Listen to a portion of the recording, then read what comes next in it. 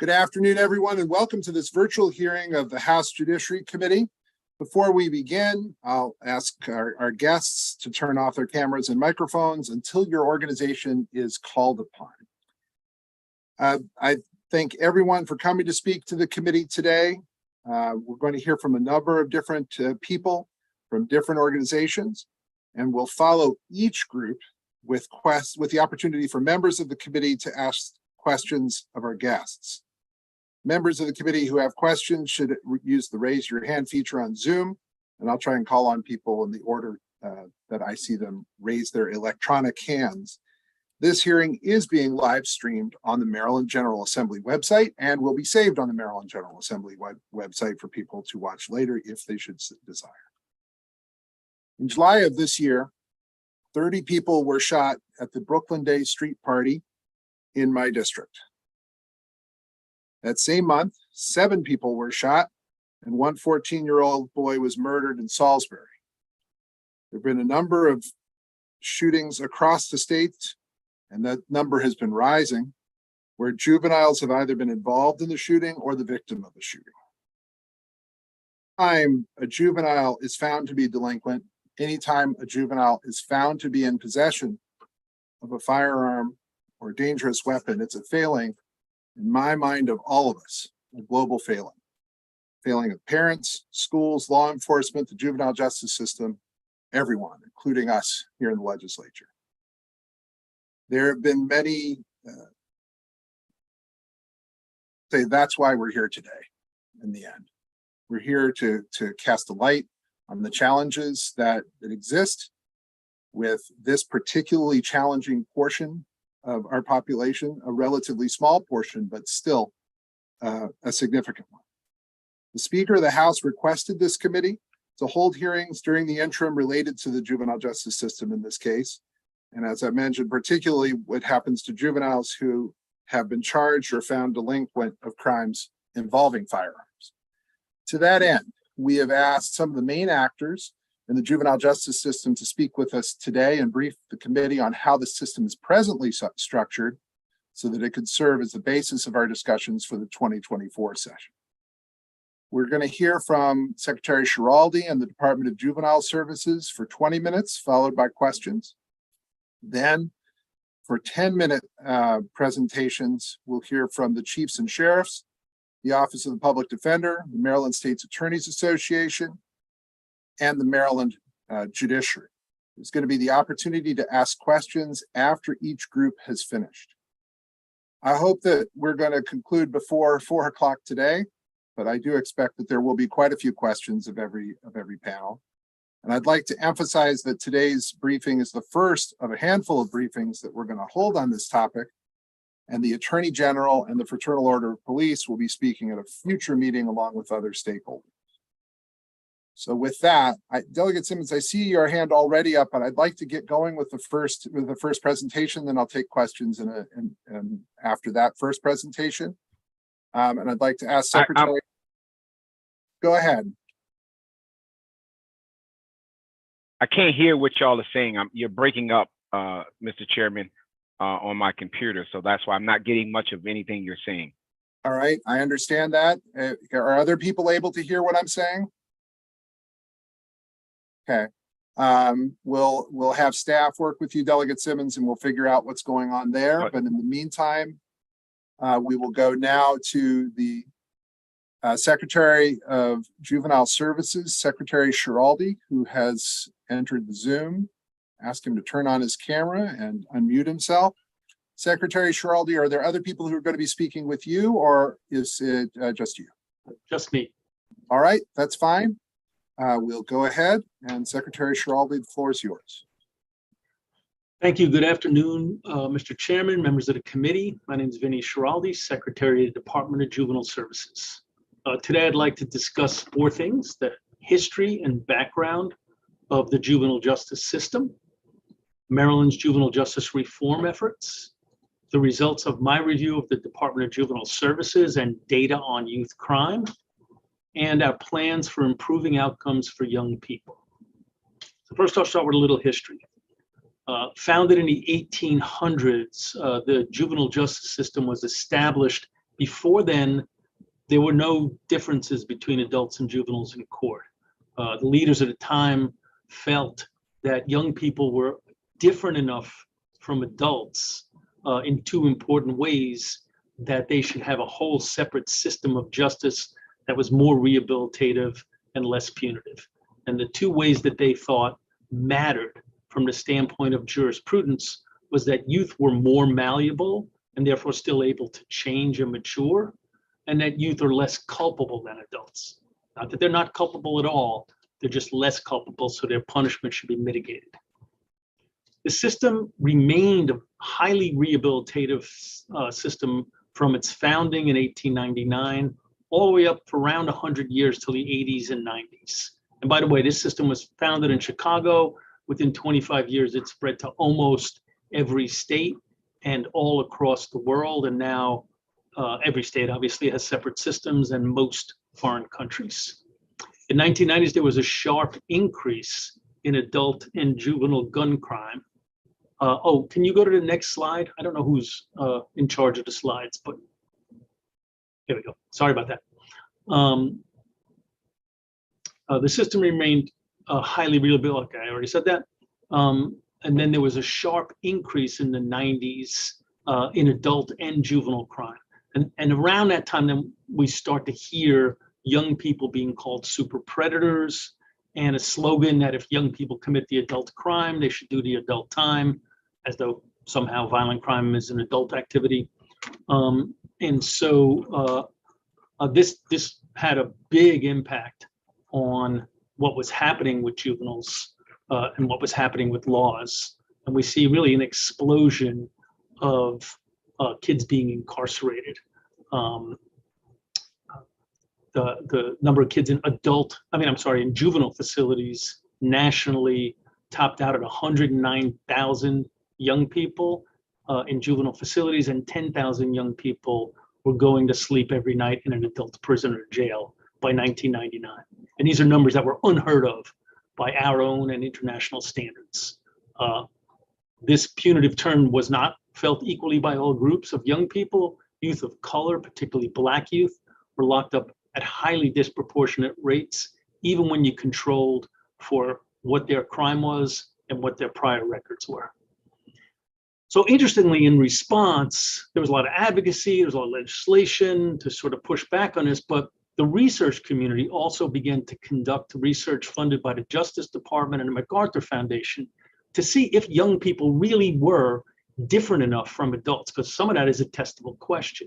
And they found what kind of every parent of a teenager knows, that youth are different from adults, and they found it in ways that matter in terms of jurisprudence. They found that young people are more volatile in emotionally charged settings, not in not emotionally charged settings, which sometimes confuses people. They're more susceptible to peer influence, and they're less future oriented. So for example, if you have a 16-year-old son that you've just had a perfectly lucid and reasonable and rational conversation about their philosophy class, which they're taking in high school, and then they inexplicably go out and do something with their buddies that, is just hard to explain. That's because their brains aren't as mature and they're not as developed as a fully fledged adult. That doesn't happen to 30 and 40-year-olds with the same kind of frequency. So this brain science research sparked an era of innovation, promoting practices that helped kids learn how to control their volatility through techniques like cognitive behavioral therapy, and also building on youth strengths through positive youth development programming like education, work, and service.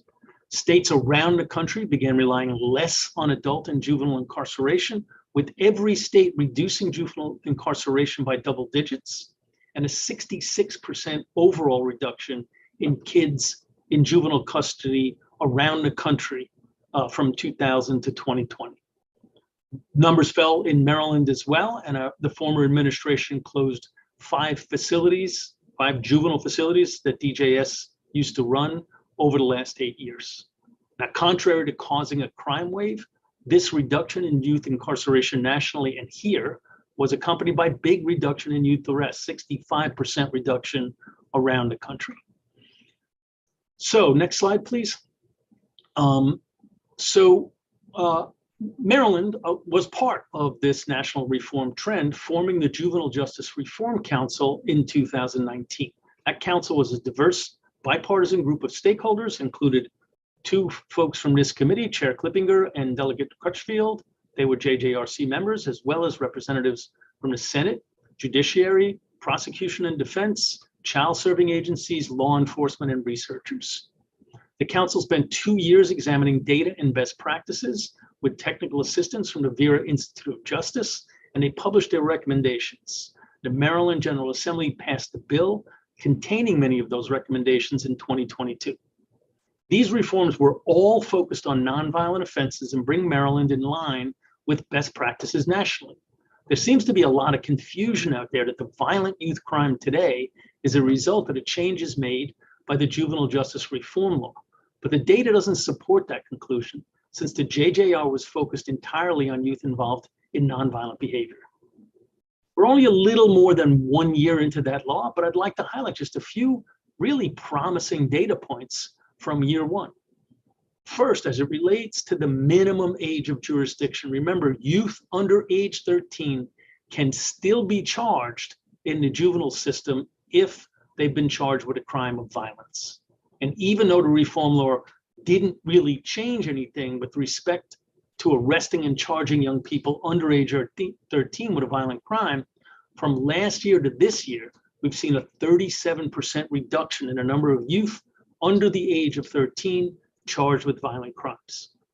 When I came on board, I became aware that law enforcement officials statewide seemed to believe that nothing could be done to help kids 12 and under who were accused of nonviolent offenses because of this new law, which is not really true. We're able to provide young people with services either informally or if they're formally adjudicated as children in need of supervision or SINs. So to help people understand this better, DJS launched a series of lunch and learns, we call them, with law enforcement, parents, teachers, and social service providers in every county in Maryland to explain what kind of services we have available. Since then, we've seen the number of youth under 13 served by the department through SINs referrals increase more than sevenfold. So more than sevenfold increase in a number of SINs kids referred to us, and rearrests have declined for youth under 13 from 34% in fiscal year 22 to 13% in fiscal year 23. So they've dropped by more than half. Next slide, please. Next slide, please. There you go.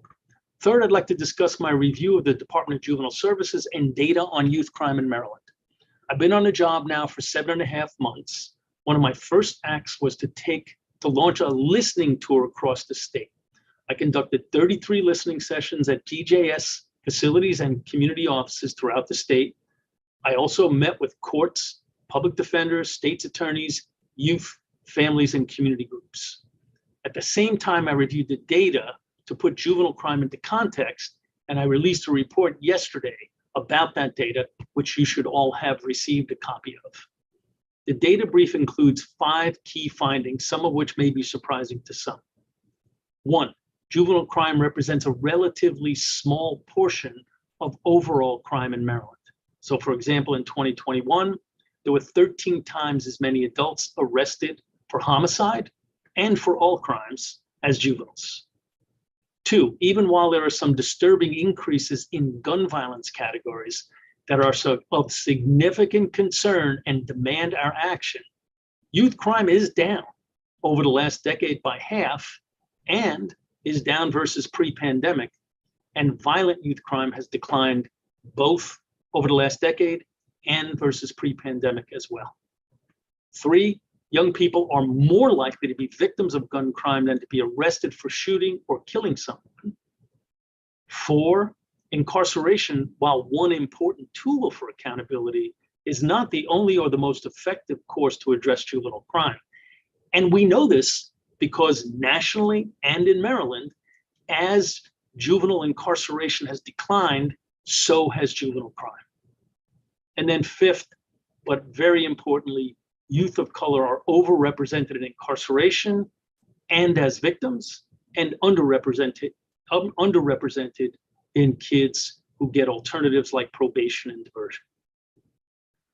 So I want to make it clear that I share Marylanders' concerns about crime, and this isn't to suggest that young people shouldn't be held accountable when they break the law. They absolutely should. That should be done in ways that are supported by data and research, and that's why I'm committing my department to doing all we can to reduce youth crime. As I shared earlier, we've seen what happened in the 1990s when fear of youth crime, particularly by young Black males, was exaggerated by the media. It is very important that we not make the same policy mistakes that were made then and take a data-informed, deliberate approach based on best practices and research. Also, we can't have a fully informed conversation about violent crime in America without talking about easy access to guns.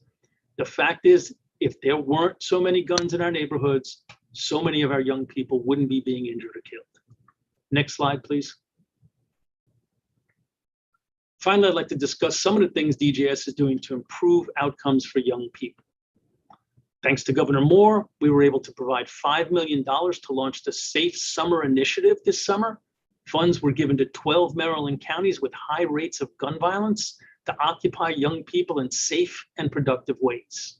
We also challenged our staff to find new ways to engage youth over the summer and beyond, and I'm really proud of the way they responded.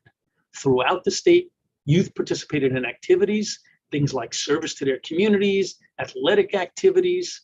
For example, in Frostburg, young people from our youth centers assisted Habitat for Humanity in the renovation of a deck for a woman who was running a daycare center at her home. In St. Mary's County, we organized weekly bike rides with youth, our community staff, and sheriff's deputies so that young people could form a closer relationship with law enforcement and not just see them as the enemy. And I went on the last one with the young people and the sheriff's deputies and one of the judges from St. Mary's County. And it was really terrific to see the relationship the young people had formed over the summer with some of those young sheriff's deputies. They were riding with them the whole time. All of us old guys were riding in the back. Additionally, we provided youth employment here in DJS and in partnership with our sister agencies at the Department of General Services, the Department of the Environment, and the Department of Natural Resources. So young people are actually working and getting paid and continue to do so during the course of the year. At the end of September or early October, we're going to launch the Thrive Academy that will provide wraparound services to youth in Baltimore City and Baltimore County who are at the highest risk of being a victim or perpetrator of gun crime. Thrive will provide youth with formerly incarcerated life coaches who will see them every day and help them develop life plans that don't involve delinquency or gun violence. Along with that, we'll provide opportunities for stipended employment, college or vocational training. If they or their families are in danger, we will be able to offer them confidential relocation. Later this fall, we'll launch in Prince George's County, and we expect it to go statewide next year. In an effort to identify other approaches to address gun involvement for youth in our care, we've created Youth Engagement and Safety, or YES, improvement teams, where we bring together prosecutors, law enforcement, public defenders, community leaders, victims, and family members to discuss and advise DJS on best practices to push further on reducing gun violence by our young people. To improve our residential treatment programs, we launched a new treatment program that uses evidence-based programs as their foundational framework. This addresses those brain science findings from early on. The goal is to teach young people the skills to develop healthy ways to cope with stress, regulate their emotions, and improve their relationships so they don't act out in ways that are violent or delinquent.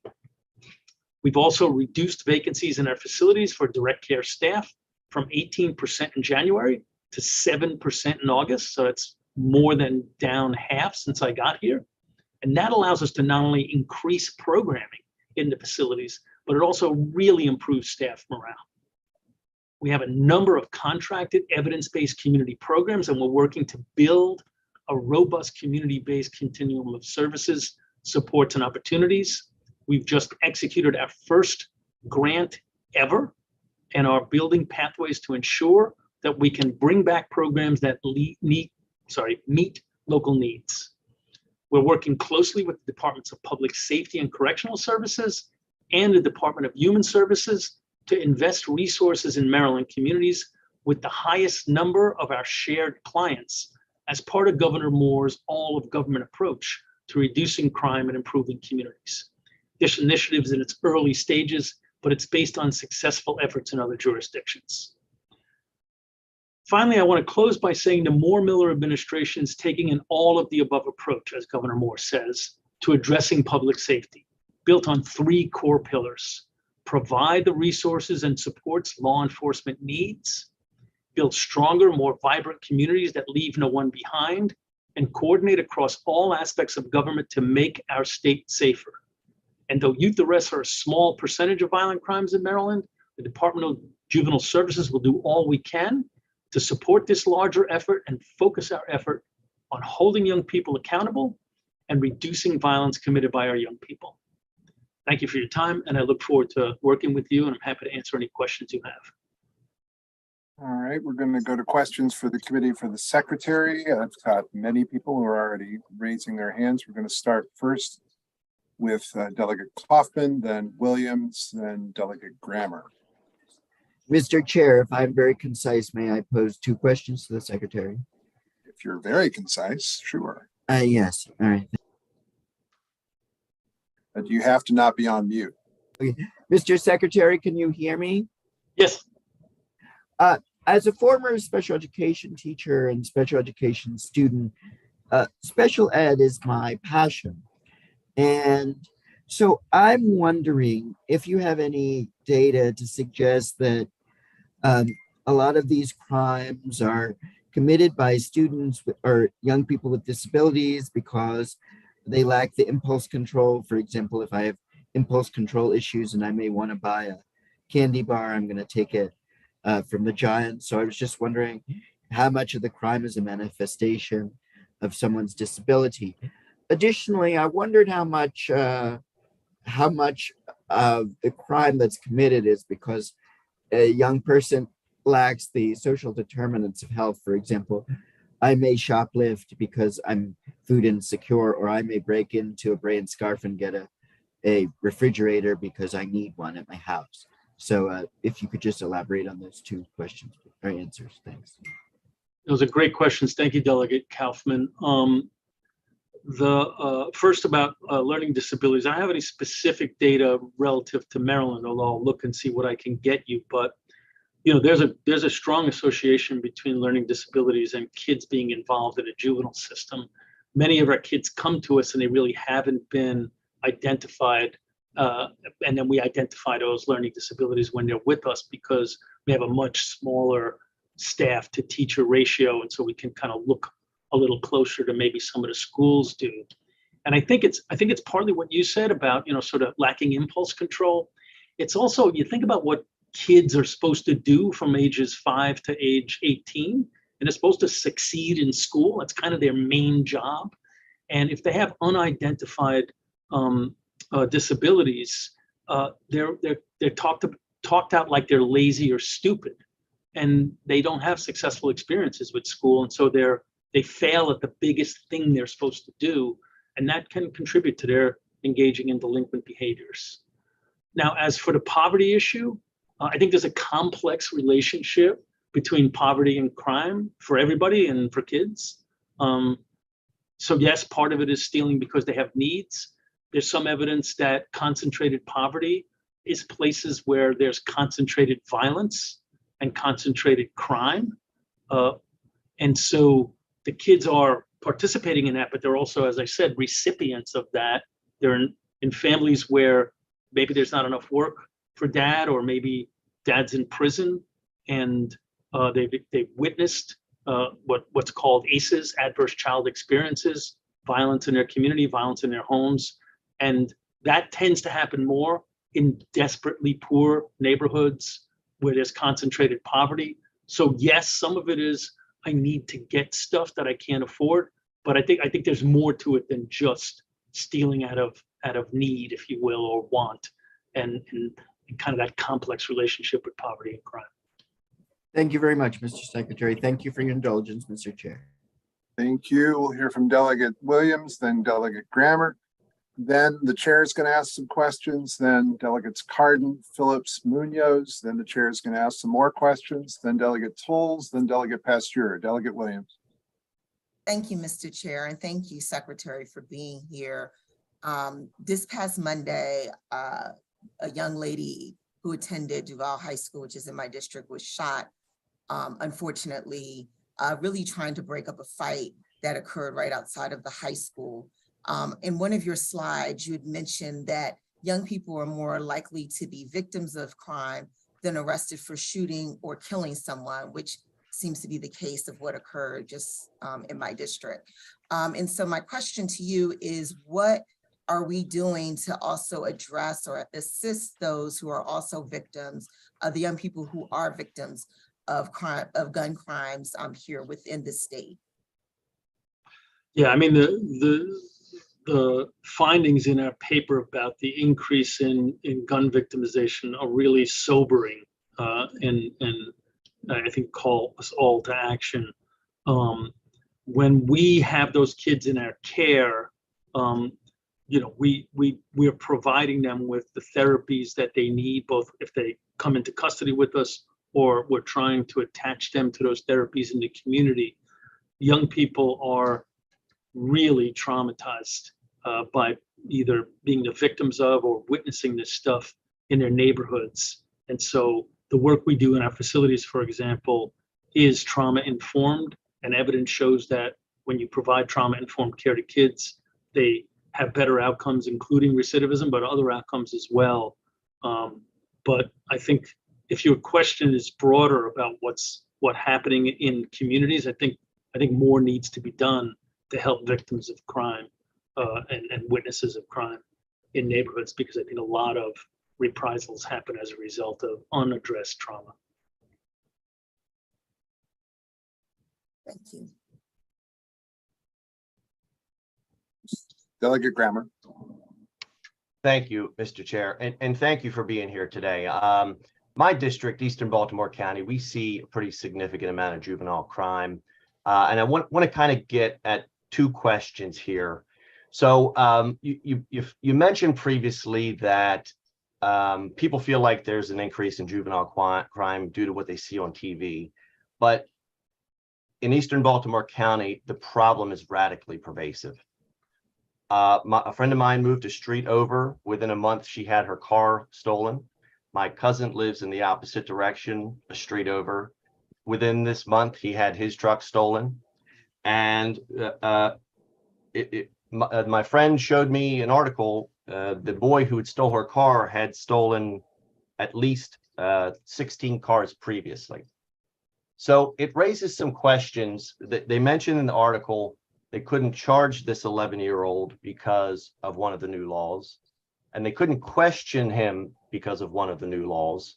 So I challenged the idea that these laws aren't impacting what's happening. But the question I have for you, my first question, is that why do we have, when you're talking about the accountability problem, which is at the crux of the bigger issue, why do we have these examples of youth that commit a crime, sometimes serious, and they just kind of cycle through the system over and over and over? And I have some experience with DJS, but in your opinion, why do we have so many of these cases where you have one youth who just, the system fails to remediate them and point them in a direction to where they stop committing crime? Yeah, thank you, Delegate Kramer. So my understanding of the way that the Juvenile Justice Reform Council worked was that they looked at what was going on around the country and looked at the data on what impact being involved in the juvenile justice system has on very young kids, and decided that when young kids were accused of violent crimes, they should, or not of non-violent crimes, they shouldn't be formalized in the juvenile system. And so the car theft issue is a big issue in Maryland. It's one of the areas that where crime has increased substantially, and nobody should trivialize that. I've had my own car stolen several times in my life, and it's never a trivial matter. It never was for me. But the council decided that the impact of formalizing cases on kids for nonviolent offenses was actually worse than just providing them with services. And I think that by and large, that's true, even though there are outliers like allegedly that kid who was involved in 16 cases or whatever large number of cases it was. You know, I know that that's hard for people to swallow if they're one of the people whose cars that were stolen, but I don't think that's typical of what's happened with kids under 13. And I think the data shows that the kids under 13 are actually doing better now than they were before the law changed. Can you define formalized? Yeah, prosecuted in front of a judge. Like there's notions that when you bring a kid into court and you handcuff them, you know, that they start to sort of think of themselves as little 12-year-old thugs, and they self-identify in ways that we really don't want them to, especially when we can provide them with most of those services without doing that stuff. And I hesitate to make it about cars because it's not about cars, because the story of the youth that gets churned through the system over and over has been happening for years. So how does a youth become formalized in the juvenile system? Because it's not public. No one has access to the record. And I kind of feel like I'm getting at the heart of the issue here. Like, that's the purpose of DJS. The purpose of the juvenile system is to not put them through the adult system and allow them to mature without a record. Now we have, I mean, these are 11-year-olds that are stealing 17 cars. This is the purpose of the juvenile system. And your answer is, well, we're just going to keep puking them back up and people are going to have to deal with that.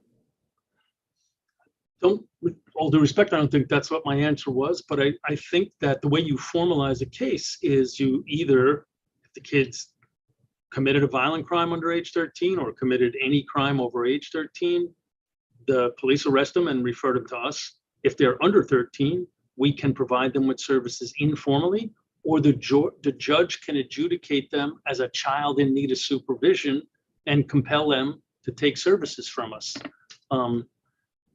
We can still do a lot, and that kid could still do bad things, but you know, we can address that young person's behavior if they're referred to us, and we can and have been addressing way more kids under age 13 since the law passed than we were before, 7 times as many. Well, I don't want to belabor that question. We're not addressing their behaviors. Let me ask the second question briefly. So you in speaking about the reduction in the number of juvenile crimes, you used the word complaints. Can you define that for me, please? Yeah, so juvenile systems can take referrals, if you will, from way more than just law enforcement, kind of unlike the adult system. So a complaint can be brought by a parent or a teacher. Those are the typical examples, sometimes social service providers. So it's kind of a bigger number than just arrests. Including if the arrest came through the system, the adult system, and if they referred to juvenile system, that would be also counted as a complaint, right? Correct. So my bigger concern, because if we believe this, the idea that juvenile crime is decreasing, here's kind of what I'm seeing. My community association leaders will tell me that they have increases in juvenile crime, and they will call it in, and sometimes they just won't get a response. No police dispatch at all. Sometimes an officer will come and there's no report filed. Sometimes there's a report filed and no one's ever found. Sometimes a youth is found and charges were never pressed. Sometimes they press charges and the charges were dropped. In all of those cases, you can have a legitimate juvenile offense, but those are not counted in your complaint numbers. And I know this isn't your problem, but all of that work and effort takes law enforcement, and nationwide, we are, not only is it a Baltimore problem and a Baltimore County problem, but we're deficient nationwide. So as we lose law enforcement, of course, you're going to have less complaints because there's 15 points at which a legitimate crime can occur, but it's never going to reach DJS. And when you talk to law enforcement, what they'll say is, I am jammed. I have violent offenses that I have to work. I have 10 juvenile complaints, which I have a thin lead. You know, what do you want me to do here? So this is kind of how this works. And we have to think about law enforcement as a piece of this puzzle. And frankly, what's happening is you just have actual juvenile crime where the system's going, sorry, I wish I could help you. If we had double the police force, maybe that's the case.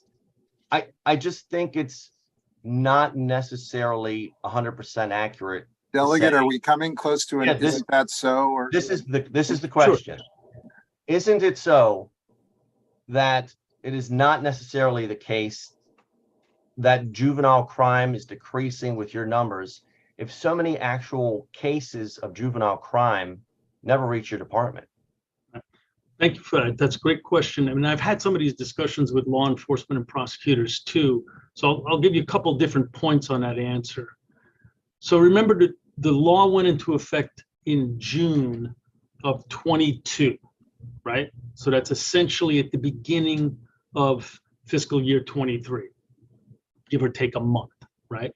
So from fiscal year 14 to fiscal year 20, for example, the number of complaints referred to our department, roughly arrests, went from 25,000 down to 15,000, right? This was all the previous administrations, got nothing to do with me.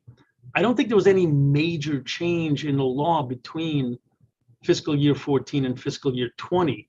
And so what you described, and cases go away in the adult system and the juvenile system because they don't get cleared by law enforcement for a whole variety of reasons.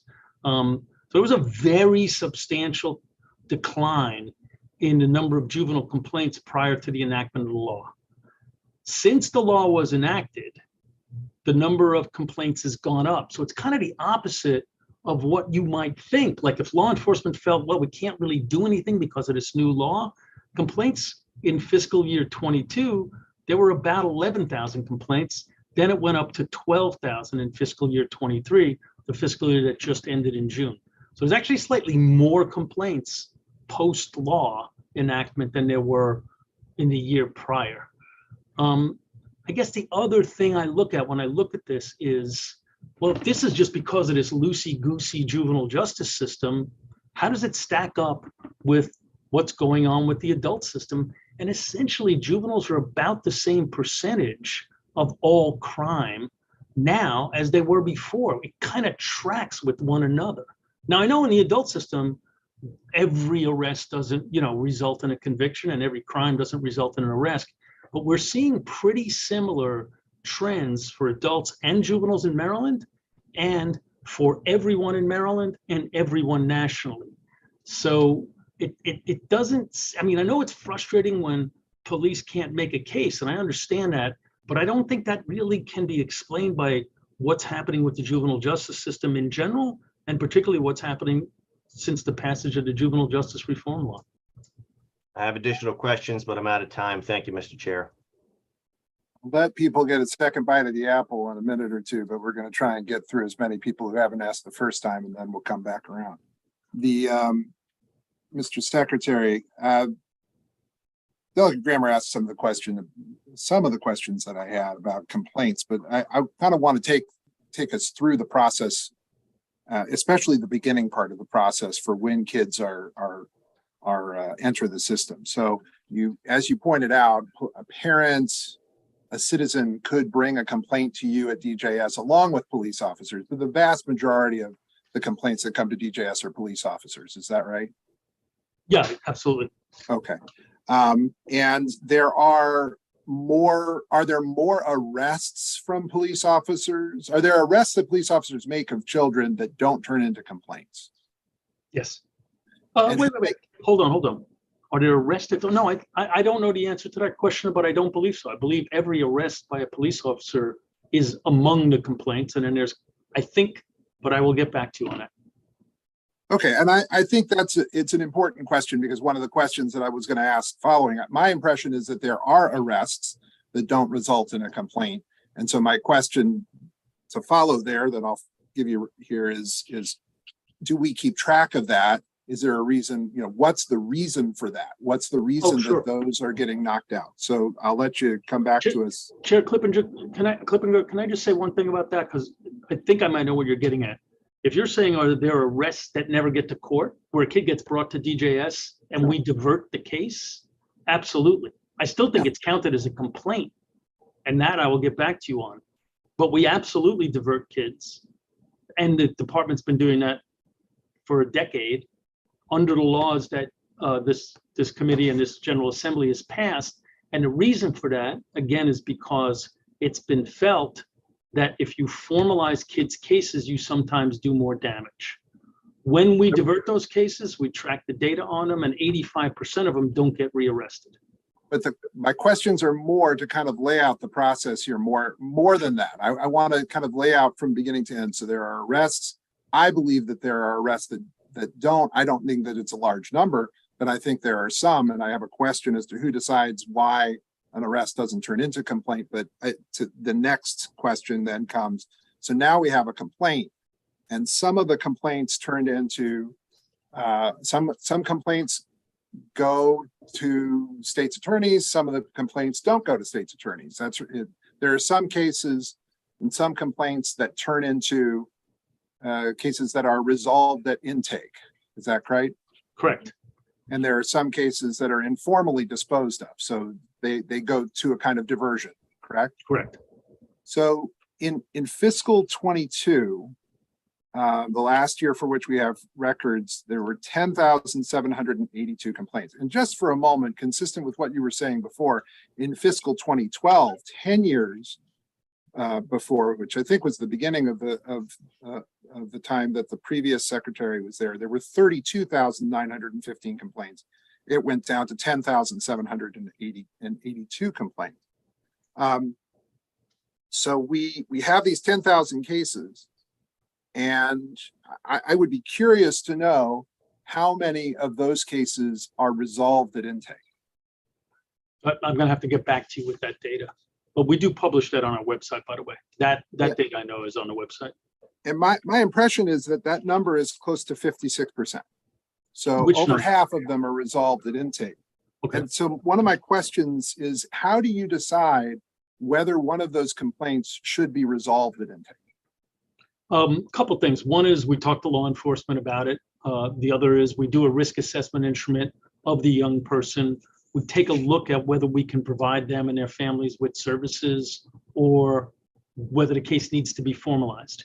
Remember, at that point, formalization, the goal is not just punishment and conviction, it's rehabilitation. So if we can take care of it and it's not so serious and the kid's not at such a high risk, then we take care of it. And sometimes that means we're taking care of it more quickly than if we had to slow down and go to court. But you use a tool, in part, you indicated you do a risk assessment. You use a tool to determine whether, in part, to determine whether or not the case should be resolved at intake. Yes. All right. What's part of that tool? What does the tool look at? It talks about prior record, what the kids' family situation's like, what their what their sort of world is like. There's a whole point score system, and then it would evaluate the kid high, medium, low risk, and the caseworker would take that into consideration in deciding whether to divert or to move the case forward for processing. So as part of the tool, though, do they look at the number of times the child has been delinquent, or the number of times that a child has been in front of DJS at all? It's delinquency. Yeah. I'm sorry, it's in front of DJS. Number of So times. it's not delinquency, they can have a case prior that was resolved at intake, and that will show up in the system. Correct. And that will be part of that risk analysis. Correct. All right. Has that tool been reevaluated at all over the last several years? It's been validated. I do not know exactly when the last validation study was done, but it absolutely has. So do you know, then kind of taking it to the next step, do you keep track of the number of times that somebody's case has been resolved at intake, but then come back into the juvenile system with a new case? Yeah, How many what I times? said, It's dangerous for me to say reoffend because I understand there's special language in the system, and I got that. But let me go with that since that's what people are kind of gonna hear. Do you keep track of how many times kids reoffend that have been resolved at intake? yeah, slightly more than 85% of them don't get rearrested. So 85% do not get rearrested. Right. Last year was FY23. It was 14.5% that did get rearrested. Okay. So you're saying what percent get rearrested again? 14.5. 14.5. I'm sorry. I got distracted for 5 I flipped it on you. That's all right. I guess the questions then, if cases, is it possible for a felony or for a gun case to get resolved at intake? Not a felony. The felony would be charged as an adult, so they're not even getting to that part of the process. No, felony doesn't always have to be charged as an adult. Sure, but I'm saying it's more likely that they may have been charged as an adult as in a felony, certainly than a misdemeanor. Well, yeah, but even if they're just in the juvenile system, we can't close them at intake if it's a felony. Okay. And If only for nonviolent felonies, or I'm sorry, only nonviolent felonies and misdemeanors we can close. and So you nothing can close related to nonviolent. the possession of guns. I don't know the answer to that question. Okay. So you can get back to me on that on that too. So when a case is resolved at intake, does that mean that nothing happened, or does that mean that the department is just choosing not to go forward on the case? Sometimes we refer for services. Sometimes we actually provide supervision to the kid, and sometimes they're just admonished and they go home. Okay. And my understanding is that the state's attorney's office generally is not advised when, but what you've indicated before is that sometimes they are engaged in it. Is there a rule? Is there a rule that you follow as far as when prosecutors are made knowledgeable of when that happens? I said law enforcement. So we do have a conversation with law enforcement. We tend not to have a conversation with the prosecutors because it's not yet to their stage of the system. Okay. Very quickly about informal, and then I'm going to yield back and we'll go to the next set of delegates about informal. Is there a tool for determining whether an informal disposition, so this is different from resolved at intake, this is another 15% of the complaints that are issued, total 68% are diverted. And that percentage, from what I understand, is twice as high as what it was in fiscal 2012. Is there a tool that's used for determining whether an informal disposition is appropriate? It's the same tool. It's the same tool. Okay. Indicated that sometimes kids receive ongoing supervision, even if it's been resolved at intake, and I guess particularly if it was an informal disposition. Does that happen all the time? Is there a rule again to determine when a kid should be supervised, even though it's resolved at intake or not? No, I mean, it's the same basic process, right? We're going to take a look at the kid. We're going to talk with their family. We're going to talk with law enforcement. We're going to use the tool, and then we use our discretion at that point to decide whether the kid's case goes forward or not, and what kind of services they will get if it doesn't. All right. I'm going to stop for a moment. I'll go Delegate Cardin, then Delegate Phillips, Delegate Munoz. Thank you, Mr. Chair. Thank you, Mr. Secretary, for all that you do and for the seamless way you've come in and worked over the last few months, and your compelling presentation. First of all, I wanted to mention to you or ask you, is it true that you have made sure to reach out to law enforcement who was apparently unaware, the sheriffs and were unaware of your lunch and learns, but now you've spoken to them and they're going to be better engaged? Is that my understanding? Yeah, we did the lunch and learns in every county and the city, so all 24. When I learned that law enforcement didn't think that didn't know what could be done with kids under age 13, then I met with the sheriffs and police chiefs. Some of them weren't aware of the lunch and learns, even though it had happened in their counties. So now we talked about them. We're going to do it again. We're going to go back around again because clearly everybody doesn't know. And they're also going to announce, they said they were very helpful. They said they'd announce it in their newsletters so people knew who was coming. And then Okay. I'm going to make sure I tell the top person. Great. I'm gonna, because I know that we have plans for hopefully to get through this relatively quickly. So I'm just gonna focus on a couple things. Actually, really one question based on something that Delegate Grammer and Chairman Clippinger had talked about.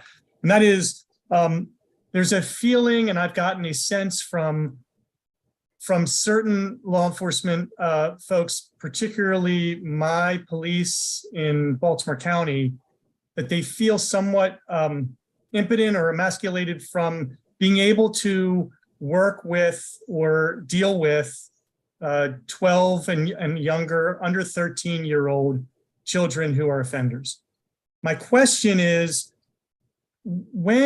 so you mentioned to the chair that you're not sure if when a police officer makes a report, whether all those turn into complaints or not. We're not sure. We think that maybe they do, and of those complaints, more than 50% are dealt with at intake. So it's really two questions. I guess it's two questions, Mr. Chair. So the first is, when you is there a problem, or is there a consideration with making police feel as if they're nervous to file a complaint on a child because they're under 12, maybe because it took a long time to get a lawyer, or they didn't have a lawyer at a certain point, or something to that effect?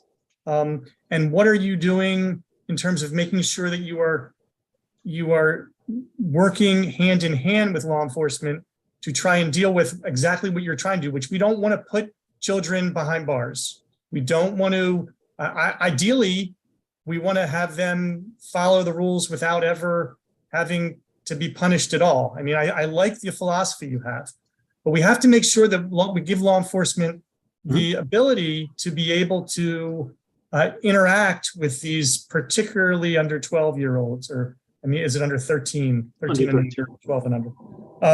That's number one. And number two is, if you have a felony, are you saying that that if a 12-year-old is charged with a felony, they are definitely going to be going to go through the system? That complaint is not going to be dealt with at intake in any way. I just want to confirm that.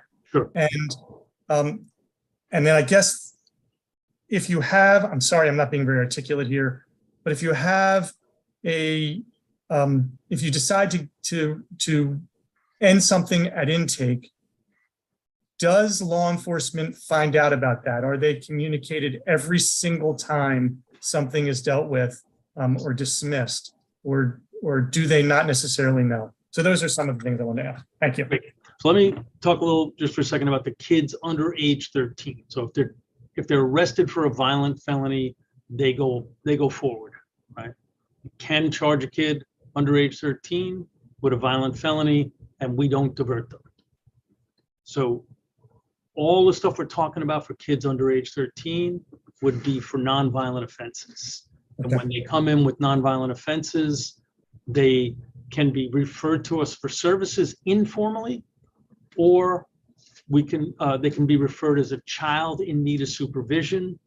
That could then go before a judge. The judge could say, you are such a child, and then we can do everything with that kid that we could do with other kids, except lock them up. We can't put them in a detention facility, and the judge can't order them into one of our correctional facilities, Victor Cullen, Greenridge, or Backbone.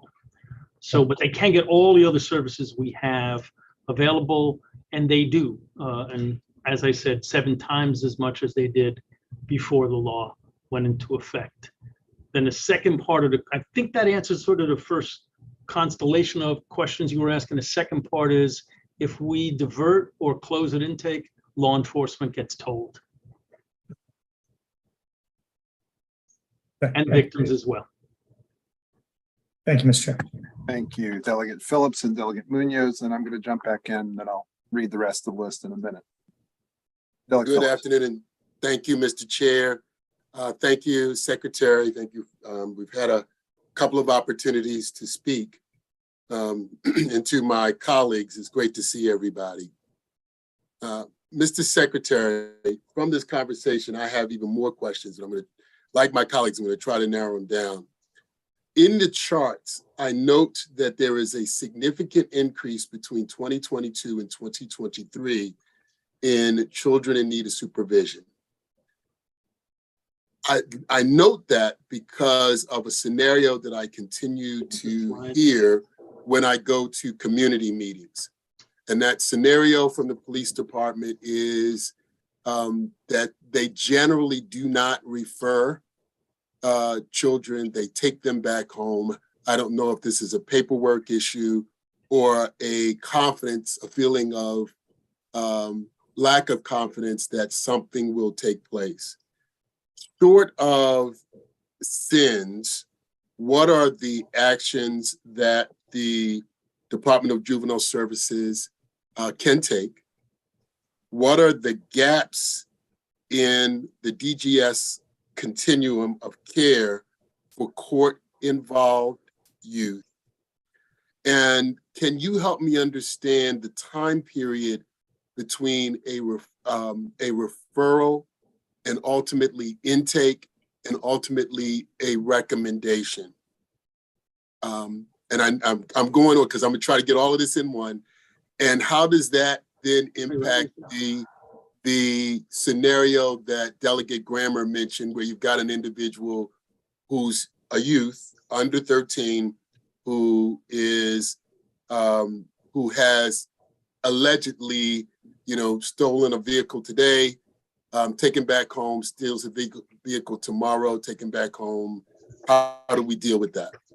Hopefully you got all of those. Oh, goodness. So I'm going to try. If I mess up. Let me give the Secretary a moment to collect his thoughts and gently and lovingly mention to the committee that compound questions are going to make our witnesses go a little bit crazy. So I'm okay. I'm going to give people room to ask follow-up questions. That's fine. But I'd rather you did that and give them the chance to respond to every question, as opposed to loading them down with 4 or 5. The other thing I will also gently admonish the committee, just so that everybody at home doesn't think that everybody's going to make a speech, ask questions. Questions are nice, speeches are not. That's not what just happened there. Delegate Phillips is wonderful and great, and I'm not picking on him. But now that I've given the Secretary enough time to catch up, Mr. Secretary. I'm going to do my best, Delegate Phillips, and if I mess up, please remind me of what they all were.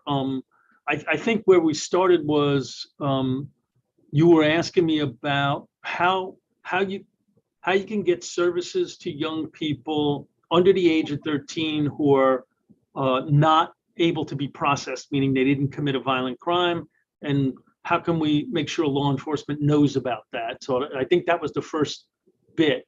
That was the first bit. That's correct. And so, and I was asking you in that, I noticed that the sins number is significantly down from 22 to 23. Down in terms of recidivism. That wasn't recidivism number. That was just the number in general about children in need of supervision.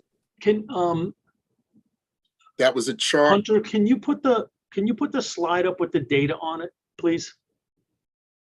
Can you share screen? Because I think this might help. So From your presentation. I'll start with the first bit, and then I'm not going to wait. When the data comes up, I can point it out. But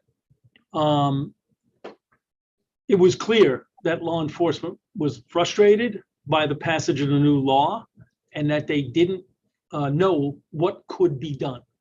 And I've had those conversations specifically with people.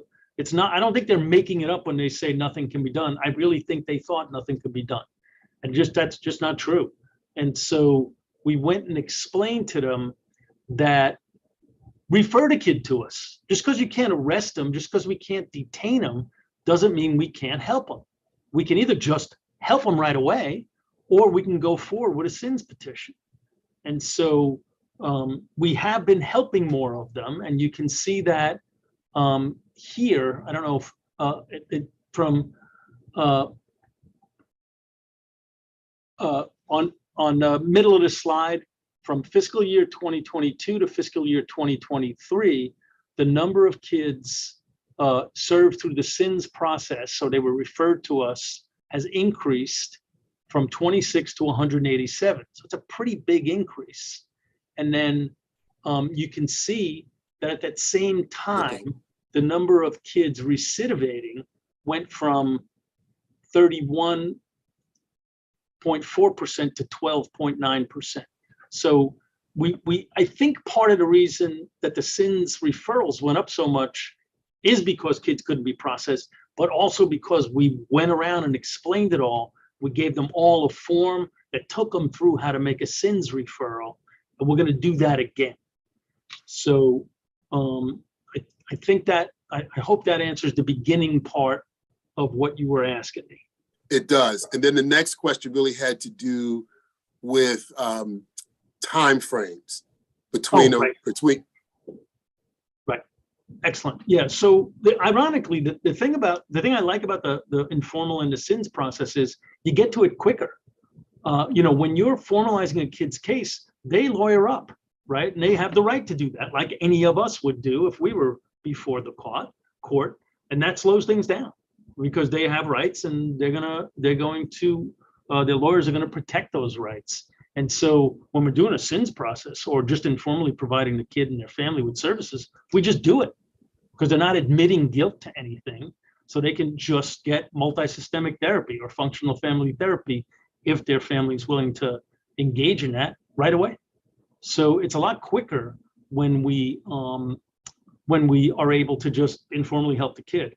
When the kid gets adjudicated delinquent, which means essentially convicted and placed in our care, sometimes that's not as quick as we'd like it to be because the continuum of care did deteriorate over the last 8 years, and there's not as many services out there for kids as there used to be. We have provided some services in, through our contractual approach, and now we're starting to give out grants, which we never did before. It's the first time we did that. But it's not gonna. We're not gonna rebuild the continuum of care that's been somewhat decimated over the years with the press of a button. So we're talking with people around the state to find out what kind of services they need on the Eastern Shore and Western Maryland and Salisbury and Baltimore County, Baltimore City, Prince George's County. And then as we do that, we assess and we deploy our resources. But that's not gonna be an immediate thing. There are services now.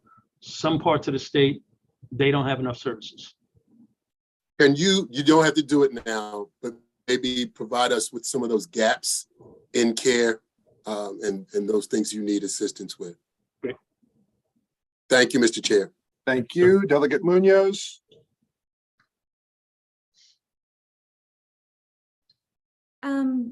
Mr. Secretary, my question kind of stems off of a lot of the questions that we've already had, and I actually had police officers in my district give me a scenario very similar to the one Delegate Grammer discussed, where they would have a juvenile who had committed, a dozen crimes, but the Department of Juvenile Services was unwilling to accept that juvenile, and so then the police were forced to release them back into the community where they committed, the same repeat crime, like that exact same day.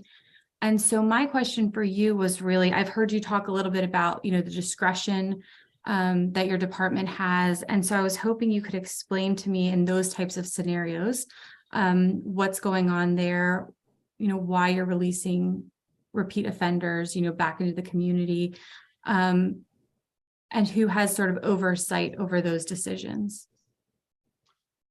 So, I'd love to see the individual cases. Like in the case that Delegate Grammer raised, it seemed like no one could prosecute that kid because of the law. And so you all have to decide whether the evils of that one case, the problems with that one case, balance out all the research and all the problems with the old system that the Juvenile Justice Reform Council addressed in its recommendation and at the General Assembly addressed in the legislation. So it's hard for me to know, though, about the specific case you're talking about, because often when I hear this, I look through cases and I say, oh, okay, I understand why. Like the first 9 of the 11 cases were dismissed because there was insufficient evidence. And the police are still mad about that because maybe they think that kid did it. But maybe now I'm looking at a kid with just 1 or 2 involvements with the court that weren't dismissed. So police think whenever they arrest somebody, they did it.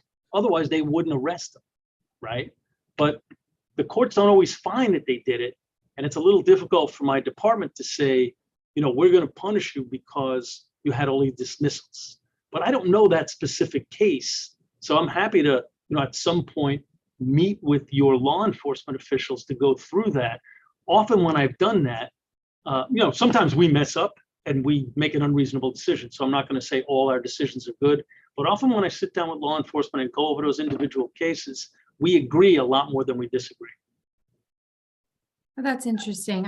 I was really trying to be polite because what they said to me was they felt that the department just wasn't really doing its job, and they were, and I think like another delegate pointed out, like the police are arresting, you know, people committing crimes, but then they're getting let back out. And so again, it's just very frustrating for them to kind of deal with that revolving door.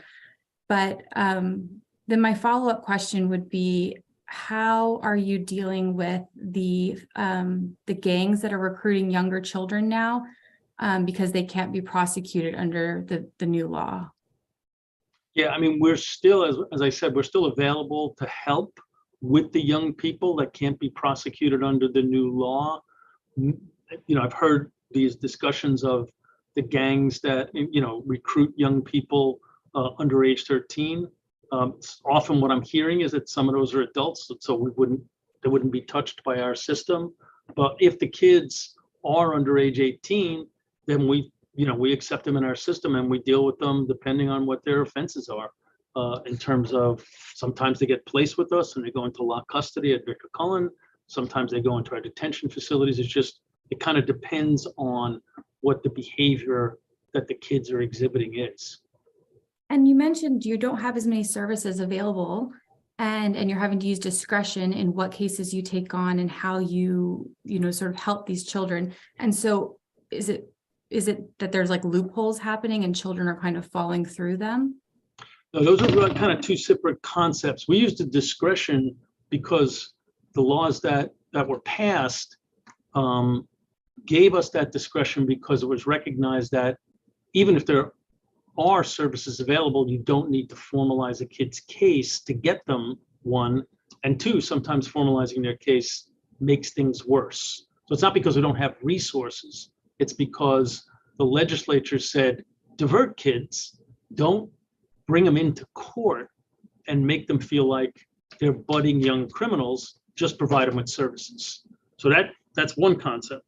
The other concept is the continuum needs to be bolstered, and we're working on that every day. Like I said, we just began giving out grants, which the department never did before, and we're talking to judges and prosecutors all over the state who are telling us we need more drug treatment here, we need more mentoring, and then we're just sort of gathering that information, and we're going to start to, issue grants and issue RFPs and fill in the continuum and, work with our sister agencies and social services and health to provide some of the services that they provide. Wonderful. Thank you so much. Thank you, Delegate. Thank you. I'm going to go now sort of to the next step in the process for some of these children juveniles then who are going through the process. So taking a step back again to the whole resolved at intake question, is it possible if you are on probation or you're found delinquent, you're put on probation under DJS, is it possible to have your charges resolved at intake, the next set of charges resolved at intake while you're on probation for the first set of charges? So you know that you can't be technically violated anymore on probation, but a new offense is not a technical violation.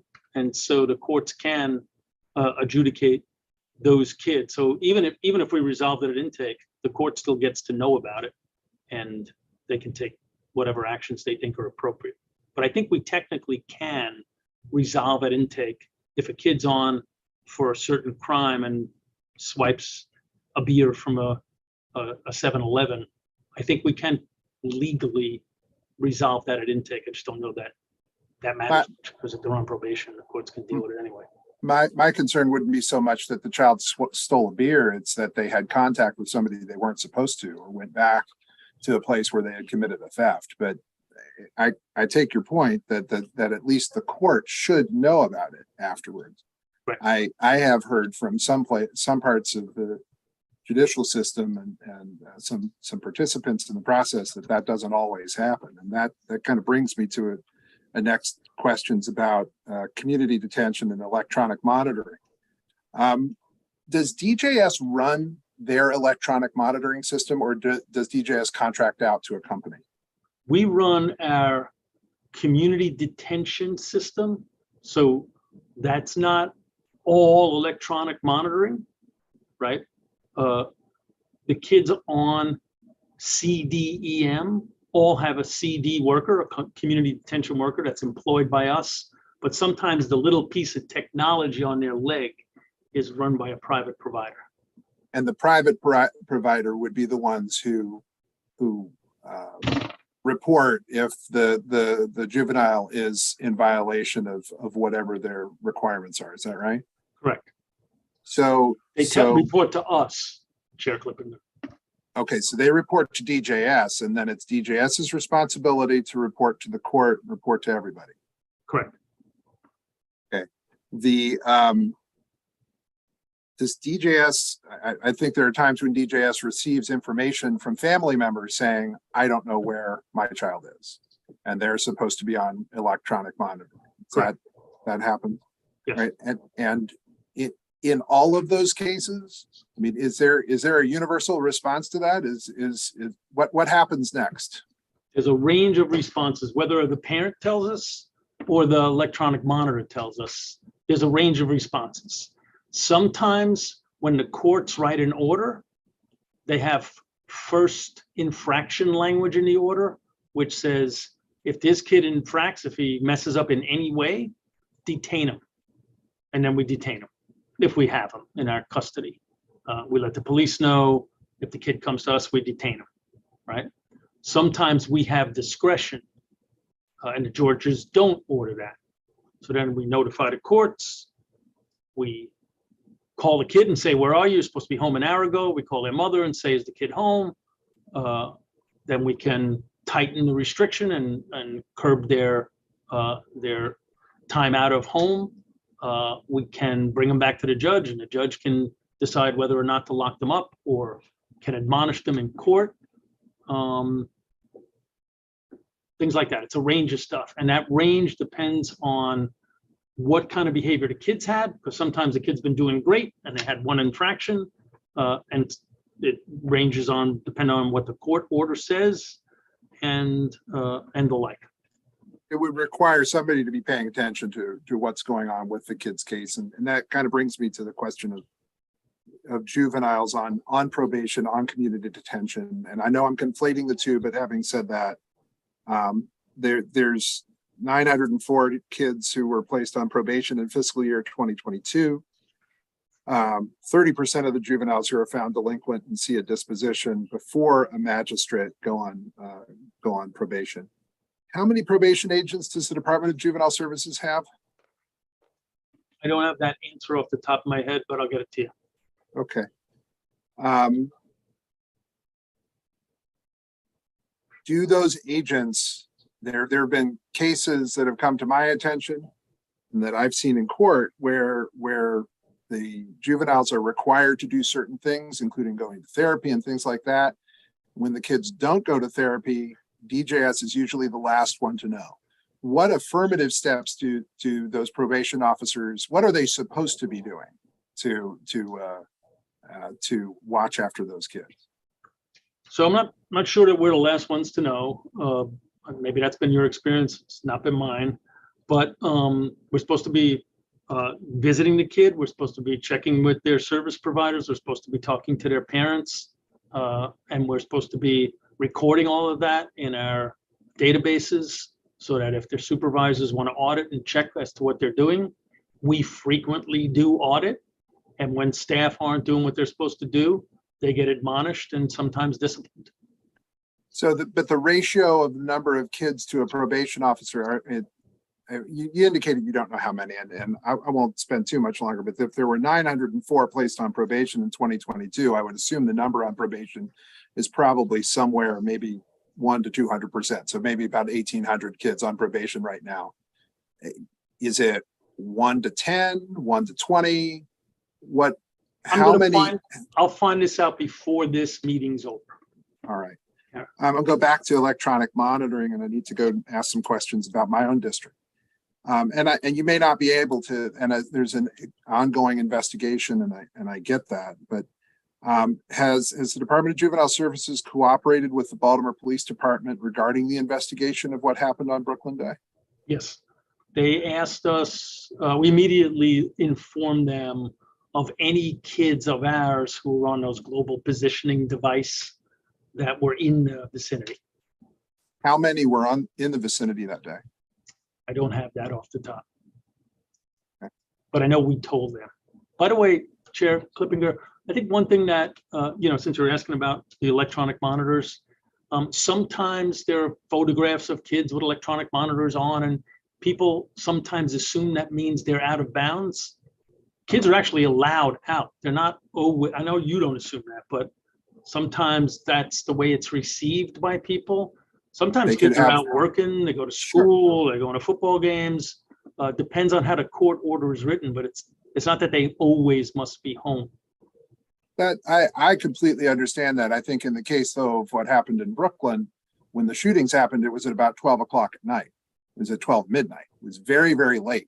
And so, the troubling thing that I have picked up from this is it does not appear that those monitors were being adequately observed while what was happening in Brooklyn was happening. And so that, I guess my next question, I'll get to my next question is, how many people, I'm assuming there were also people that you've been made aware of. We're not going to identify specific kids or try not to identify it. And so if you can't answer for that reason, I understand, but how many of the juveniles who were there were in violation? I mean, and I get it about probation, but they were under supervision from DJS. How many people were there who had those obligations and they may have been violating them? Right. So I'll get you that data too. But again, if a kid is out at midnight and they have the electronic monitor on, it doesn't mean that nothing was done about that. The electronic monitor doesn't physically tether them to the home. Kids do sometimes do things they're not supposed to do. So it doesn't mean we gave the kid permission, any kid to be out at midnight. I understand that, but if I understand that you didn't give the kid to be direct permission to be out at midnight, but there's sort of an effective permission to be out at midnight if they don't think that anything's going to happen when they're on electronic supervision and they're out that late at night, and that is part of the concern that I have, at least with that piece of the puzzle. But I'm going to stop right now because it's 2:25 and we're going to keep moving, and I promise to allow other people to talk. Delegates Tolles, Pasteur, Crutchfield, Simmons. Delegate Tolles.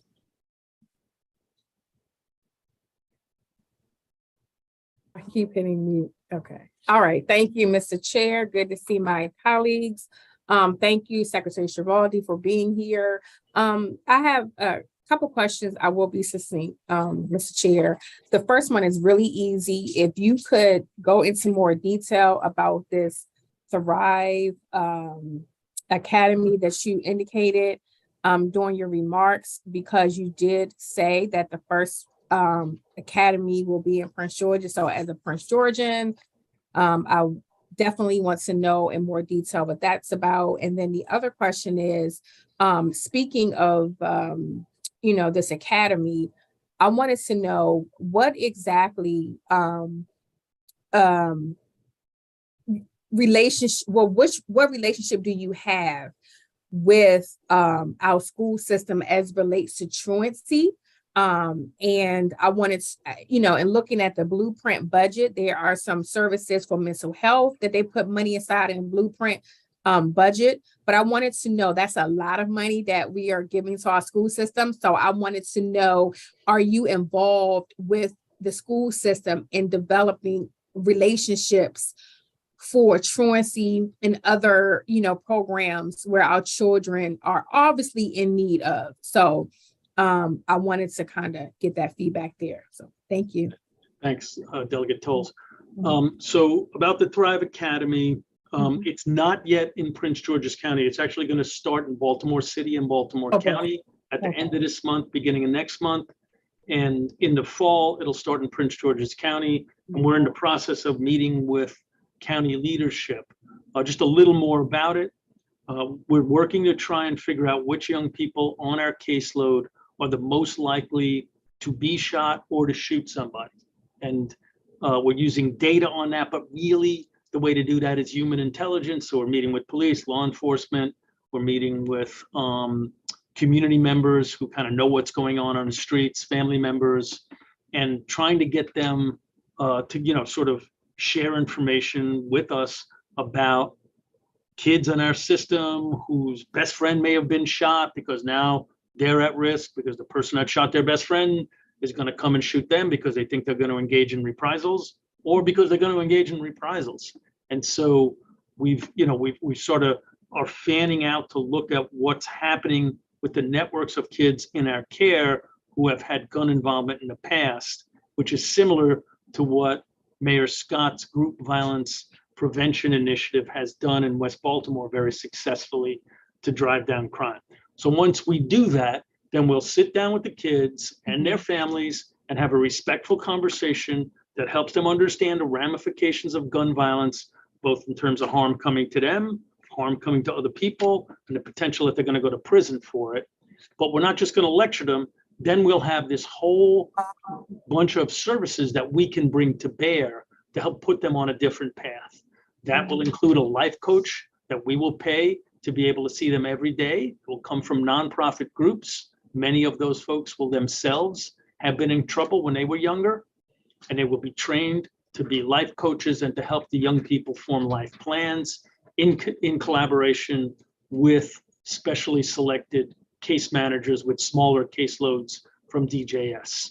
They'll also have the ability to help them get into college, to get stipended work, to get vocational training, and we'll offer their families the ability to be relocated if they or their families are in danger of reprisals from other children, because we've seen that happen, or other adults, frankly, anybody.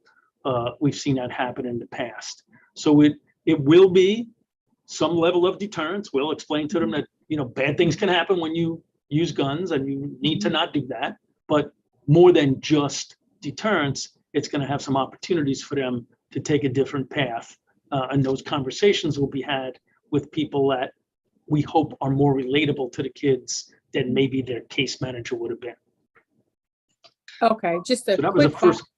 Yeah, just a quick follow before you get to the second one, really quick. I'm sorry to cut you off. Just a quick follow-up. Will this be private meetings? So you said community. Sorry, Mr. Chair. Will it be private? I just want a clarification. Will it be private meetings? You said with the community, so it'll be just with those individuals and their parents, and then have you partnered with the service share option with Paul Montero, the governor's new program for these vocational training.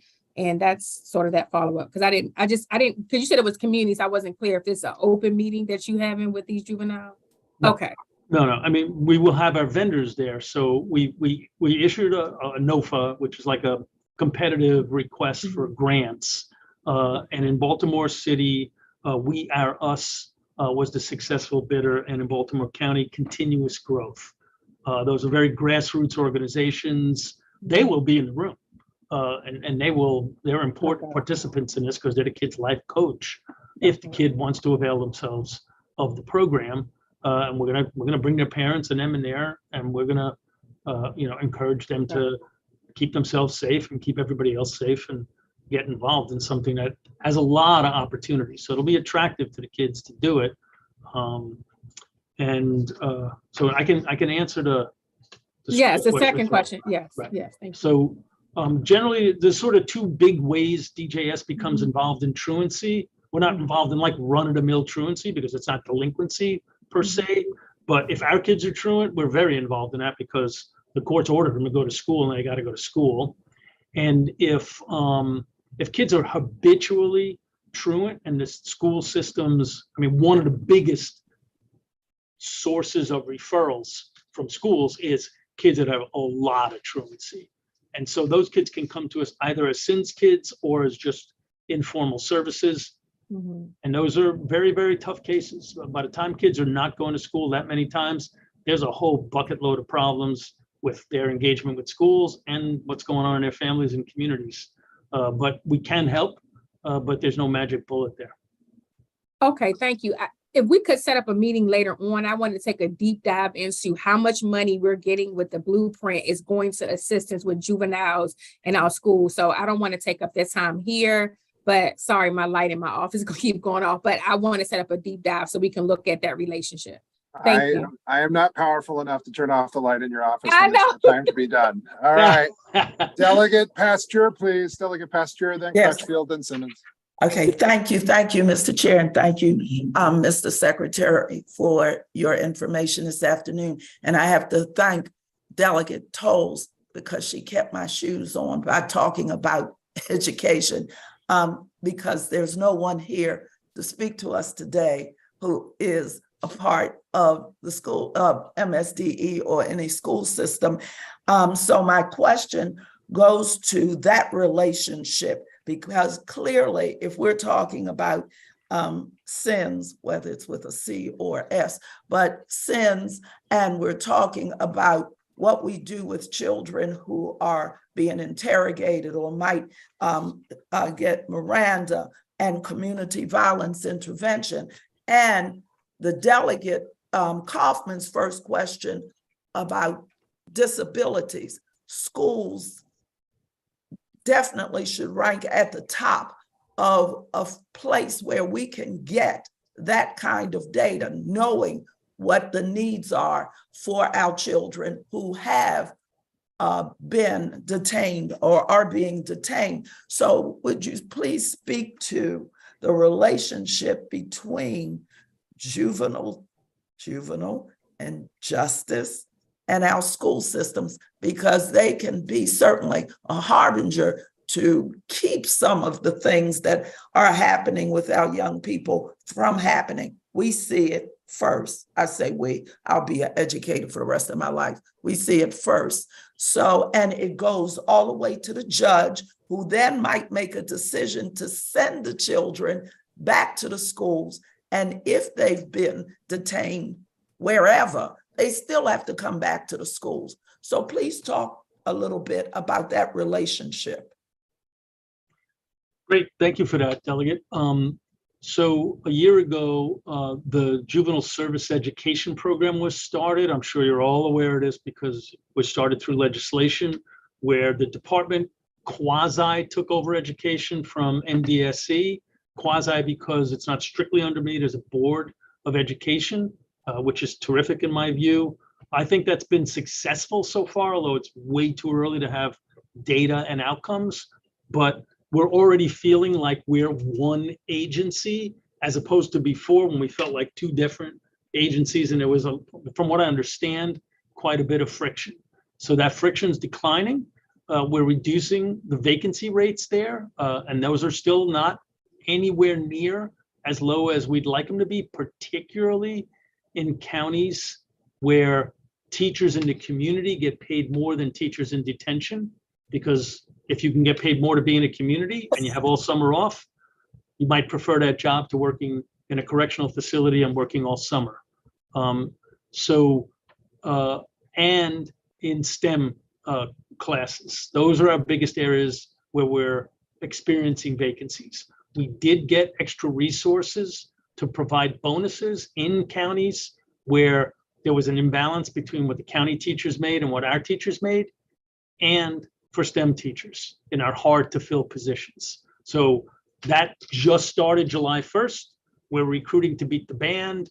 The vacancy rates declined, but it's still higher than it should be. So that's sort of a big picture. And then the education system, the JSEP staff have worked hard with our staff to get memorandums of understanding with every school system in the state, so that there was a smooth transition from our kids to go back into local schools.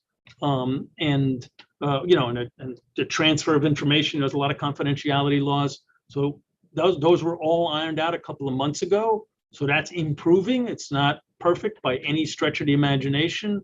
We brought on David Domenici, one of the nation's leading experts, to be our education director here at DJS. And he's plowing into the community relationships between our kids and schools. That's really just begun. He only started a month ago. And that needs some work, because our kids do get kicked out of school quite a bit. They are delinquent kids, and they've done things that their schools are not happy with, but they still need to be educated. And so, we're trying to work out with the school systems ways that they can keep our young people in school while at the same time, keeping their other kids safe and not being disruptive. And then last I'd say is that, we're really looking into pivoting once kids do get a GED or a high school diploma, which quite a few of our kids do, to enable them to get into vocational training or community colleges or regular colleges, and provide their parents with the assistance they need to fill out the FAFSA forms and the, apply for Pell Grants and whatever else they need to get their kids' education paid for. So we're attacking this on many levels. It's a work in progress, but so far, I think year one, with JSEP being under the department and my 7.5 months in, I'm pleased that there's progress, but there's lots more progress that's needed. And does that relationship include talking to the schools from where these students come to find out what kind of life they had there? Because not everyone who falls into the services was a problem in school or needed to get a GED somewhere. So knowing if they had an IEP, a 504, all of those things that should be considered as they move forward if they fall into the situation. Yeah, I mean, a bunch of our kids get regular high school diplomas. They're not all getting GEDs for sure. That's right. And our case managers are interacting with the schools, and the regional directors and county directors are interacting with the schools all the time. Sometimes that's a really good relationship. Sometimes not. I mean, sometimes the kids do things that really frustrate their principals. I'm not saying it's okay just to dump them out. It's not. But, we work on those. Those are hard cases with the schools. And our staff and communities work on them all the time. All right. Thank you. You finding out the numbers? Thank you. Delegate Crutchfield, then Simmons, then me. And then we're going to have our last set of questions, and that'll be about it for the secretary. Delegate Crutchfield. Thank you, Mr. Chair. And thank you so much, Secretary, for being here for this briefing. Really appreciate it. There's a lot of states that are now no longer engaging in charging children as adults. But we in Maryland continue this practice. What or why do you think we do this? And then how do we justify ourselves as being an outlier and actually still continuing to charge children as adults? I think it's historic, and I think that it's interesting because my sense is, and again, this happened before I got here, my sense is that there was about to be a breakthrough on this when the committee, the council made its recommendations, because this was definitely an issue that got discussed. I mean, 87% of the kids automatically tried as adults either get returned to DJS so that their cases are handled in the juvenile system, their cases are dismissed, which is actually not an inconsiderable number of cases just get dismissed, or they get time served. And so that's a pretty big number to either come back or, if you will, go away. And when the cases get dismissed or they get time served, they generally don't get a lot of services. And we should all worry about that. If a kid's case was serious enough for our system to think they automatically should be tried as an adult, and then the case just disappears at the end of the adjudicatory process, that's not something that makes me as a Marylander feel very safe. But I think that there was going to be a breakthrough. I know this was a big discussion in the council, and that there wasn't full agreement, but there was, it was getting closer. It was a recommendation by the Was a JJRC. recommendation, yeah. Yes, it was. And so, I think unfortunately that's happened now at a time when there's a lot of coverage of, and indeed increase in violent crime. I don't think it's a bad recommendation anyway. I mean, we supported it last year as a department. The outcomes for kids in adult system are terrible. They're more subject to abuse in adult facilities, sexual and physical. They have worse outcomes.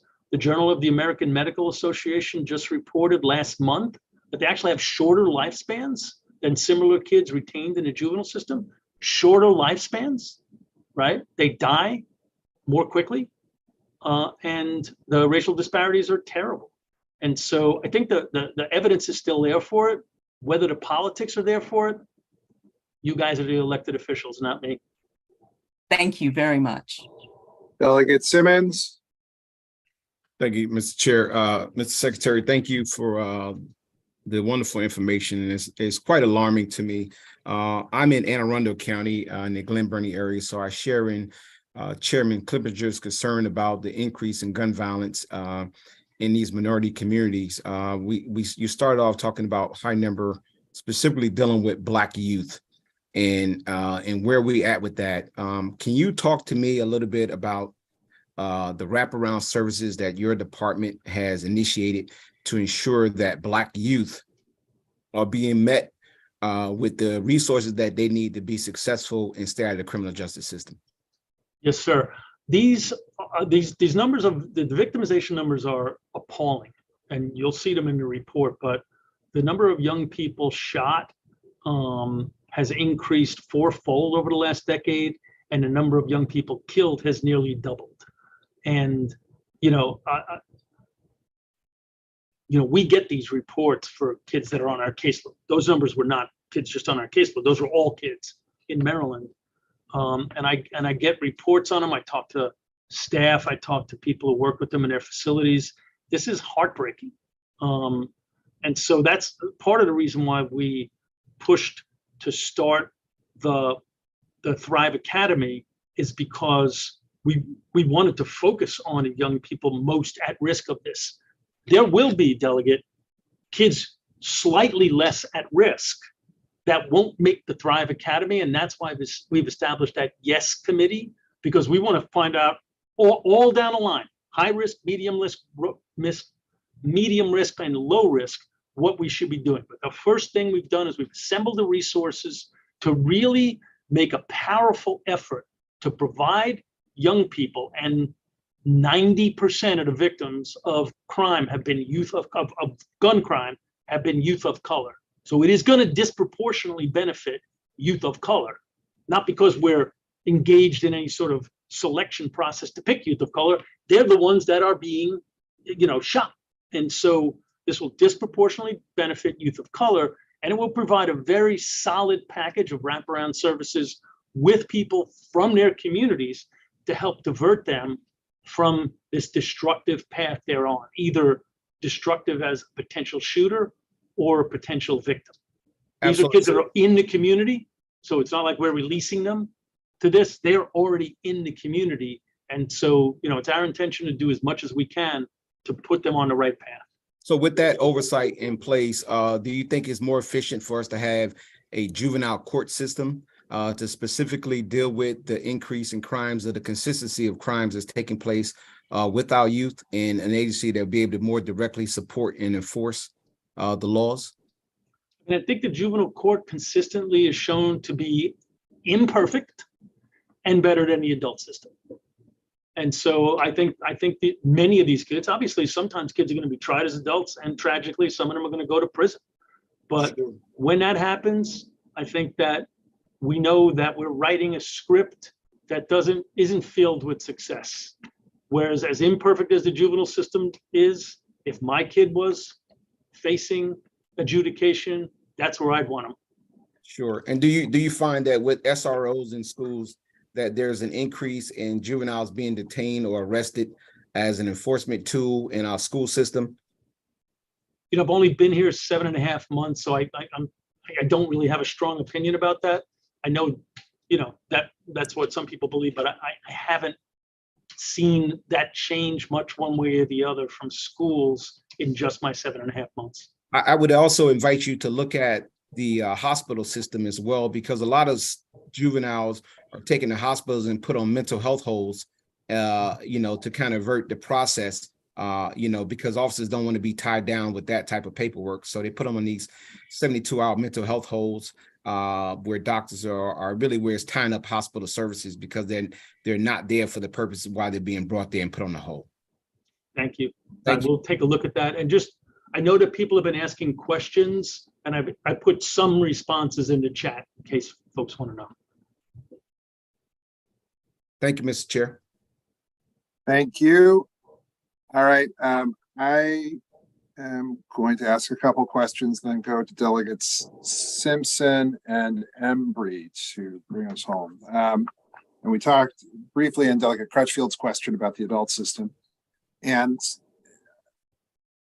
as the law stands right now, there are some crimes that are charged in the adult system, and then almost always what happens is there's a request for a waiver to go back to the juvenile system. And a large number of those waiver requests are for simple possession of firearms, if I'm not mistaken.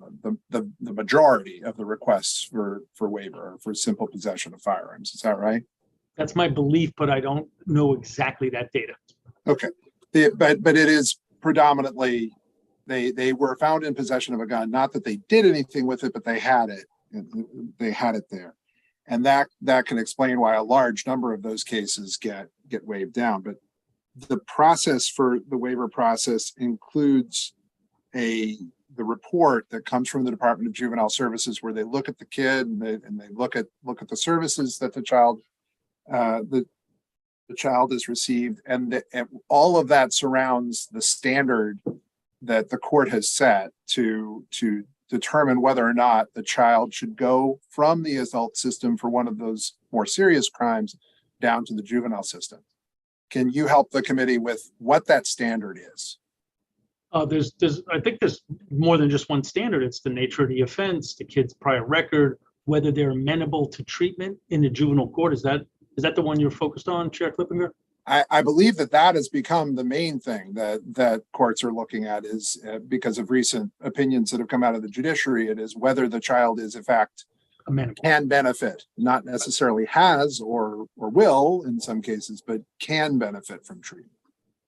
Yes. And so one of the things that I've become more troubled by, especially recently, has been the information that has been coming from DJS that goes into those reports. Whether these kids are charged and sent to the juvenile system first, or whether they go to the adult system first, that is still going to be the standard at play, is that amenability to treatment. And I think one of the questions that comes to my mind is, if that being the standard, you need to be able to have the information necessary to determine whether the kid is truly amenable or not, right? I'm sorry, I don't understand your question. So if the standard is that we're looking at whether or not the juvenile should stay in the juvenile system, go up to adult, or vice versa, obviously what's most important is to find out as much information about the child as possible, because you want to know a lot about the child's background to determine whether or not the child is amenable to treatment or not. That sounds reasonable. Okay, so there are situations that have come to my attention, and now repeatedly come to my attention. In fact, one case where I was in court in a case, I'm not going to talk about the specifics, but I am going to say that the report that came down said that the child didn't have any contact with the juvenile system at all. That wasn't true. The child had come through the system multiple times, come through the system multiple times and had cases resolved at intake again and again. The child was under DJS supervision at the time. They were required to get mental health treatment. There was no call made to the previous provider of mental health treatment, no insight that came from them, no insight that came from the different programs that were involved. I am concerned that regardless of how we choose to start these kids through the process for the most serious crimes, if we're not actually looking at what they did in the past and we're not actually looking at their record, whether it's resolved at intake or not through the system, we're doing the kids a disservice. And so I'd just like you to respond to that. Yeah, I mean, I agree with you. If what you're saying is true, and I have no reason to believe otherwise, for us to say a kid had no contact with the system at all, when in fact he did, is shoddy work. Please let me know when that stuff happens. My door is open to you. Now, having said that, I think it's important to not only focus on single egregious cases. So I will give you some bit of data on this, which is that the kids who get returned to us who were formerly charged as adults actually have lower recidivism rates than kids who were committed to our care who were not charged as adults. So if we're not doing a great job of recommending to the courts who should come back, you would have thought the opposite. You'd have thought these more serious cases would reoffend more frequently, not less frequently. So while that one case, and there may be more than one case, I'm not going to say it's the only case where my staff ever messed up.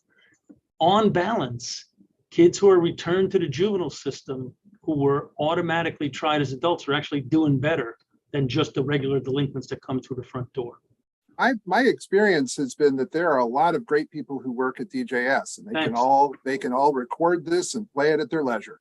There are a lot of great people who work at DJS, but increasingly what I've discovered is that there are shortcuts. There are all kinds of things that happen that I think do not benefit children.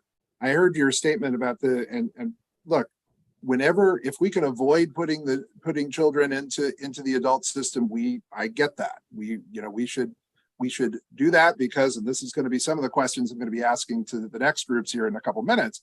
I don't know what the services are for some of these kids, especially on the lower end of what we charge as adults right now. I don't know what those services are. But having said that, now I'm going off and ranting, and I'm being reminded that I'm going off and ranting, and I just admonished everybody else. So I'm going to slow my roll and stop. But I would just say I am concerned that the challenges that the agency has faced with vacancies have made it hard, I think, for people to do their jobs. And that does fundamentally a disservice. And my ultimate concern as to the system as a whole is that we send kids on what I would equate to, there's a scene in The Simpsons from one of the first series where it's just the line ride. You get into the line ride, you're expected to walk through the line ride, and you get to the end, nothing's really changed, but boy, you got to go through this whole system and you didn't really get any help, didn't really get any services, didn't really get anything. And ultimately, that is, I think, the crux when you have people being diverted at the front end in big numbers, and when you have people going through the process at the back end and they're not really getting the care, we are doing a disservice to those kids. When kids don't, I completely agree with part of what you said, which is that when kids don't get services, we do a disservice to them. That said, and I'll go further. In my 7.5 months here, I haven't fixed all the problems in this department. That said, the recidivism rates are down. They're down for kids coming out of the facilities. They're good for kids who get diverted, and they are lower for kids who get returned to us from adult courts who are automatically charged as adults. So that doesn't mean that every single word that came out of your mouth about that particular case, and I'm sure you could give me others, isn't true. And so I just, I want to do it on balance because I think that my staff are working hard, as you said, and I'm sure they will be replaying the videotape of you saying that. But also they make mistakes and sometimes they're subpar. So all of those things can be true at the same time.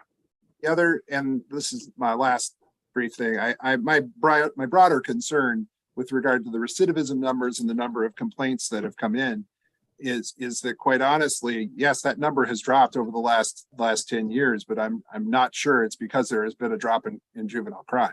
I think the numbers have simply dropped because in many cases, police officers have not brought charges in many cases. And we're going to find out why here in a minute or two. And I think that has some role in sort of the larger frustration. My last question that I'm going to delegates Simpson and Embry. Going to the SINS process. We talked about the SINS process early on. Isn't it true that that's a voluntary process? So if the parent decides they don't want to participate in the SINS process, that they can simply withdraw? I mean, that's true for everything. We can't fix the kids. For everything? I mean, but if... So if the kid's on probation and his parent doesn't want to cooperate with multisystemic therapy, we can't make his parent cooperate with multisystemic therapy. We can offer services to the family, but we can't make parents take those services. We can make the kids do things, but we can't I'm make just the parents do things. In the SINS process specifically, if the parent decides to withdraw the child from the SINS process, is there anything we can do about that? SINS we can do what? Right. So if we're offering services, that's voluntary. If we file a petition and the court orders the child to be considered a child in need of supervision, my understanding is that that is not voluntary on the kid, whether their parents. Thank you for putting up with my rant. Thank you, committee, for the rant. I'm taking and putting a note in my file about it. Delegate Simpson, then Delegate Embry. So thank you so much for that segue. I do truly appreciate that because actually I'm going to piggyback on that. Because what we've been hearing, and I do appreciate, Secretary, for you to be a part of this, is, I appreciate the lunch and learns. I think some of the things that are missing here is even some of the most violent offenders, juvenile offenders. What is that assessment that is being done? What is the safety assessment that's being done for these kids, or these needs assessment? And how is it that you are, and how this clips over is there's nothing in law that prevents the SINA and the SINS at the same time. So what is this relationship with these local care teams when you have kids that have mental health needs, or the disabilities, or the educational, all these things that keep coming up, or the repeat offenders? What assessment is done of their families for the best outcome for these kids? And what's that relationship that you have with Secretary Lopez and the Department of Social Services in addressing some of these? And do you have the resources to do such? Are there any funds federal funds that we're leaving on the table that could assist in this? Great questions.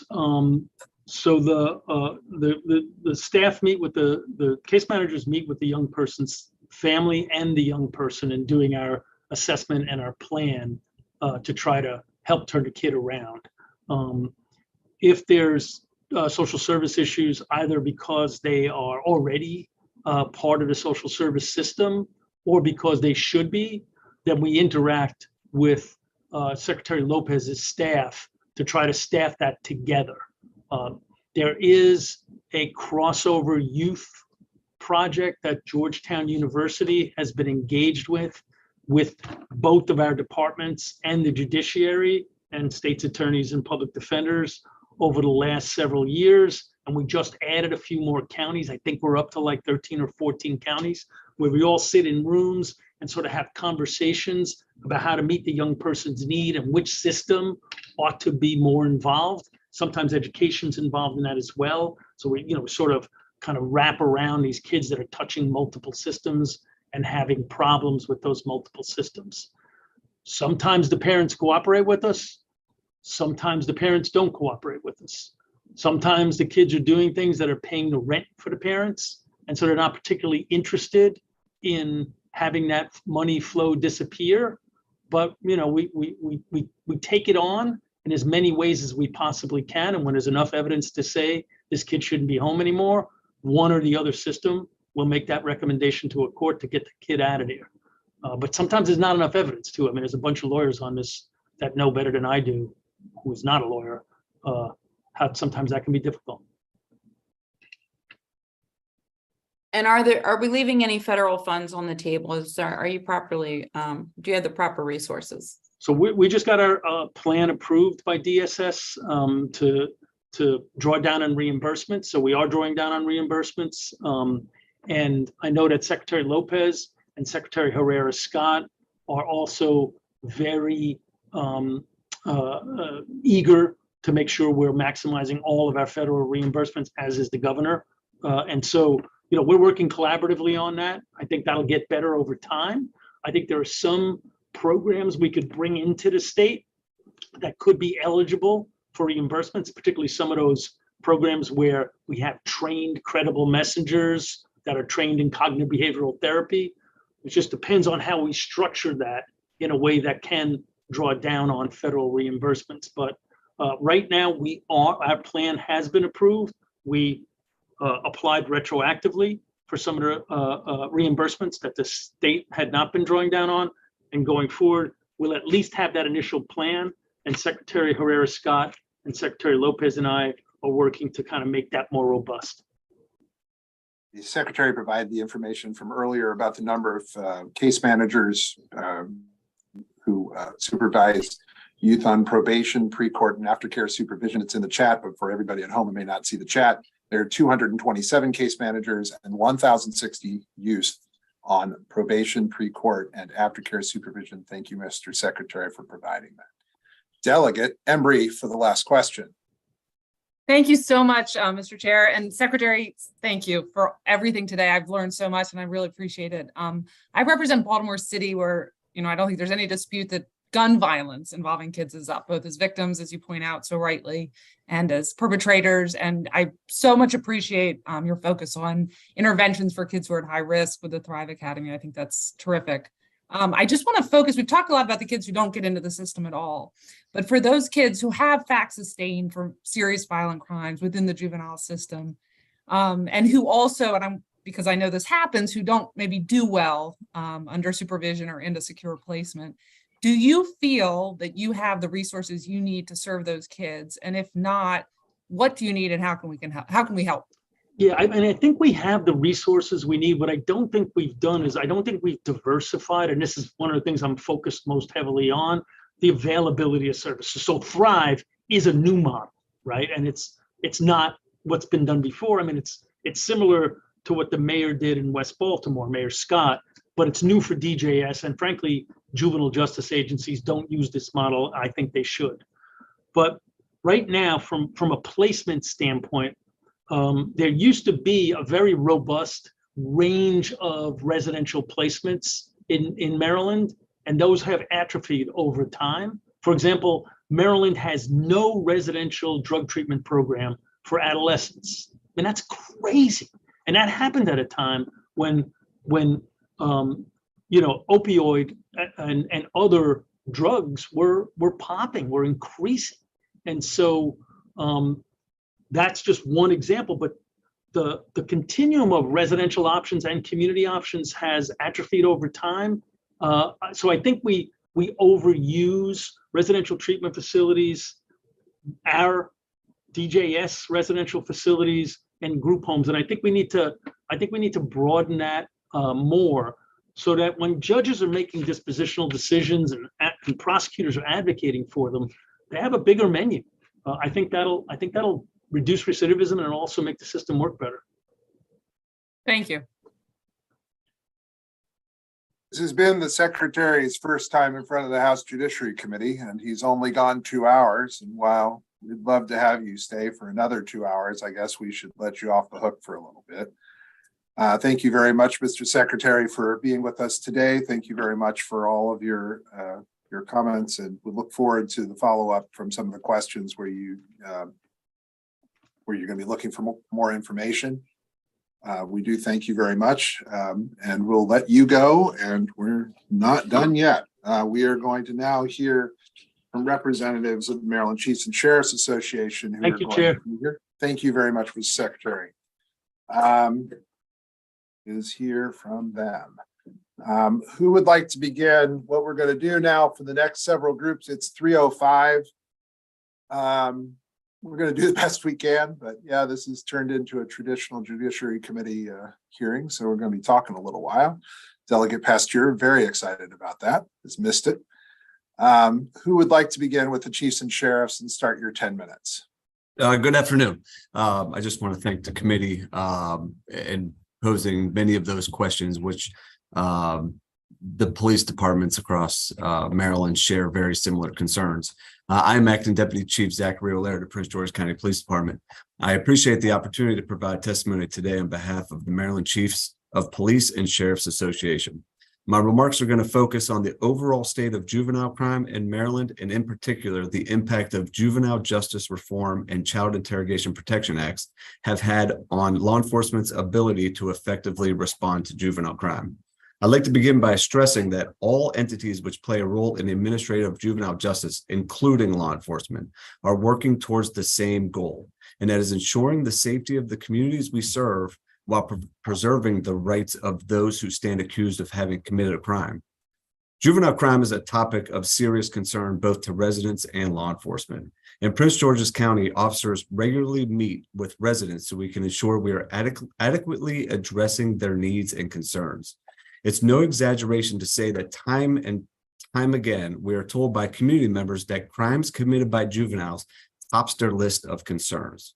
Residents regularly express their frustration about a perceived lack of accountability among juvenile offenders. Many of our residents have expressed that they actually live in fear of getting gas or even shopping in their own community.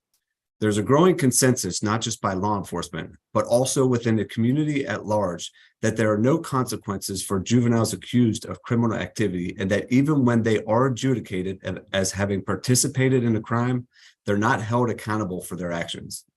I would like to stress, I am not referring to a perceived lack of accountability for juveniles who commit minor offenses, but for those that have committed serious felonies, often violent crimes. We also want to recognize that it's a proportionally small segment of the juvenile population that is responsible for most of our juvenile crime.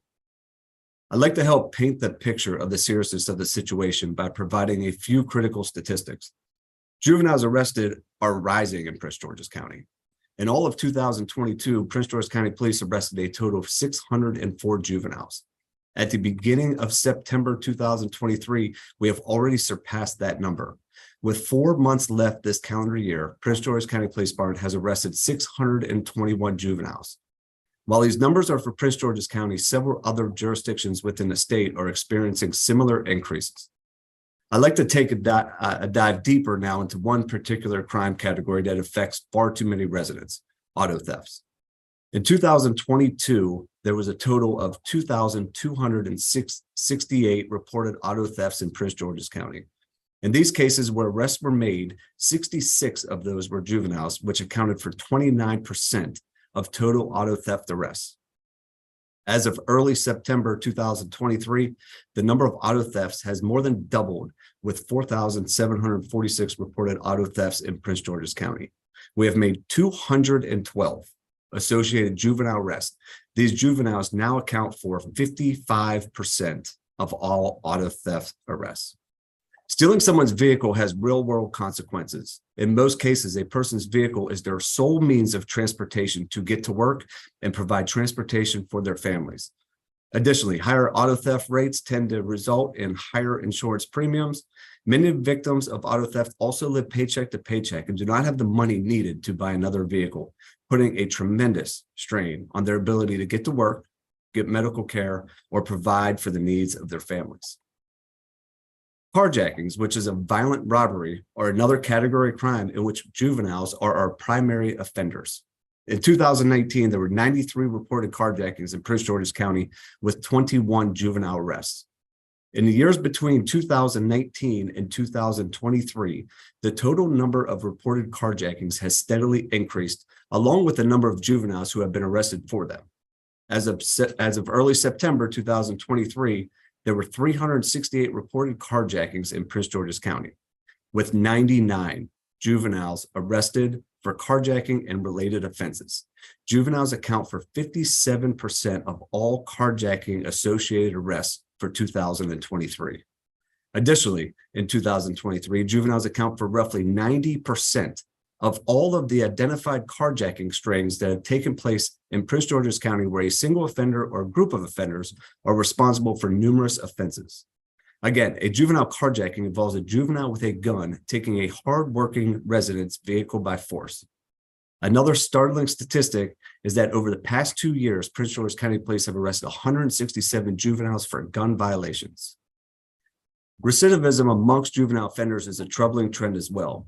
Of the 99 juveniles who have been arrested for carjacking associated offenses in 2023, 43 of them have been arrested for prior felony offenses, 24 had prior arrests for firearm-related offenses, 46 were previously arrested for a crime of violence, and 58, which is well over one half, have prior arrest of any type.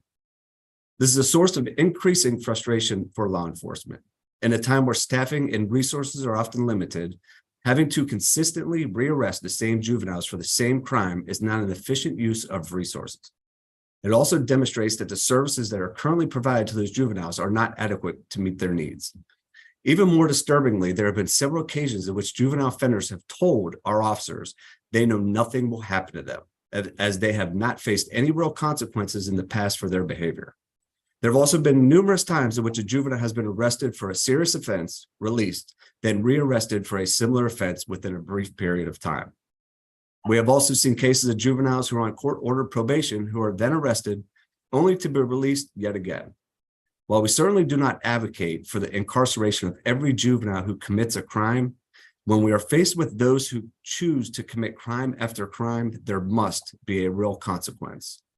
We seek balance and the appropriate measure of accountability and resources. The Child Interrogation Protection Act has severely curtailed the ability of law enforcement to properly investigate juvenile crime. Even when there are cases of juveniles who are willing to speak with investigators, they are unable to do so, as this law has removed their ability to decide to do so. It has also removed the ability of parents of juvenile offenders to allow their children to speak with us. Only an attorney has the right over parents under the cover of law and not parental authority. Often, when a child is arrested for a crime, the parents will want the child to speak and face consequences for their actions. This law has taken away a parent's ability to make that decision. We also see examples of young people who are coerced into committing crimes by older people, effectively victimizing them. Without the ability to speak to these juveniles, we are unable to learn who is actually responsible for the criminal activity. An example of this is an ongoing spate of drug overdoses among high schoolers in Prince George's County. Investigators have determined that it's fellow students who are selling drugs that lead to these overdoses, but we are curtailed in our ability to talk to the juvenile offenders. This ultimately leads us with the inability to ascertain who is supplying these lethal drugs. Finally, it's worth stressing that due to this law, officers are unable to interview even those juveniles who committed offenses so serious that they can be charged as adults. This means that 16 and 17-year-olds who commit violent felony offenses and are treated as adults in every other way are still off limits for purposes of speaking with investigators. All these issues are known to our serious juvenile offenders, which, coupled with perceived lack of consequences for their actions, has led to an air of impunity amongst many of the juveniles that we arrest. This also applies to those who are 12 years old and younger. Put simply, they see no reason to stop committing crimes because we are giving them no reason not to. Based on current arrest statistics, Prince George's County Police is projecting to make more than 920 arrests of juveniles this year alone. That is a startling projection. We believe strongly that managing that number of juveniles will challenge the resources of the Department of Juvenile Services, which has only 21 employees assigned in Prince George's County to oversee these offenders. This number does not include child in need of supervision. It should also be known that many of the child in need of supervision cases are strictly voluntary by parents or guardians. We're also deeply concerned that in far too many cases, to include those with violent offenders, juveniles are released back to the same environment or parent or guardian with no or very little parental accountability that's not conducive to positively changing the behavior of the juvenile. On behalf of the Maryland Chiefs and Sheriffs Association, as well as the residents we serve, we strongly urge this panel to revise these laws, especially when it comes to crimes of violence committed by juveniles and juvenile repeat offenders. The many wonderful citizens who call Maryland home deserve true safety and security and deserve to know that those who commit crimes against them will truly be held accountable. And finally, in closing, we want to take this opportunity to agree strongly with the assessment made by the Department of Juvenile Services in a brief the agency released just this week that, quote, recent increases in youth and adult gun violence are deeply concerning, and long-term gun violence victimization against young people, especially young people of color, are especially troubling. Thank you for your time. Okay, we will take questions now. And for the very first time, it is my privilege to ask to lead us off with a question, Madam Vice Chair. Thank you, Mr. Chair. I appreciate that. And thank you, Chief, for being here today. I live in Anne Arundel County, but I'm going to direct some of my questions to Prince George's County since that's the county you represent. And I know we've got other Prince Georgians who will probably want to have specific questions as well. My first question is, when a child is arrested and sentenced, is their parent able to serve their time for them? That's a rhetorical question because I already know the answer, it's no.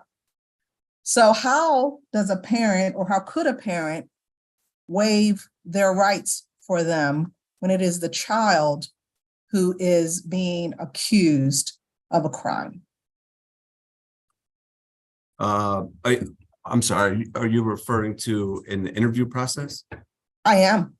I'm referring to interrogation and your statement that parents would like their children to talk, but they are not able to waive that right for the child.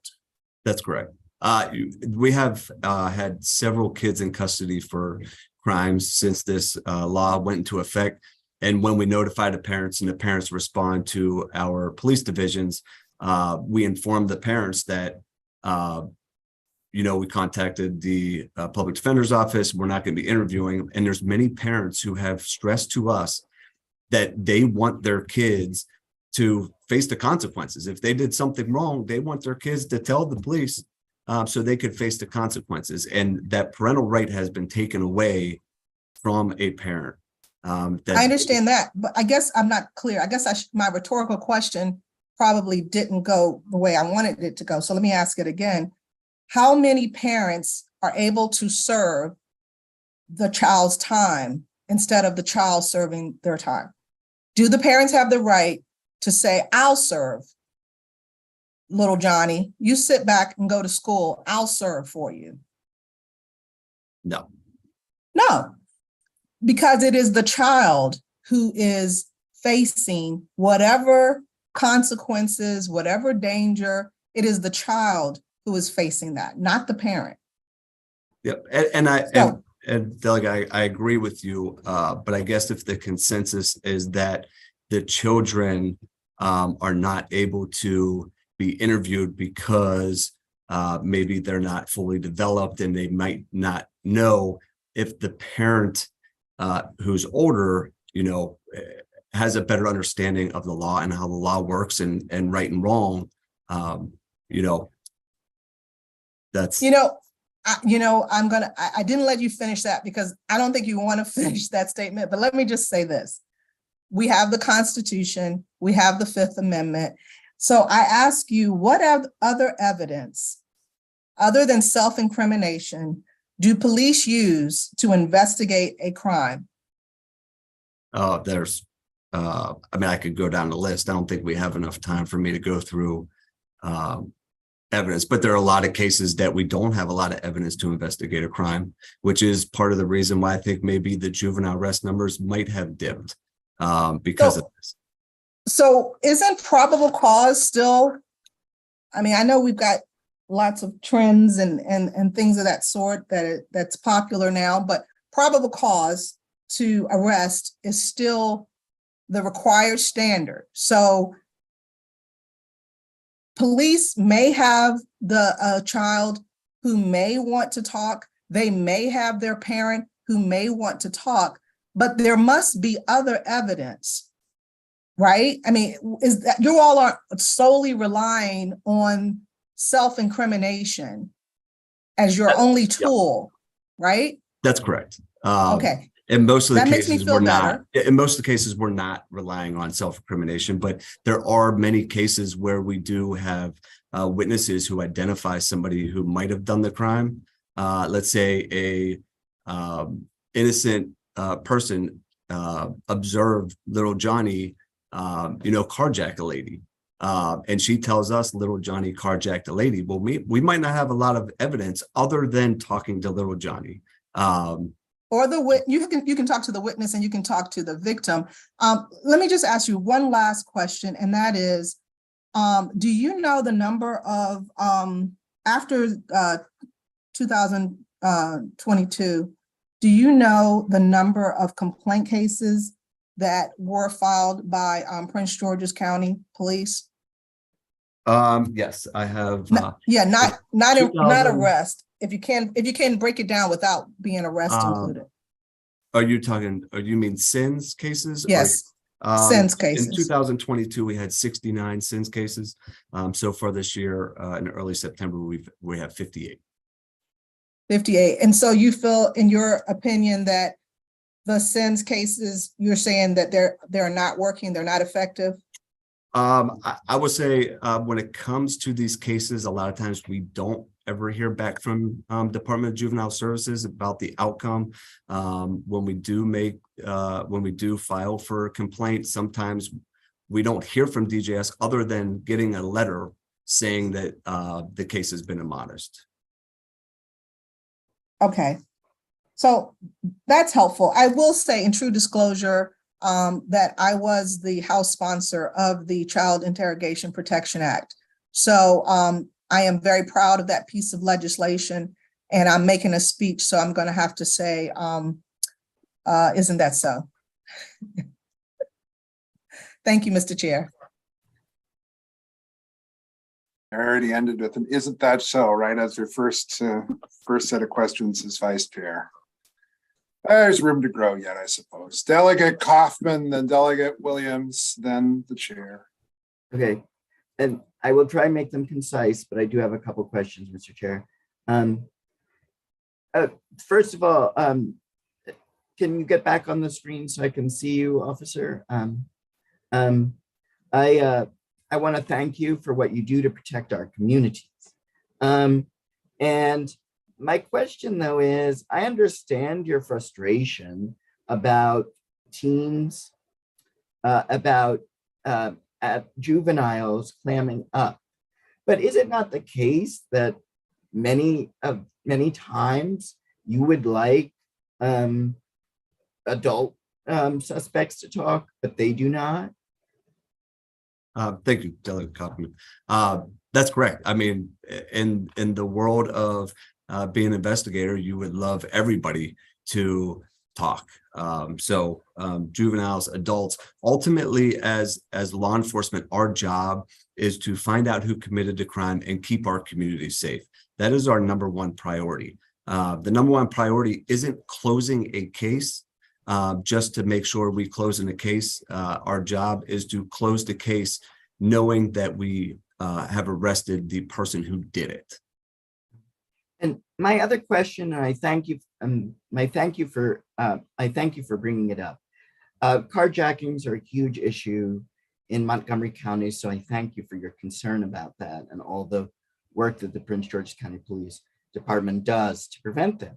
I'm not a lawyer, but I talked to many smart lawyers, and I was just a little bit surprised by your repeated references to carjackings because of the fact that, as I understand it, 10, 11, 12-year-olds can still be charged with violent carjacking because it is a violent offense. So I think that carjackings are a big issue, but I also understand from talking to some lawyers I did before this hearing that for the violent carjackings, there is an exception.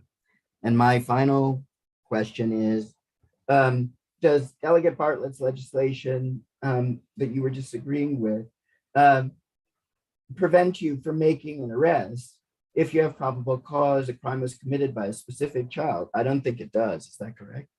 The first topic, yes. If a child under the age of 12 commits a violent act, we can still charge. And then 2, if we have probable cause to make an arrest, we do not need to interview anyone. That's correct. Okay, so it's less of a problem than, I understand you're not crazy about the law. There are a lot of laws that I'm not crazy about, but therefore with those 2 exceptions, it seems to me it's less of a problem, but thank you.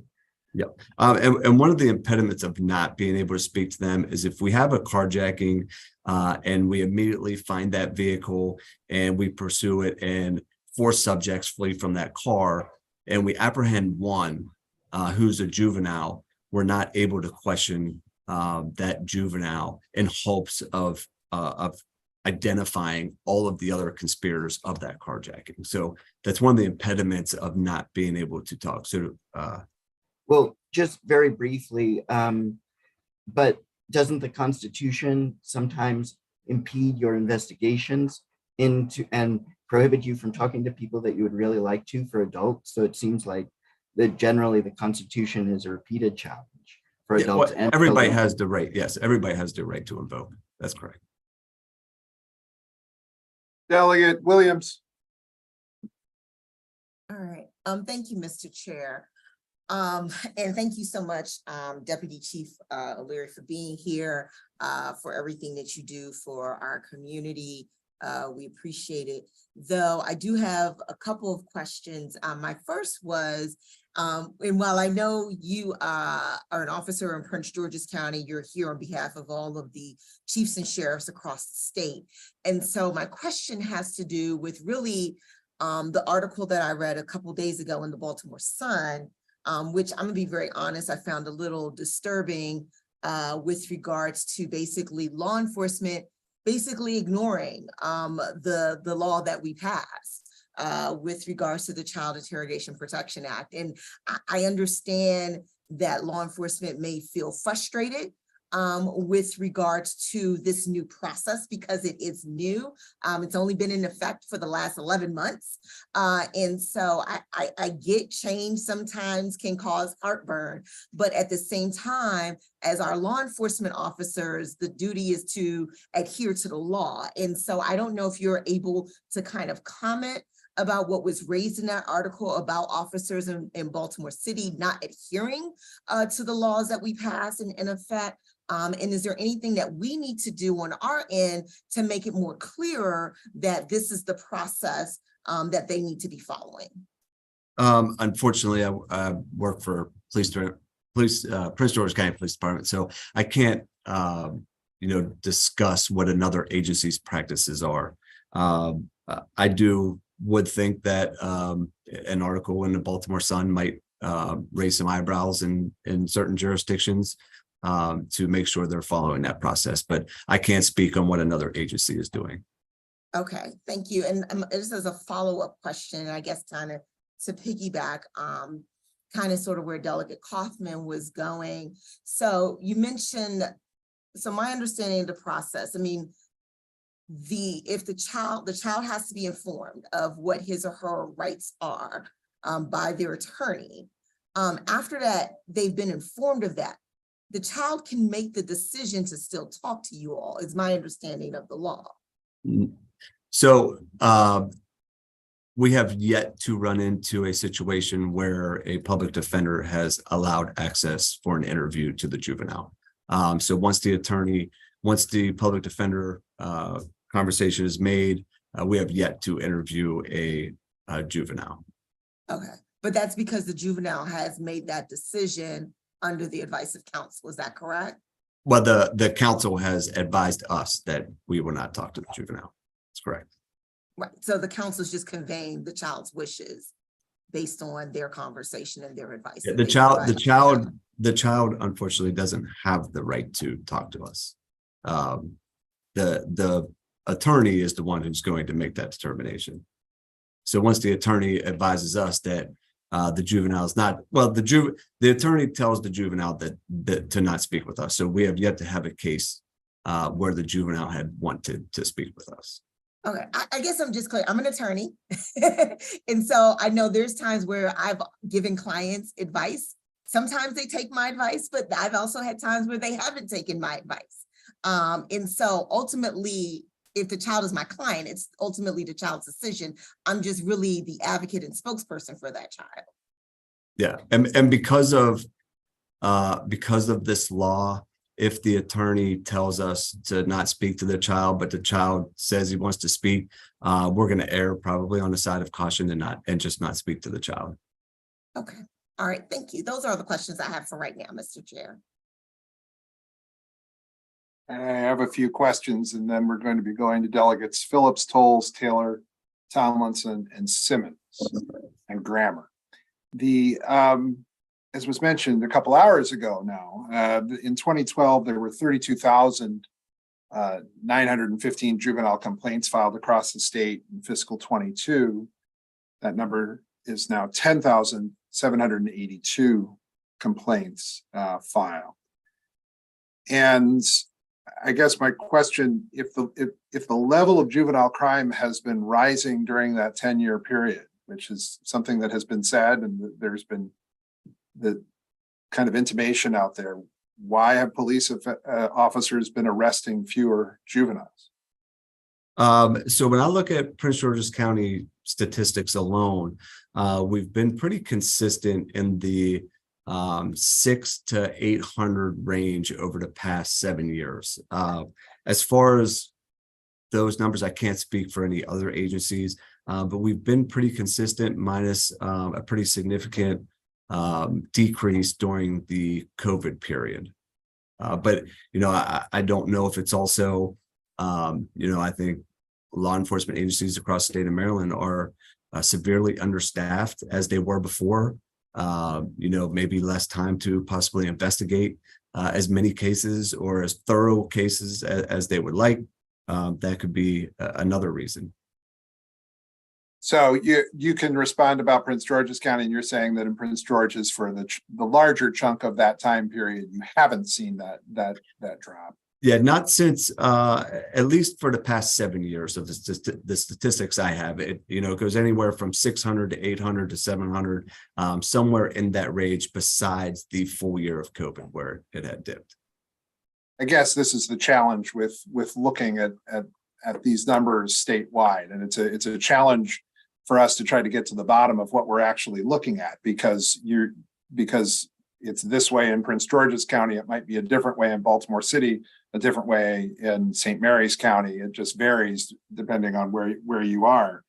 But still, that fundamental question, I think, is, and you're not going to be able to answer it because in your jurisdiction, it's not the case. And it seems that the numbers have been more or less stable. But, that is a big question that I think that I'd certainly like you to take back to people at the chiefs and sheriffs, and that we'll be asking, and I know probably is already getting answered from people at the Fraternal Order of Police. The other question I have for you: what is the present definition of a custodial interrogation? A custodial interrogation would be somebody who is in our custody and not free to go. Okay. And so if you are interviewing a child who is free to go, you can still talk to that child? Correct. And you can talk to them without a lawyer, without their parents? Correct. So it doesn't stop you from talking to all children. It stops you from talking to some children. It stops for custodial interviews. Correct. Just for custodial interviews. So if you're at a scene and there are many children there, and they are otherwise free to go, you can still talk to the children who were there. Yes, sir. And is there a distinction between the interrogation that you would do for an adult versus an interrogation that you do apart? I understand the law that we passed. My question is, constitutionally, is there a distinction between that the Supreme Court has set between interrogating an adult and interrogating a child? I don't believe so, but there are some attorneys on this call. Oh no, there are, but I guess I don't mean to play gotcha, but at the same time, police officers are the people who are having to make these constitutional questions all the time, and there is a distinction, I guess, between the adult and the child, and the Supreme Court has held that there's a distinction, and I guess I'm it may be in a little different place from the vice chair, but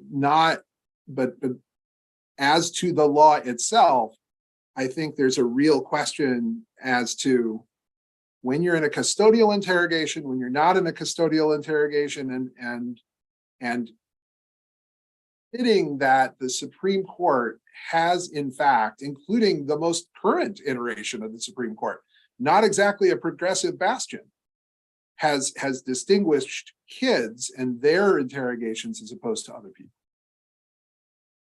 And so have you received training at all? I'm assuming, I don't mean to be condescending, I mean to be genuine. You've received training on this and other issues relating to custodial interrogation? Yeah, so we did put on training prior to this law going into effect through our training academy. Okay. All right, and I appreciate it. Let's go ahead and we'll go to Delegate Phillips, then Tolles, then Taylor, then Tomlinson, then Simmons, then Grammer, then Crutchfield, then we're going to keep moving. Delegate Phillips. Chief, thank you for joining us today. I want to make sure I understand what a police officer's alternatives are in a scenario where you have a 12-year-old who is involved in a car theft. Right, this is without a firearm or without a weapon. So the alternatives would be to file a SINS complaint with Department of Juvenile Services. Okay, and do you have a number of times in Prince George's County in the last year when police officers have engaged with a juvenile that's 12 or under involved in a car theft? I'm just using that as my Unfortunately, I do not. I just have the number of SINS cases that we have given to DJS, but not a breakdown of ages.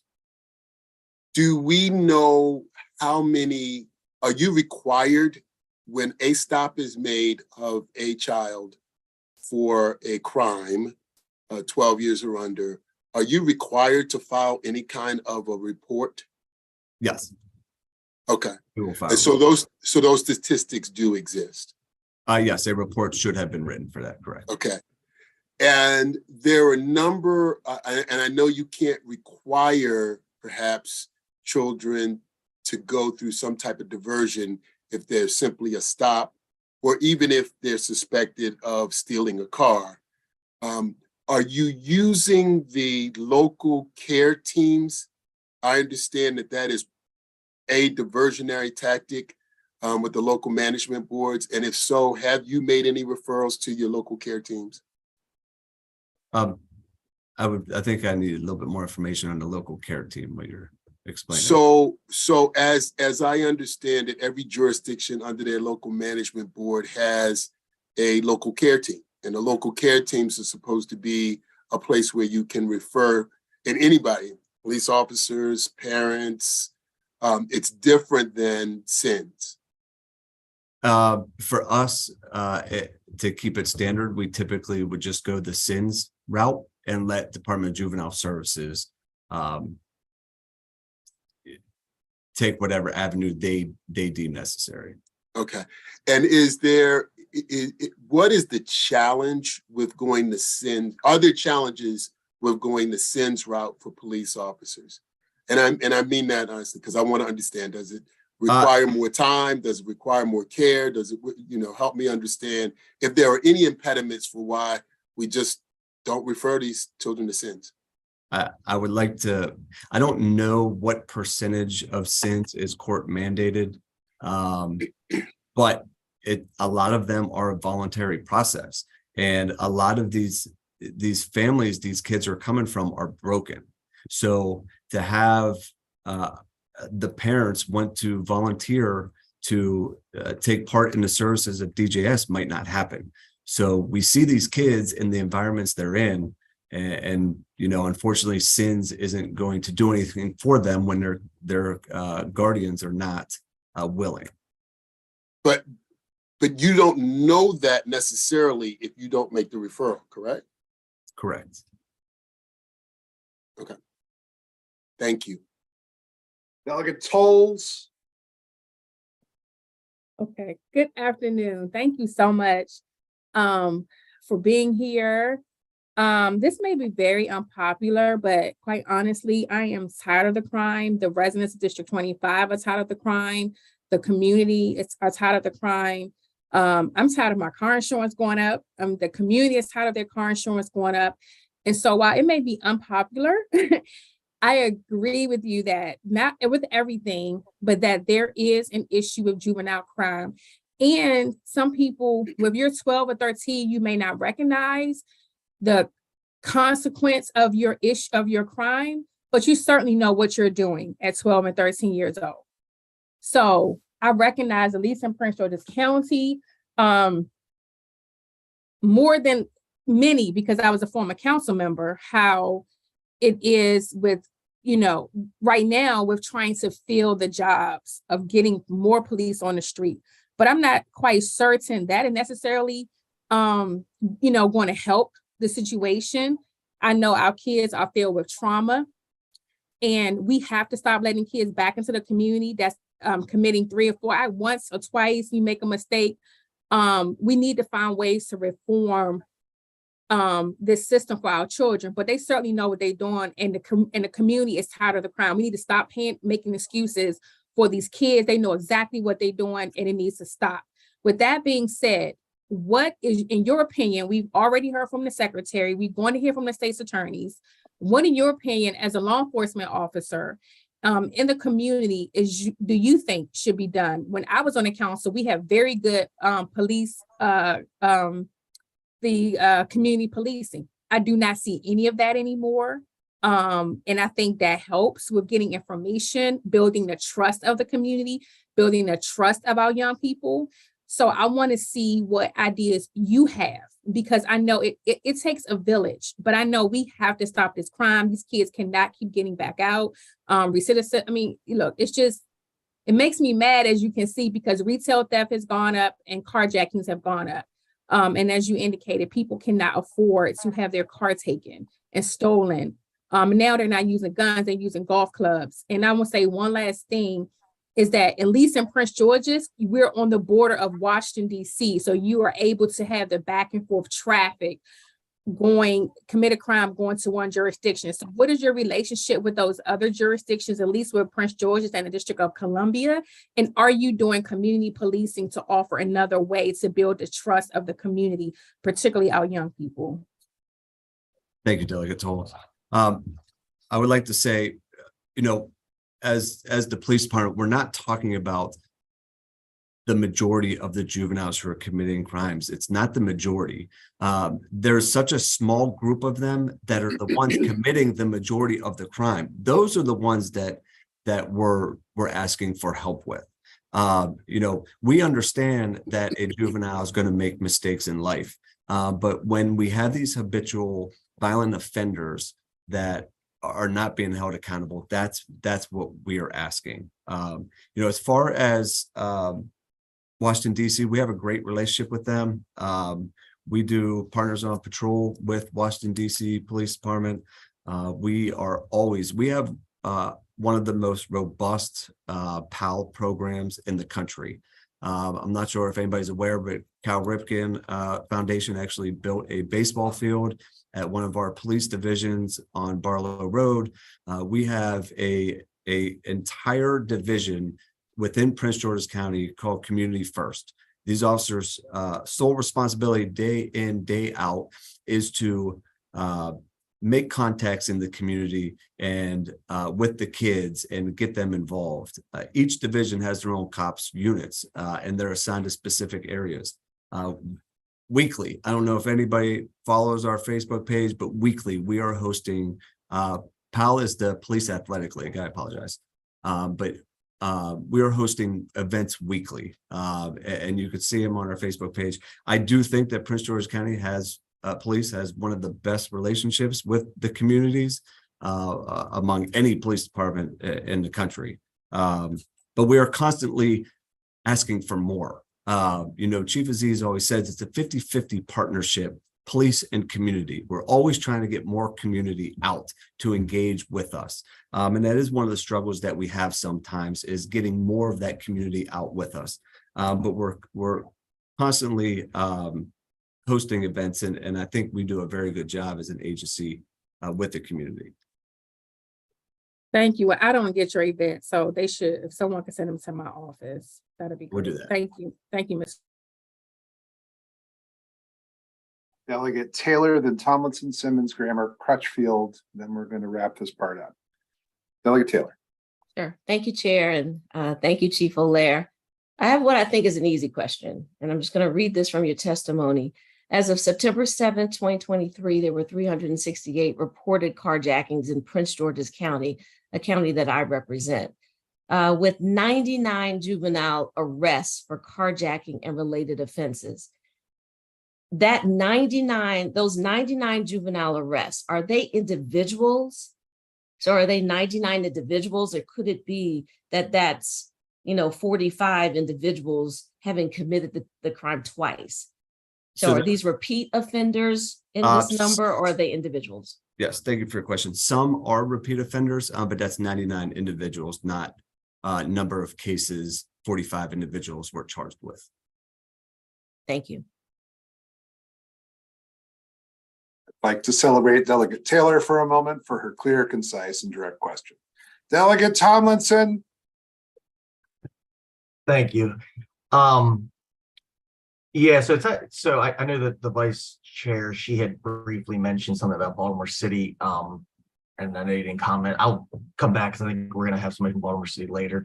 But I thought it was interesting, your comments about the, because the one thing we hear always, or the one thing that people say, are where are the parents? Why aren't parents stepping up? Why aren't the parents involved? And you're presenting this situation where the parents do want to be involved, they are showing up, they do care, and they want their kids to face the consequences, but they're unable to because at the end of the day, the final person who has to say is the public defender's office, which goes into a whole nother national debate on parental rights and who gets to raise your child, the government or the parents. But anyhow, can you help kind of explain the value in if you were able to talk to these kids and obviously self and incrimination is it's not what you're going for, but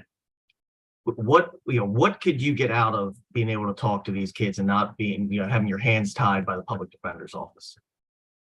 There are many kids that this might be their first time offense and it might be a violent offense. And I was an investigator years ago, and I was able to build relationships with some of these kids while talking to them, and seeing that some of these kids truly made a bad decision, and this isn't this wasn't the route that their life was leading. And I was able to go into court, and I was able to go to the judge and say, hey, Your Honor, you know what? When I spoke to this kid, and he was very honest with his mistakes.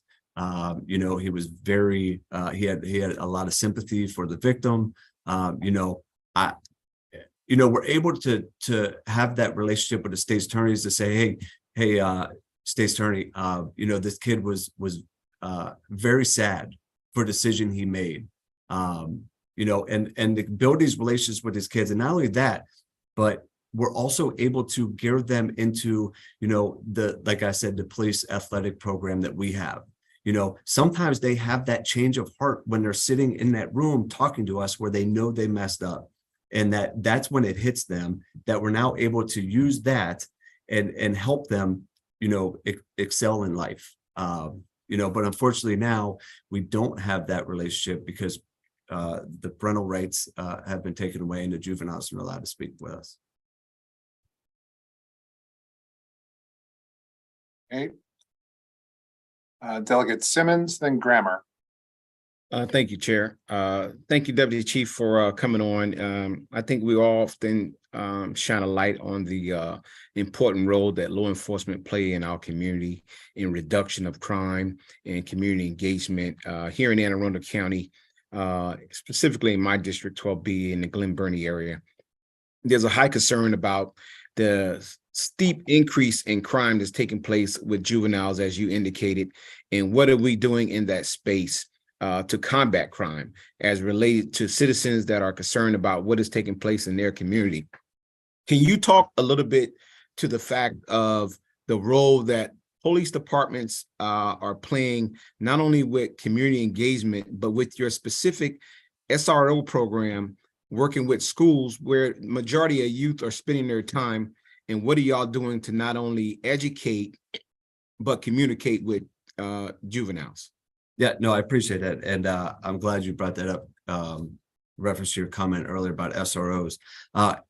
As our SROs are concerned with the schools, is when you talk to the kids in these schools, our SROs to them are not cops. Our SROs are our friends, our mentors. We don't have a lot of instances in school where our SROs have to act as cops.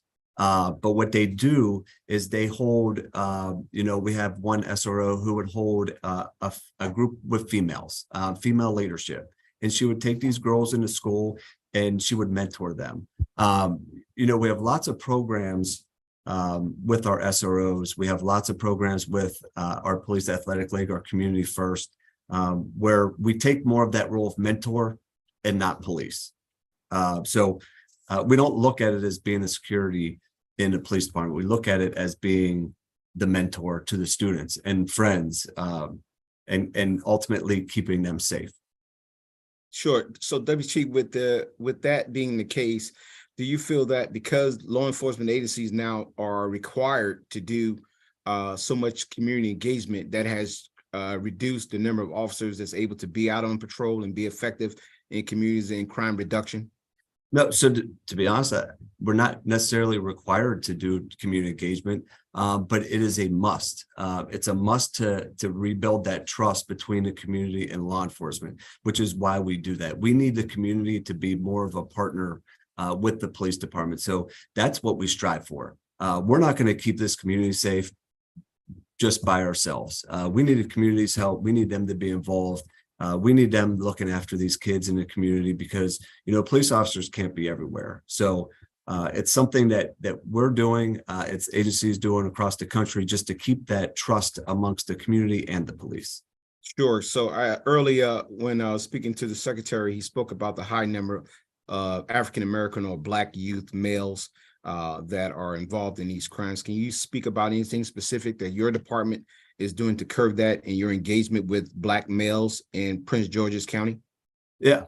So our chief and assistant chief, they actually have gone down to Cheltenham Youth Facility, and they have met with the juveniles in there and had like a real talk with these kids in the facility. And these kids didn't believe that it was the chief of police sitting in front of them.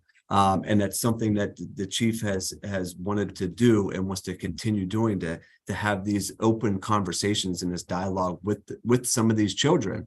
And it's very enlightening to hear what some of these kids have said. And the other thing is, like I said, with our Police Athletic League, we have, you know, every summer we have a week-long basketball camp, week-long baseball camp, football camps. And they're mostly all free. We take them to baseball games and all kinds of stuff. And that's just how we try to mentor them.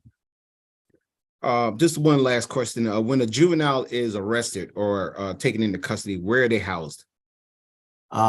So a lot of times they might go to the police division, depending on the charges. We'll call DJS. DJS intake will tell us whether or not they need to be released to the parent or detained. So if they're detained, then where do they go?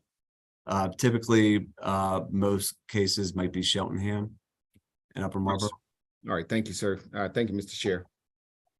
Very quickly, I see Delegate Conway is having a difficulty with, he wanted to be recognized. I will get to him after Delegate Grammer.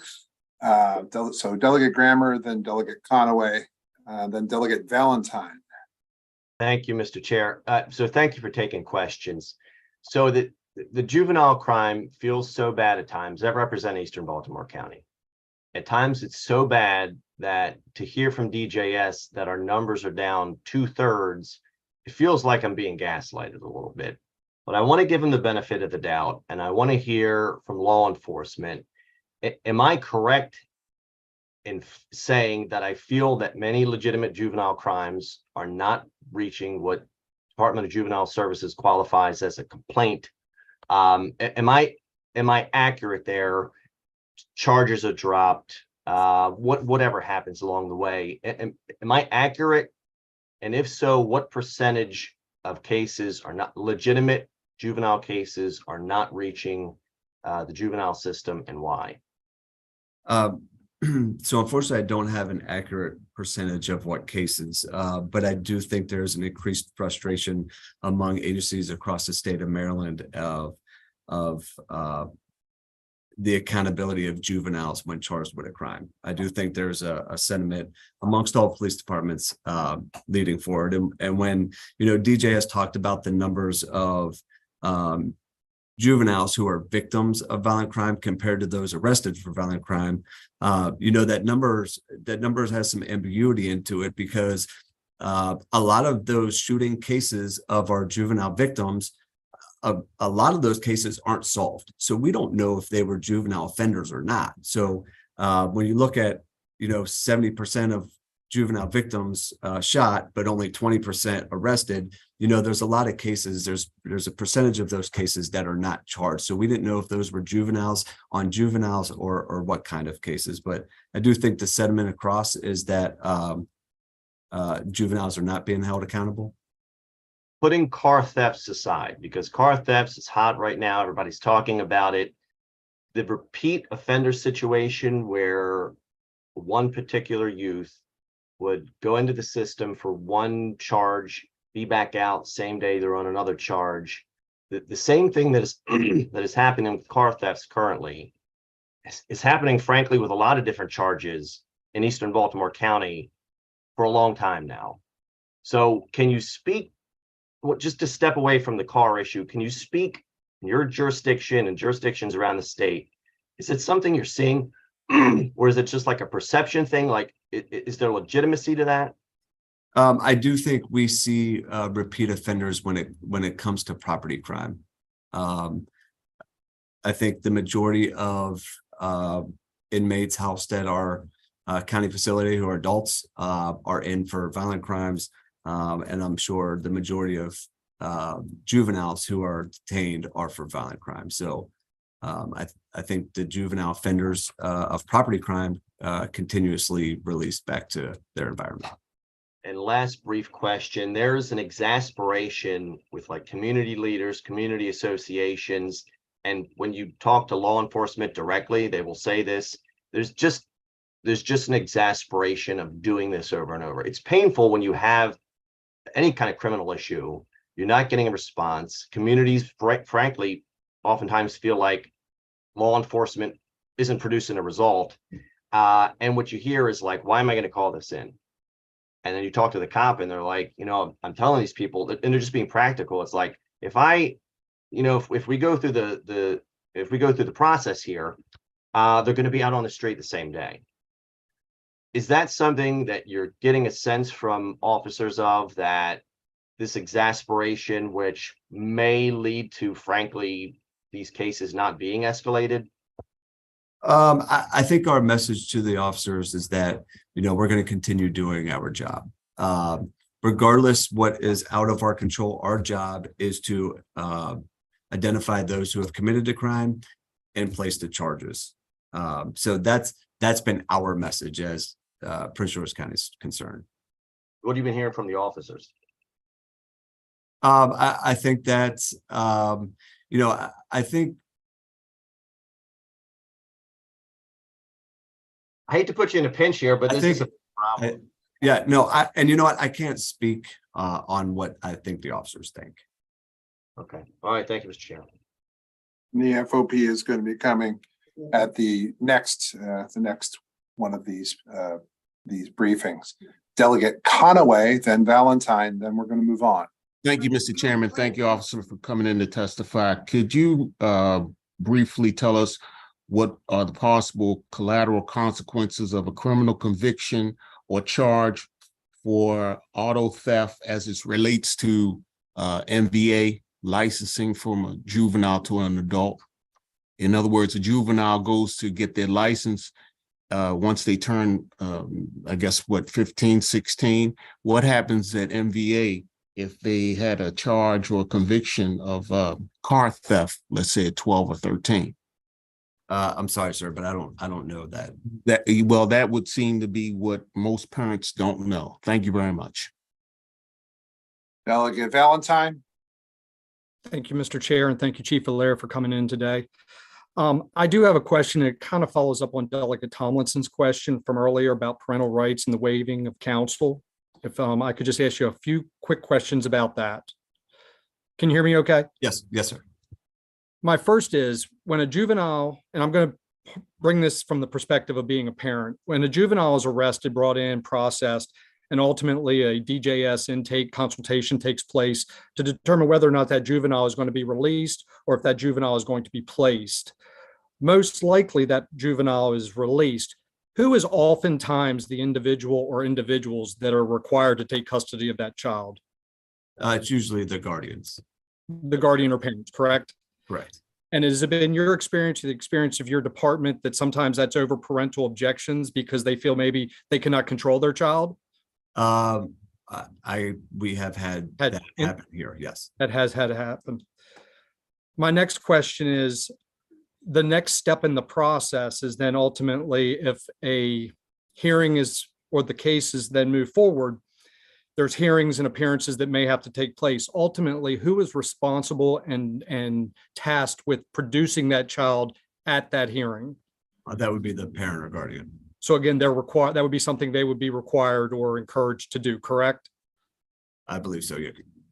And my last question is, once that case is adjudicated, and say it would be something that would require some type of restitution or something of that nature, say the 13-year-old commits a crime and some type of a restitution is needed to be paid.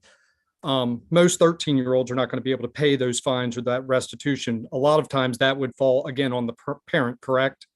I believe so, yes. Okay, so how I'm kind of wrap this up is, a parent can be made to take a child back once it's being released from custody. They can be mandated to produce that child at a hearing, and they can ultimately be made to pay restitution, but they cannot waive counsel, correct? That's correct. Okay, thank you. Thank you, Mr. Chair. All right, thank you very much. We're going to move on here and hear next from the Office of the Public Defender. Thank you very much. Chief from Prince George's, and now from the Office of the Public Defender, I see Mr. Artigue and Ms. Egan, who are on the same camera, which is fine. We're going to hear from you for 10 minutes. I'm going to tell the committee the person who was on from the judiciary had an emergency and had to leave, so we're not going to hear from them today. We are going to hear from them at our next briefing on this issue, which will be on November 8th, when we will be in person here in the Judiciary Committee. We are already going to have a briefing that day on fines and fees, so this is going to be the second part. This part probably will start at 2 o'clock. After that public service announcement, we'll now go to the public defender here, please, for 10 minutes. Good afternoon, Mr. Chair and distinguished members of the committee. I am Natasha Dartigue, Maryland State Public Defender, a public defender of 27 years, an attorney who has previously advocated on behalf of children in juvenile court, and I also come before you as a Black mother. These are important distinctions, especially as we speak upon these issues, as my perspective is not merely a learned one, but a continuum of a lived one. OPD handles approximately 95% of the juvenile court matters throughout the state of Maryland. As public defender, I amplify the voices of the poor, marginalized communities throughout the state of Maryland. Poor communities whose residents are being recorded for how they die, not how they live. Unapologetically, I will not dance around the issue, and I will speak directly when we talk about the juvenile problem. We are mainly speaking about the result of Black and brown children living in despair. This hearing must not only focus on reversing this, not simply on ways that we can increase incarceration. And I want us to speak honestly. I want us to base our discussion on data and evidence, not sensationalism and not on fear. And to that point, I highlight 4 basic truths.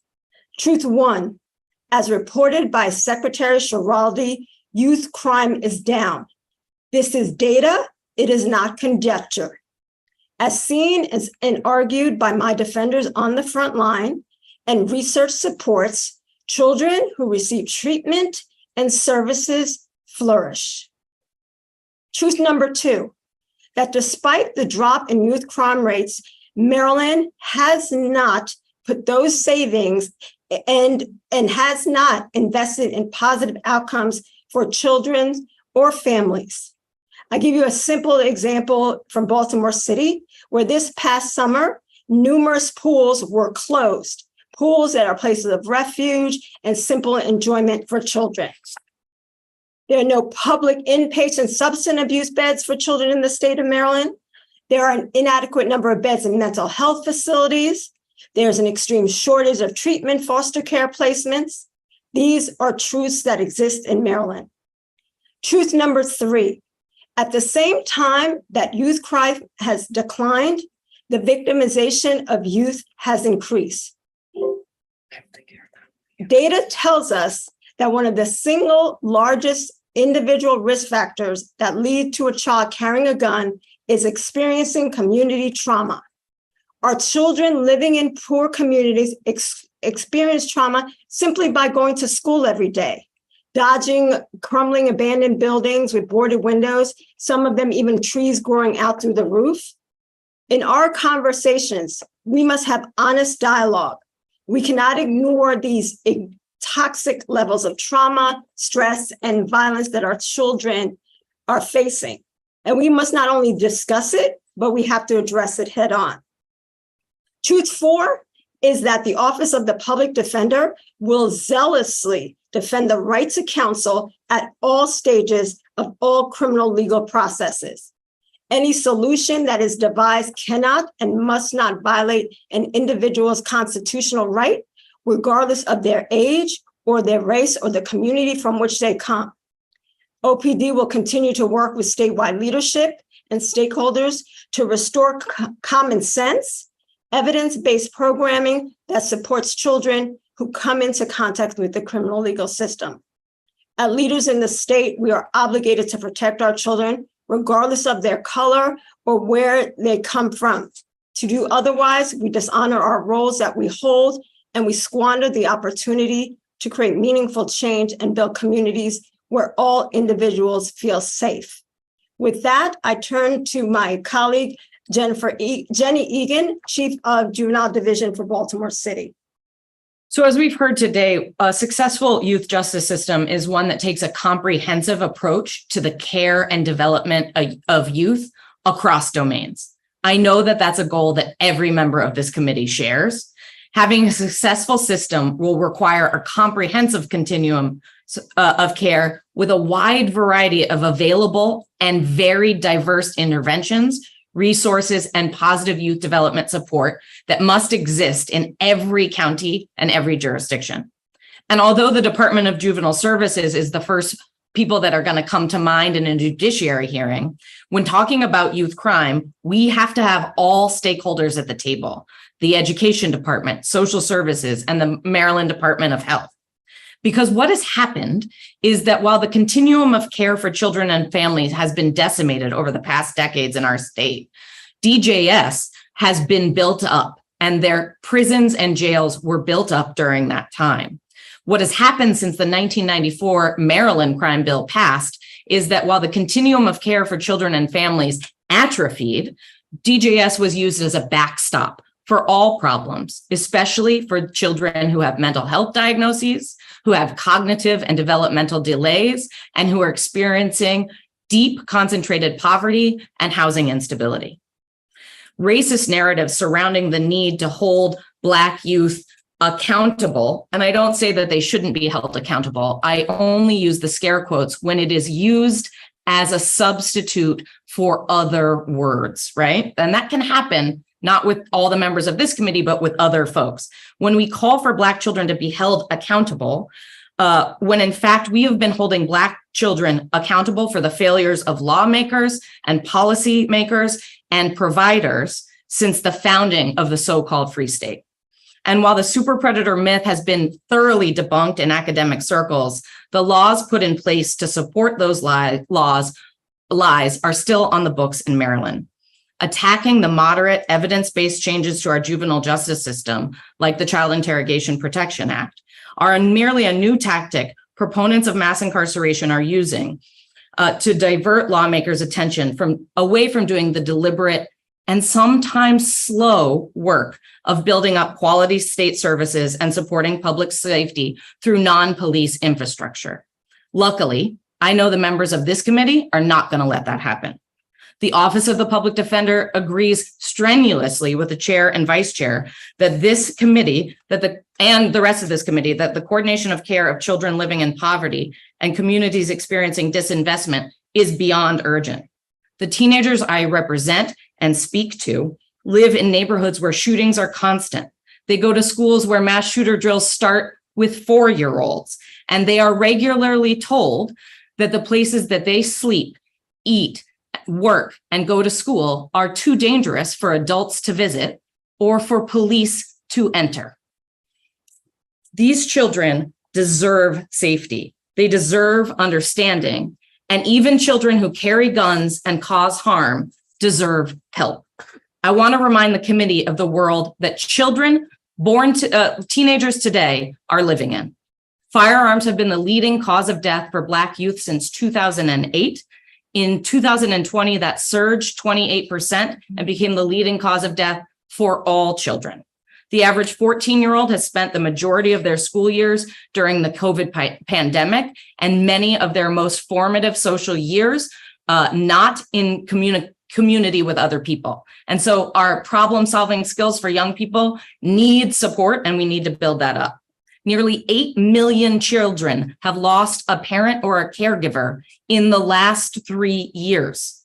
Tens of thousands of children in Maryland have lost a parent. That number expands greatly when you include secondary caregivers like grandparents and other relatives. Racism is a mental health crisis for Black children in the United States today, and child poverty has doubled since 2021. I say all of that to explain one of the reasons that this law was so important. I represented a young man who I'll call T prior to the Juvenile Justice Reform Act going into place. T lived in Brooklyn. He was walking to school one day with his older 11-year-old brother when they saw a police chase. They saw a car occupied by 2 people they knew turn a corner and throw something into the courtyard of a church. The 11 and 9-year-old, my 9-year-old client T, who was developmentally disabled and operating at a 2nd grade level, could not read and had a one-on-one aide at school, found a gun in the parking lot of the church. His brother picked up both guns. T said, I'm going to tell on you. And his brother said, if I give you one, will you not tell? He took that gun to school where it discharged. A staff member who he loved and who he called grandma responded. He told her exactly what happened. He gave her the firearm. And then he was ripped from her arms by police officers while she and the rest of the staff cried. And he cried, help me, help me, help me. This law and the juvenile justice reform, the minimum age protections, the encouragement to divert cases for young people and giving better discretion to lawmakers so that we can stop using police when children find guns in church courtyards, so that we can stop using police, right? If that happened to your 9-year-old on their walk to school, who would you want to respond to that room? And would you want them to spend that next 8 to 12 hours after one of the most scary experiences in their lives, handcuffed in a cell? Because that is what happens when children are arrested for possessing firearms. A possession of a firearm is 1 minute, doesn't have to be longer. All that to say, I think that this group has the power and the ability. Wrap up, please. Absolutely. I hope this committee will use its future briefings to bring community service providers together and to start to engage local care teams, the entities designated by the Governor's Office of Crime Control and Prevention, to have all child serving agencies meet weekly to troubleshoot problems for children who are at risk of being taken out of their home for complex problems. That is the mechanism that exists in the law. It is atrophied. What we are asking this committee to do is to bring those local care teams to this space, to a hearing, and ask, what are the gaps in the continuum of care? What are the services that our children need? And how can we build those up?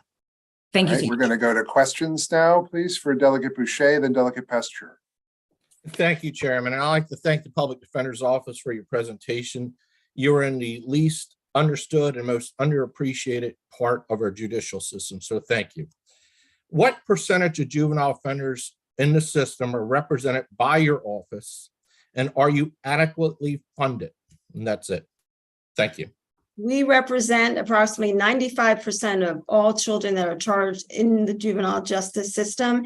And no, we are not adequately funded. Our staff is under the tremendous burden of excessive workloads, and we are in need of additional resources across the board in all jurisdictions. Thank you very much. That's it. Delegate Pasteur. Yes, thank you, Mr. Chair, and thank you so much for your presentation. I want to go to when this act first hit the airwaves, if you will, and your work with police departments and other law enforcement agencies. What was planned to troubleshoot issues as they arose? And I'm, again, specifically going back to trying to address young folks, just like the one in the scenario you use, who have those learning disabilities. How you talk to those children, how do you know even that they exist? How do you communicate with those children? Was there any consideration even in talking about Miranda and having someone or them being able to call in and having someone to explain Miranda? Let's go beyond that. That is just auditory. Some people are visual learners. So I want to throw in the possibility of a video, the kinds of accoutrements that will help our youngest folks to understand what is happening to them. Yes, thank you so much for that question. I'm going to address it on two parts. First, for the Child Interrogation Protection Act, and second, for the Juvenile Justice Reform, because it's relevant for both.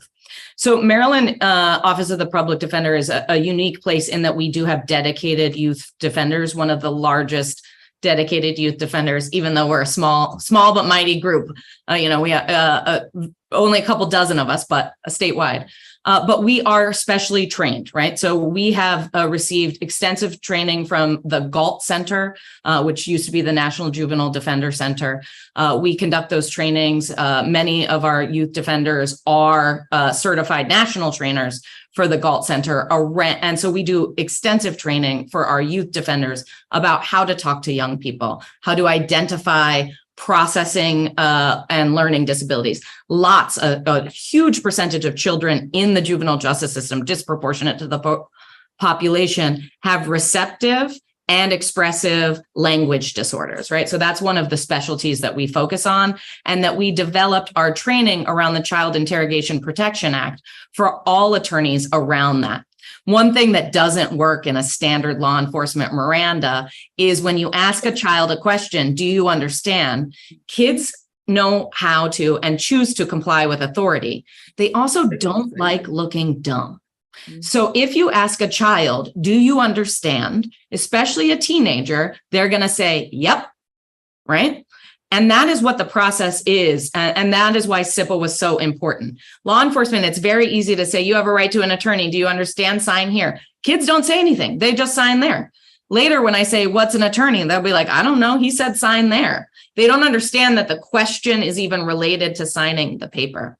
And so we've done extensive training. The Office of the Public Defender is running a 365, 24/7 hotline that will answer law enforcement anytime they call, and we can talk to children immediately over the phone. Sometimes we find that they don't understand what's going on, right? And sometimes that process needs to be slowed down because they can't understand.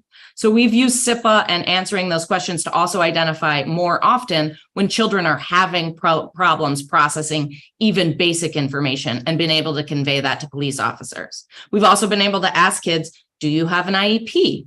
Do you have a learning disorder? Because on the hotline overnight, we have a couple attorneys. Sometimes I have one call the parents who can tell us about learning disabilities that the child might not admit to.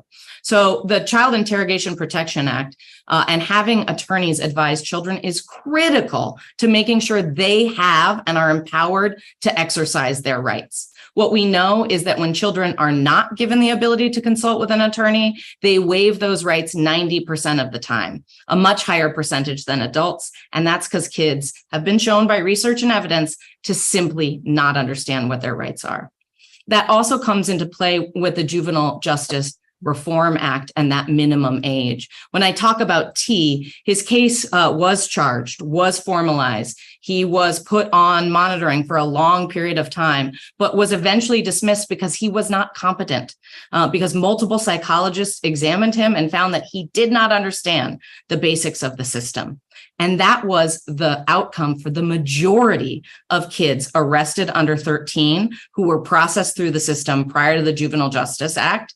They would stay in the system for months, usually 18 months at least, and then be found not competent due to their extreme youth. The way that this committee and the legislature crafted that law carves out crimes of violence, right? Carves out children who have put themselves or others in any physical risk with a crime of violence, and allows the system to address those children. We need to focus our resources. And when we widen the net and arrest all kids and throw them into the system and don't allow for quality evaluations of those cases or what's in the best interest of children and public safety, then we overwhelm the resources and we end up warehousing lots of kids who don't need to be there. Thank you very much. I appreciate your answer. Thank you, Mr. Chair. Vice Chair took down her hand. Delegate Williams. Yes, thank you, Mr. Chair. I have two questions. I start off with one, but then when you were talking about the hotline, it prompted a second question. So I'll start with the hotline first. How many people have used the hotline since it's been in effect? And also with regards to the use of the hotline, are individuals being referred, say a child comes into custody by law enforcement, is law enforcement providing the children with the hotline in case they don't already have a readily available attorney to them? That's my first question, and I'll get to my second question. Yes, Delegate, as a lawyer, I know you're going to not like it when I say it depends, but it is very jurisdiction dependent. What I can say is that over the course of the last 10 months, right, between October and August, we received approximately 300 calls from all over the state. Every jurisdiction has called us at least once. Some call much more than others. And we have had children invoke. We have had children refuse, been advised by attorneys that they should not speak and refuse that advice and speak anyways. We've also had incredibly productive things happen. I will say that I have worked with police to turn over evidence that has exonerated children and prevented charges from ever happening, right? So my client didn't give any statements, but because I was able to be involved early on in that case, I was able to do a full forensic download of his phone, provide that into investigators and exonerate him, right? So there are lots of ways that it has gone, and it has gone a number of ways. Every jurisdiction has been different. We see some police forces who are not utilizing the hotline at all.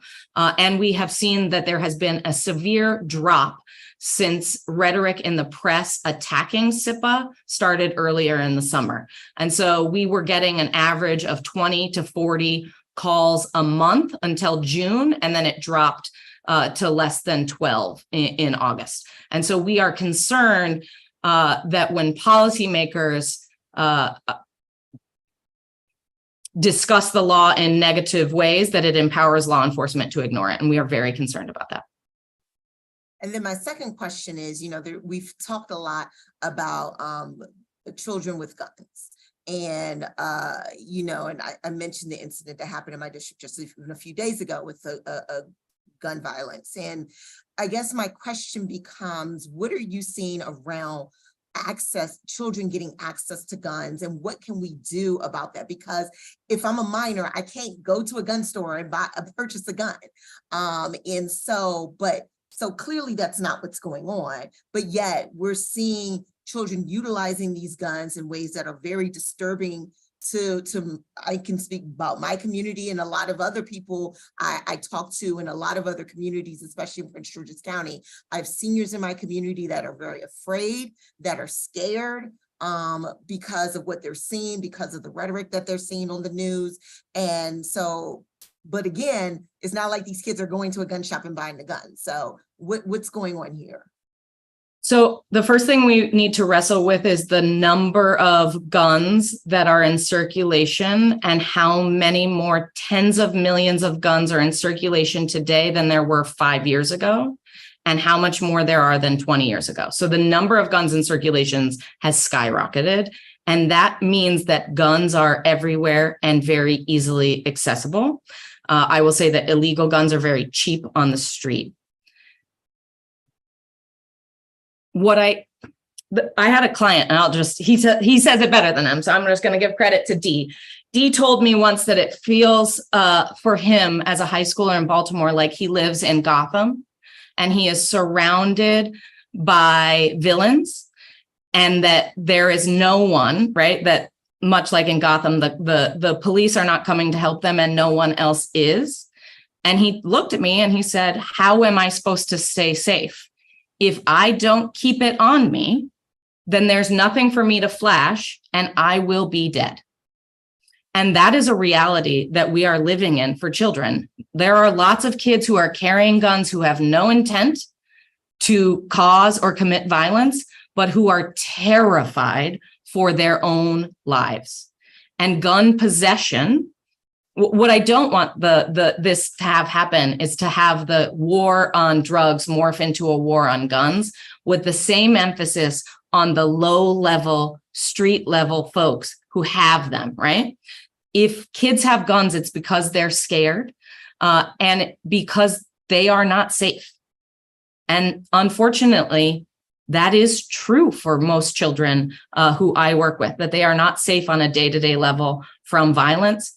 What I am seeing and what we know is that the number one risk factor for a child to possess a gun is witnessing community violence. When children see other people be hurt, when they see people murdered in front of them, it lights up the amygdala, right? That part of the prefrontal cortex that is fight or flight. And when children are living in that level of toxic stress, we must offer them reprieve. And arrest and prosecution are not going to alleviate that problem of children carrying guns. It's just not. And I also want to highlight another example that the fact that the solution exists within the community is already exercised in certain communities versus others. I give the example of recently there was a football game at Dunbar High School. And it was Dunbar High School versus Loyola Blakefield, a private school. And there was an incident a block or so away where there were gunshots fired, and essentially the game ended. And the students from Loyola Blakefield and that community, by late that evening, there was an email that was sent to the community, including, and I say community, I am a proud Don mom of that community. I was not at the game, but there was an email that was sent to our community defining as to what had occurred, explaining that everybody was safe. But the important component was that there were services that were already established. If anyone wanted to tap into mental health services as a result of not necessarily being involved in a shooting, but in being such close proximity to it, and then therefore being affected by it.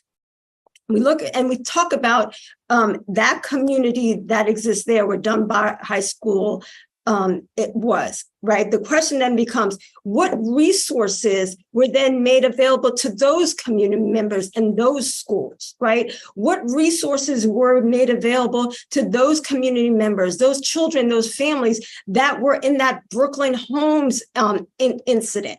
Because we know that that's where the solutions are, but part of the problem is that we're not addressing it and providing the services in the spaces where the difference is going to be made. Because we have to say that if we don't address the trauma that existed in Brooklyn to those who are maybe just there, what happens? Then those individuals don't feel safe. And as a result of not feeling safe, what are the avenues are they going to turn to in order to do so? Thank you. Delegate Crutchfield, then Simmons, and Taylor, then the Vice Chair. Thank you, Mr. Chair, and thank you so much for being here. You kind of talked a little bit about this when you responded to Delegate Williams' question, but I really want you to kind of walk through what happens to a child once they're arrested and then they are possibly facing an interview from the police, and how your office is involved with that. If you'll just kind of lay that out for us, I'd appreciate it. I'll give you one scenario. There are lots, right? So it depends on if the child is in custody on the street or in a police station, but I'll just give you one example of when I have been on the hotline and answered it. And so a child was suspected of, let me think of one that I've done recently. A child was suspected of being involved in a stolen car. The child was in custody in the station. A police officer called me. The phone rang. I missed the call. I called back within about 5 to 10 seconds. Spoke to the officer, got the officer's name, information, the child's name, age, phone number, and name of their guardian. Then I said, I'm going to have to advise them of their Miranda rights in a completely confidential and anonymous way. Police are sometimes unfamiliar with that. It's a muscle that they need to exercise. So wait 10 minutes, they get the child alone in the room, give them a cell phone, and I talk to them, right? Cop leaves, and I'm on the phone with a child, just like I would with any other child. I explain who I am. I explain that I'm a lawyer and I'm there to advise them of their rights. And I ask them if that's okay. We go through basic information about them, their name. I make sure they're okay. I ask if they're safe, if they're afraid. I help them calm down. Often it's a very escalated situation. And so the first thing I can do is calm the situation down. And then we go through their Miranda rights one by one, right? I say, you have a right to a lawyer. Do you know what a lawyer is? And we talk through that. One of the methods that we use is to have the child explain back in their own words. That's how I check for understanding, right? So I don't just explain rights to kids, I check for understanding. It's about teaching and advising. So we do that teaching and advisement. We go through all of their rights. And then I say, now I could give you some advice about whether or not you should remain silent or whether or not you want a lawyer with you if you do have questions. Now, remember, the right to remain silent and the right to have a lawyer at questioning are two different rights guaranteed by Miranda. Okay. So then I ask my client or the child on the line, I say, would you like an attorney present with you for questioning? And whatever they say, we follow that. And I say, do you want to answer questions with police right now by yourself? Would you like to answer questions with a lawyer there? Or would you like to answer questions with no lawyer? We listen to them. Sometimes they say, I don't know. What do you think I should do? Depends on the circumstance. And then after that, we say, okay, once you've made that decision, once you feel comfortable with that decision, can you call the officer back in? The officer comes back in, usually the attorney, me, in this case, is on speakerphone. And I say, okay, Tim, I need you to explain to the officer what you want to do. You have a right to remain silent. Would you like to remain silent? And then the child answers. You have a right to a lawyer with you if there is any further questioning. Would you like to have a lawyer present with you? And then they answer that. That's how I do it. Each lawyer is different, although we train and we're doing constant training with our lawyers. And we also do a lot of consultation afterwards. Sometimes that is look different, right? Depending on the investigation or the officer or the circumstances. But that is the general way it goes. Okay, thank you. Okay, Delegate Simmons.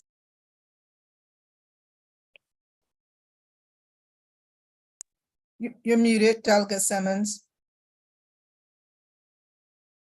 Thank you. Thank you, Madam Public Defender, and your staff has been great in advocating for our communities. This journal here was at the action report from Brooklyn Homes community. And those who would read it would know that systematically you see a breakdown of the system from top to bottom. So when we talk about it, I know you advocated strong for what's taking place in our Black communities and what is your office doing to advocate for these communities and for our juveniles.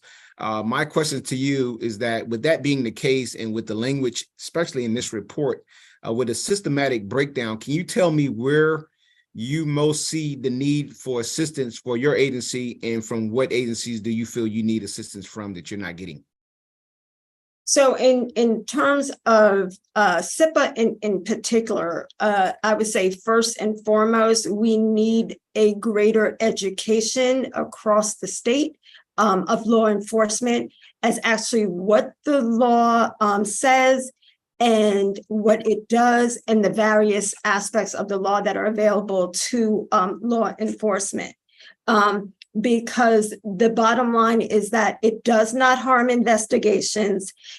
Law enforcement are able to conduct witness interviews. They are able to speak to community members. They are able to speak with children. It only requires that, in fact, the children are properly informed and exercise their rights. So first and foremost, law enforcement needs to be educated as to what the law is. And then they need to be instructed to follow the law, because we do have jurisdictions throughout the state who are simply deciding that they are not going to abide by the law for whatever reason. It may be some is simply the additional steps that they are required to take. But first and foremost, it must be in terms of education. And I'm sorry, was there another part of your question? Yeah, just wanted to, just draw down on the fact that making sure that your agency is getting support. And, I'll just add while I'm talking, the collaboration with the police departments, right? The enforcement agency. Is there any type of relationship as far as community outreach that y'all are doing with them, with law enforcement agencies? I know a lot of them go out to different meetings and community events. Are y'all on the ground as well trying to educate the public? Because I think there's also some misconception of what the law is and how it is applied, right? So, kind of you get one perspective of, hey, why y'all not arresting them?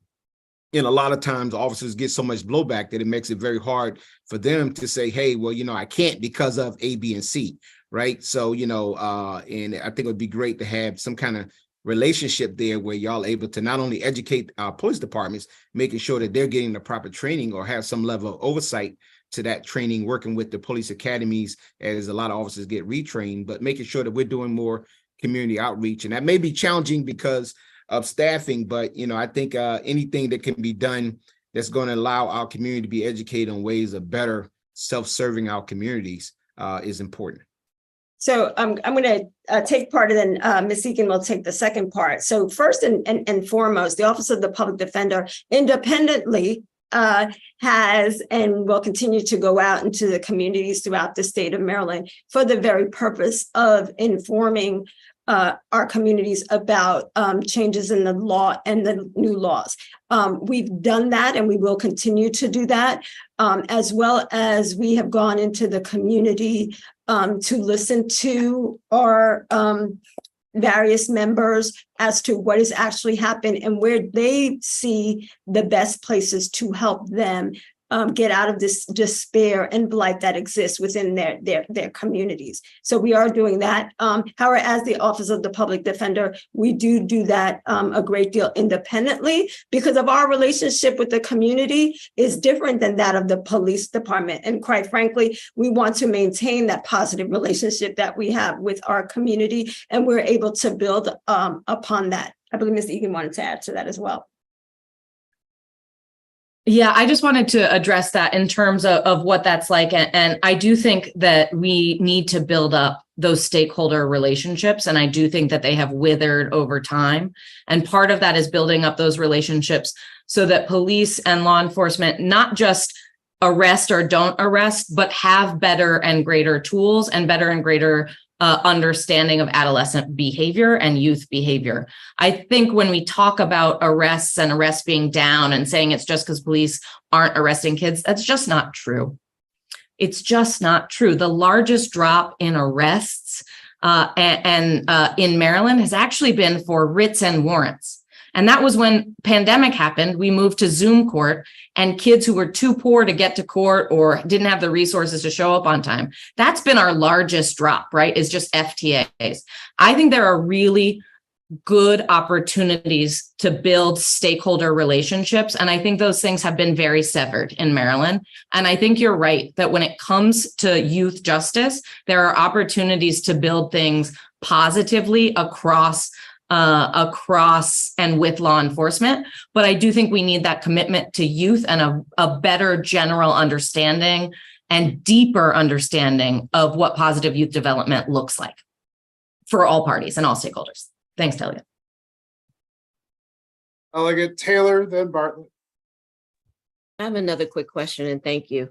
I'm a parent like a lot of us are, and I'm wondering I heard you say that you ask the child if, they want to talk to you, who can be, involved in that. But I didn't hear you mention a parent. Is that because it's not allowed, or just kind of explain to me why the parent is not involved and why that's not an option at this point? No, I was giving a general circumstance. Often, sometimes when we have those conversations, parents are in the room with the young people, right? The thing is, I'm a youth defender. I represent young people. This is a thing that happens in court, not just on Miranda advisements.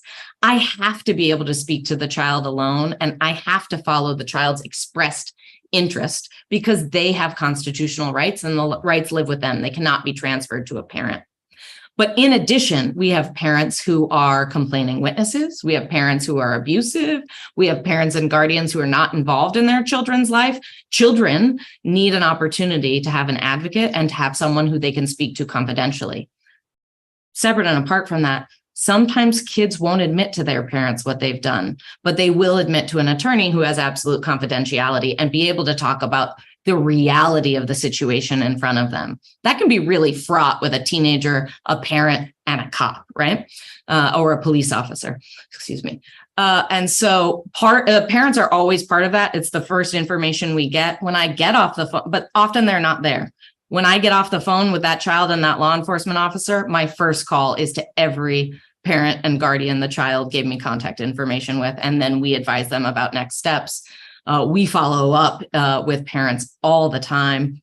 I'm texting with a parent today who I did a Miranda advisement for their child over 8 months ago. Absolutely, parents are a part of those decisions and conversations, but often even parents need to be informed about the risks and the system. They don't necessarily understand what their child is facing and what could happen to them. And it is well within the rights of law enforcement to lie. They have the right and they can lie to suspects and to parents about evidence they have and evidence they don't have. And so that is another thing that needs to be explained to children and to parents so that they can better understand the situation that child finds themselves in. And I would just add one important point, that parents and caregivers are engaged in the representation, but the client is in fact the child. So in terms of being informed and taking the totality of the circumstances, we speak to the parent, we engage the parent, but ultimately it is the client that we must advocate for. Vice Chair. Thank you, Mr. Chair. Many of my questions have been asked. I think the committee's done a great job with their questions, and you all have done a great job with your presentation. Thank you. I know, Ms. Egan, you and I worked very closely when crafting the language in the Child Interrogation Protection Act.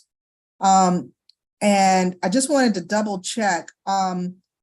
According to that law, are there any other rights that are unwaivable? Sorry, in what context? In terms of interrogation? Okay, so here's what I want to know. So, so in SIPA, the right to an attorney is an unwaivable right. Yes. That's the language that we put in. Are there any other rights that are unwaivable rights that you know of? No, No. Your Honor. Oh, sorry, habit. Sorry, apologies. That's okay. That's okay. All right. I just wanted to make sure that we got that clear, that is an unwaivable right because we want children to have the right to an attorney. Is that right? Okay. So with respect to the Juvenile Justice Reform Council, there was full representation across many agencies, and you all, someone from your agency was there, I would presume. Okay. Would you agree that follow-up would be helpful, or continuation of those meetings, or some group where all stakeholders such as yourself and state's attorneys and the police could meet on a regular basis? And I say this because when we learned that law enforcement was throwing away rape kits, we learned that this was a national problem. And so, the Sexual Assault Evidence Kit Funding and Policy Committee was created. And there were there's federal funding that we get. And we talk about the minutia. We talk about every single thing, sometimes way more than I want, but we talk about it. And law enforcement is in the room, and, state's attorneys are in the room, forensic nurses, et cetera. So it sounds like I heard you say that, we've got some agencies that are not here today that would be helpful in this type of conversation. So I want to ask you, would some type of follow-up be helpful in your opinion? Yes and no. So first, I will say that is in the law. A continuing Juvenile Justice Reform Council was put in the law, but as far as I know, has not been stood up to date, because we did think that long-term collaboration and learning and bringing to bear evidence would be helpful for stakeholders. So yes, absolutely. And I think it needs to be stood up.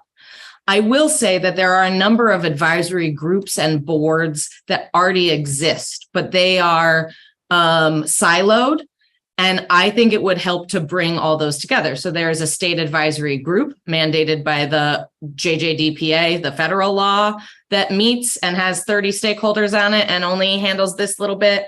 There's the DJS State Advisory Board that's also by law that meets many of the same people, but not all of them, and handles only this little bit. And then a JJRC that hasn't been stood up. I think that it would be helpful to have those things consolidated, and that oversight and policy recommendations for DJS to be in a single entity. I think that would be very helpful. Mr. Chair, may I ask one quick follow-up? Okay, and is OPD going to be Office of the Public Defender? How do you all envision utilizing the Juvenile Education Board, or at least the program? Are you all part of that conversation? Because I'm super excited about that law and getting that program up and running. You want me to? Yes. You mean JSEP, the Juvenile Services? JSEP, yes. Absolutely. So it's a long time in coming. I'm very, very hopeful about it. And yes, we have representation on the advisory board. And we're very instrumental. Alyssa Fio is an attorney with our office who focuses on education issues. We are engaged with them a lot. We don't think that changes are fast enough or good enough, but they have all been very positive, and they are moving in a direction that focuses and provides actual education for some of the first times in our facilities. Great. Thank you. Thank you, Mr. You're Chair. very excited. Delegate Tomlinson. Thank you. So you started off this your testimony, or whatever you want to call it, with your truths, and you were talking about the juvenile crime is down, which we've seen the numbers and the articles, and that is true.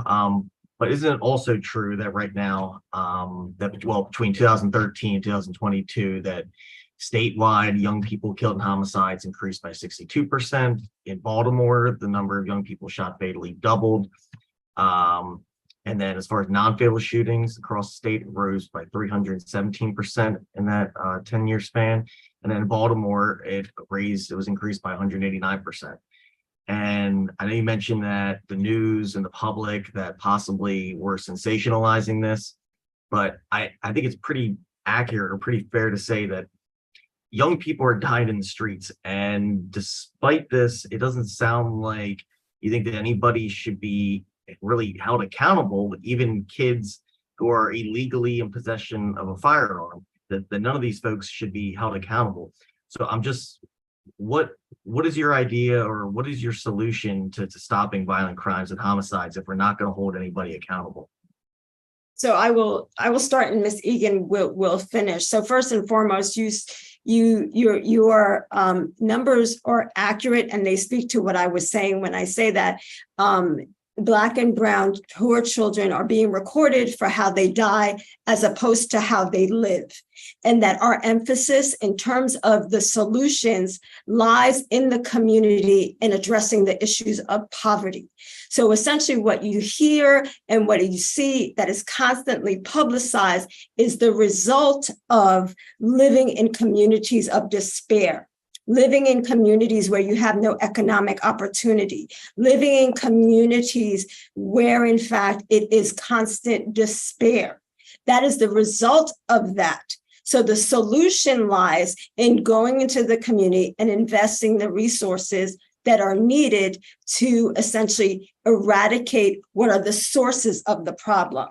When we only talk about quote unquote accountability, which is now becoming the code word for locking up Black and brown children, we're only speaking to what the problem is. So I give the example, what we're doing now is essentially seeing this profuse hemorrhaging, and we are just bandaging it up, as opposed to taking the opportunity to really dive in and finding out what is the source of the bleeding so that we can stop the bleeding, as opposed to constantly thinking about ways we can tie another tourniquet.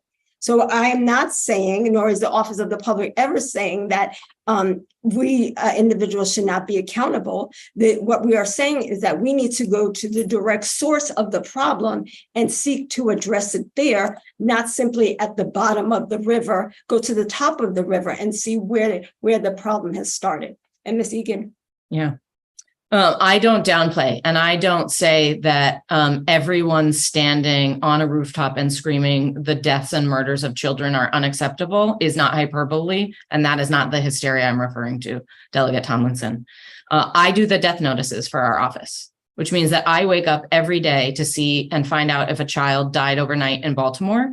And then I find out if they are related to somebody that my office represents, or if they are a child on probation or otherwise we know them. And then I call people weekly to tell them children they love have died.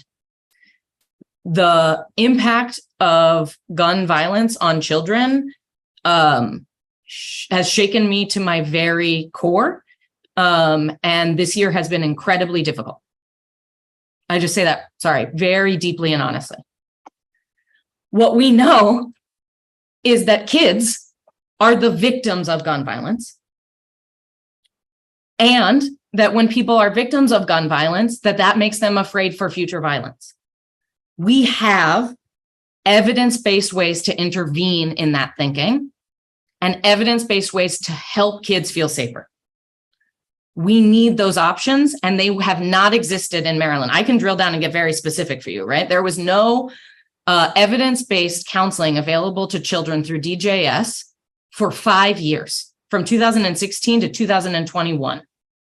There are evidence-based therapies that help kids understand risks of their behaviors, things like multisystemic therapy, like family functional therapy that treats the entire family and helps address what the underlying problems are. Those were not in place. They have been stood up very quickly by the current DJS, and they continue to implement them, but they can't just live in DJS.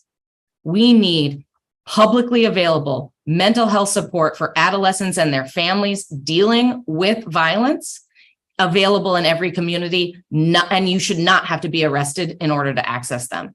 That is the solution. That is what we're going to have to do, is create services that are easy, low barrier services for the people who need them most.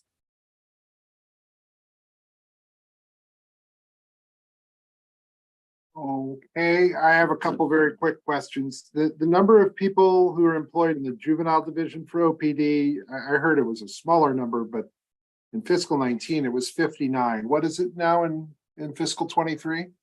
Sorry, the question again, the number of people in the juvenile division for OPD? The number of juvenile attorneys is approximately 30. 30 attorneys, but that doesn't include support staff or anybody else. That does not include the support staff that is needed, and it most definitely does not include. That's also not 30 full-time PINs. That's, some attorneys have a quarter juvenile load depending on the county they live in. It's 30 total. And how many juvenile cases did you say you handled in the last fiscal year? I can't tell you off the top of my head, but if you give me a few minutes, I can give you a general estimate. Come back and you can just provide that. That'd be fine. All right, I'm going to keep us moving here because we're already an hour late. Thank you all very much. We're going to move now to the state's attorneys. Again, we're not going to be hearing from the judiciary because of again, a family emergency there, and we hope that everything's okay there. We will hear, I'm not sure, I'm going to go to State's Attorney Gibson, who I assume, well, I'm not sure who's leading off now for the state's attorneys because we are always late and whatever, I'll hear about it. Who would like to go first and start the 10 minutes? I will lead off. Pleasure to be here with everyone. Good afternoon. My name is Rich Gibson. I'm State's Attorney for Howard County and President of the Maryland State's Attorneys Association. I want to begin by first acknowledging that the legislature's recent actions and efforts to address problems within the juvenile justice system came from a good place. And we are appreciative of the fact that we are all partners in keeping society safe and addressing the laws that you passed were an effort to address the very real present day and past harms that existed within our system. However, in an effort to address those harms, one can overshoot the goal and create new issues which negatively impact our society. I'm here joined today by prosecutors reflecting the diversity of our state, our great state, and we're all grateful to have this discussion to address some of those issues. I'll start by saying it's a bedrock principle that our justice system and our juvenile system is rooted and focused on rehabilitation. But rehabilitation requires several things. One, it requires recognizing that a problem exists. Two, it requires interceding in a way that will allow us to address the root cause of the juvenile's problems, making that child aware of their accountability for their actions and their accountability to the community which they're a part of. It also requires putting in place programming with measurable metrics, which would allow a hopeful progression towards more positive life choices. Some of our current laws inhibit our ability to successfully interact with our youth. For instance, the fact that we cannot immediately detain for misdemeanors. If a crime clearly has occurred, we should allow our officers to take action, and it's frustrating to the community that we cannot. Statutory restrictions on our ability to freely communicate with juveniles in a custodial context. It'll be discussed in greater length by some of my colleagues. The lack of information sharing between the Attorney's Office and the Department of Juvenile Services. DJS, Department of Juvenile Services, can close cases without informing us or the referring agency. And so neither the State's Attorney nor court has a comprehensive view of the person appearing before us when trying to craft recommendations and outcomes in relation to future crimes. One other point I want to make before I pass the proverbial microphone to my colleague, State's Attorney for Montgomery County. We've talked about SINUS as a tool for law enforcement. It is important to note that the SINUS approach is voluntary. The parent and child have to agree.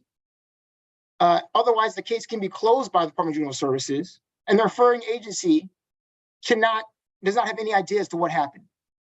I'm going to yield the remaining time to my colleagues. We thank you for this opportunity to discuss with you and have this discourse. And I certainly welcome any further questions at the close of our statement to you all. State's Attorney John McCarthy, please proceed. Good morning, good afternoon. My name is John McCarthy, State Attorney for Montgomery County, and I will try to get right to the point here in my comments. First of all, the statements of the Secretary about the falling numbers in terms of juvenile crime that's not what we've seen here in Montgomery County.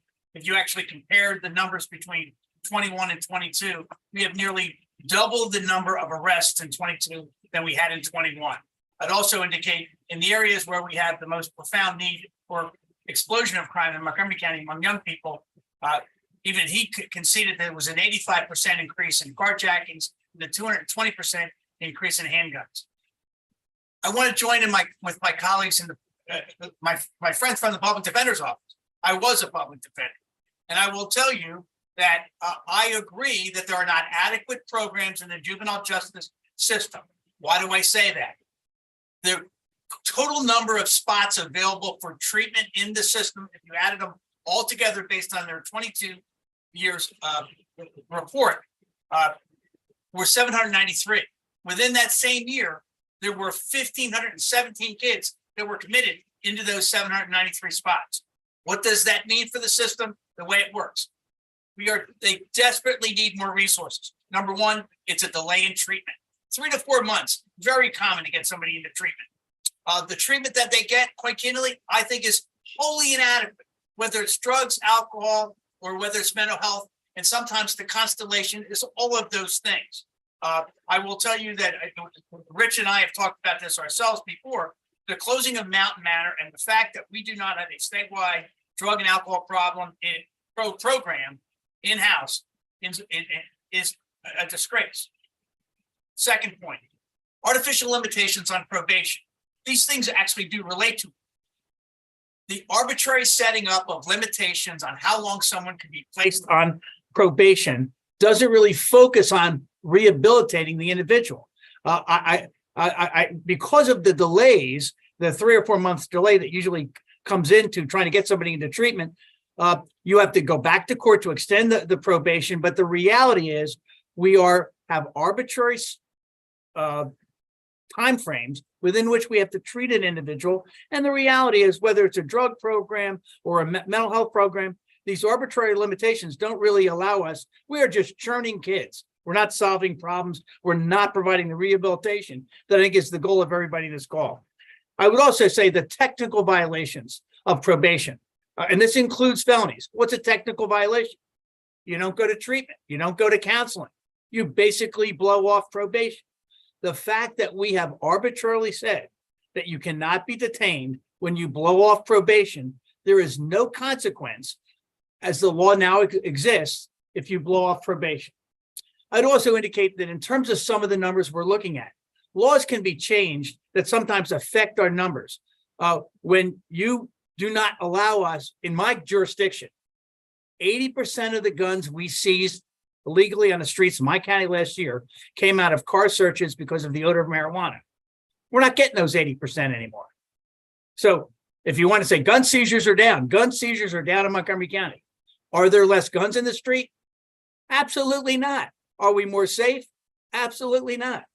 And again, in terms of some other numbers, I will tell you, we also, state's attorneys no longer are given the opportunity. This goes back to a communication question that was very early on in today's program. Possession with intent to distribute drugs, burglaries, motor vehicle thefts, which are exploding. We're not involved in those conversations anymore. That could happen at DJS, and we are not in the conversation.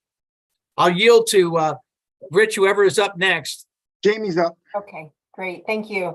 Here in Wycomico County on April 15th, we had 3 shooters, only one of whom has been charged at this point, 15-year-old Michael Elliott. Those 3 shooters shot and killed a 16-year-old fellow high school student and injured a 21-year-old Jameer Maines.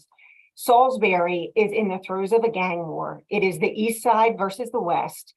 And law enforcement has been charged with keeping the peace and protecting the community, all with their hands tied behind their backs.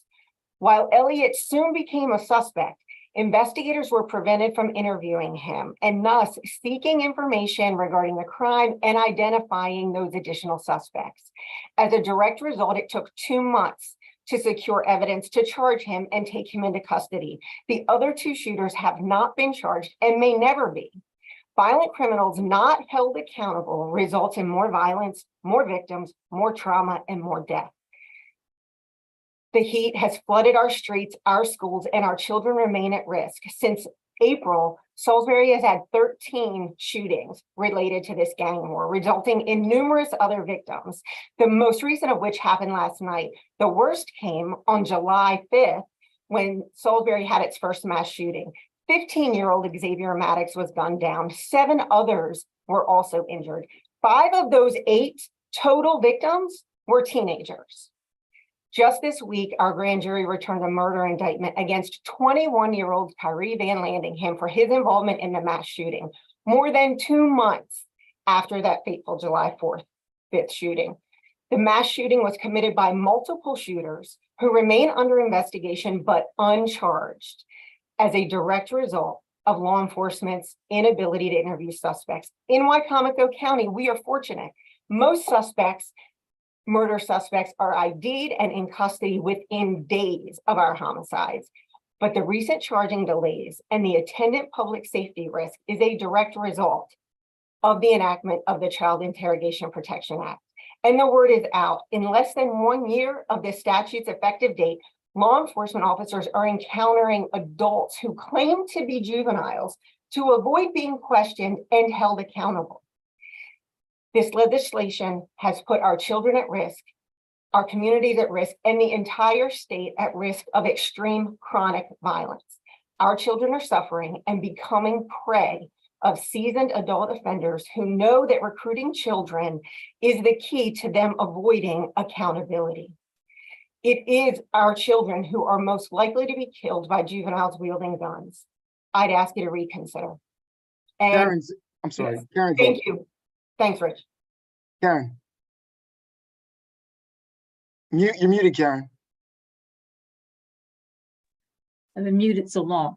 Karen Piper Mitchell, Charles County State's Attorney's Office, Deputy State's Attorney. I'm speaking on those crimes that allow us to be filed in the adult system. And for those comments that have been made by my colleagues as far as the limitations within juvenile, the lack of resources, the seriousness of these cases, we're talking about first degree and second degree rape. We're talking about murder, carjackings, armed carjackings, and those main things that allow those cases to be filed in adult court. At this stage, it is not appropriate for those cases to start in juvenile. When you're talking about a 16-year-old where you get involved in an armed carjacking, there's not enough time, there are not enough services. Most juveniles do not remain on any kind of probation or any kind of supervision with the Department of Juvenile Services past the age of 18. In Charles County, I can count on one hand in the 24 years that I've been here, how many have been on any type of supervision past the 18.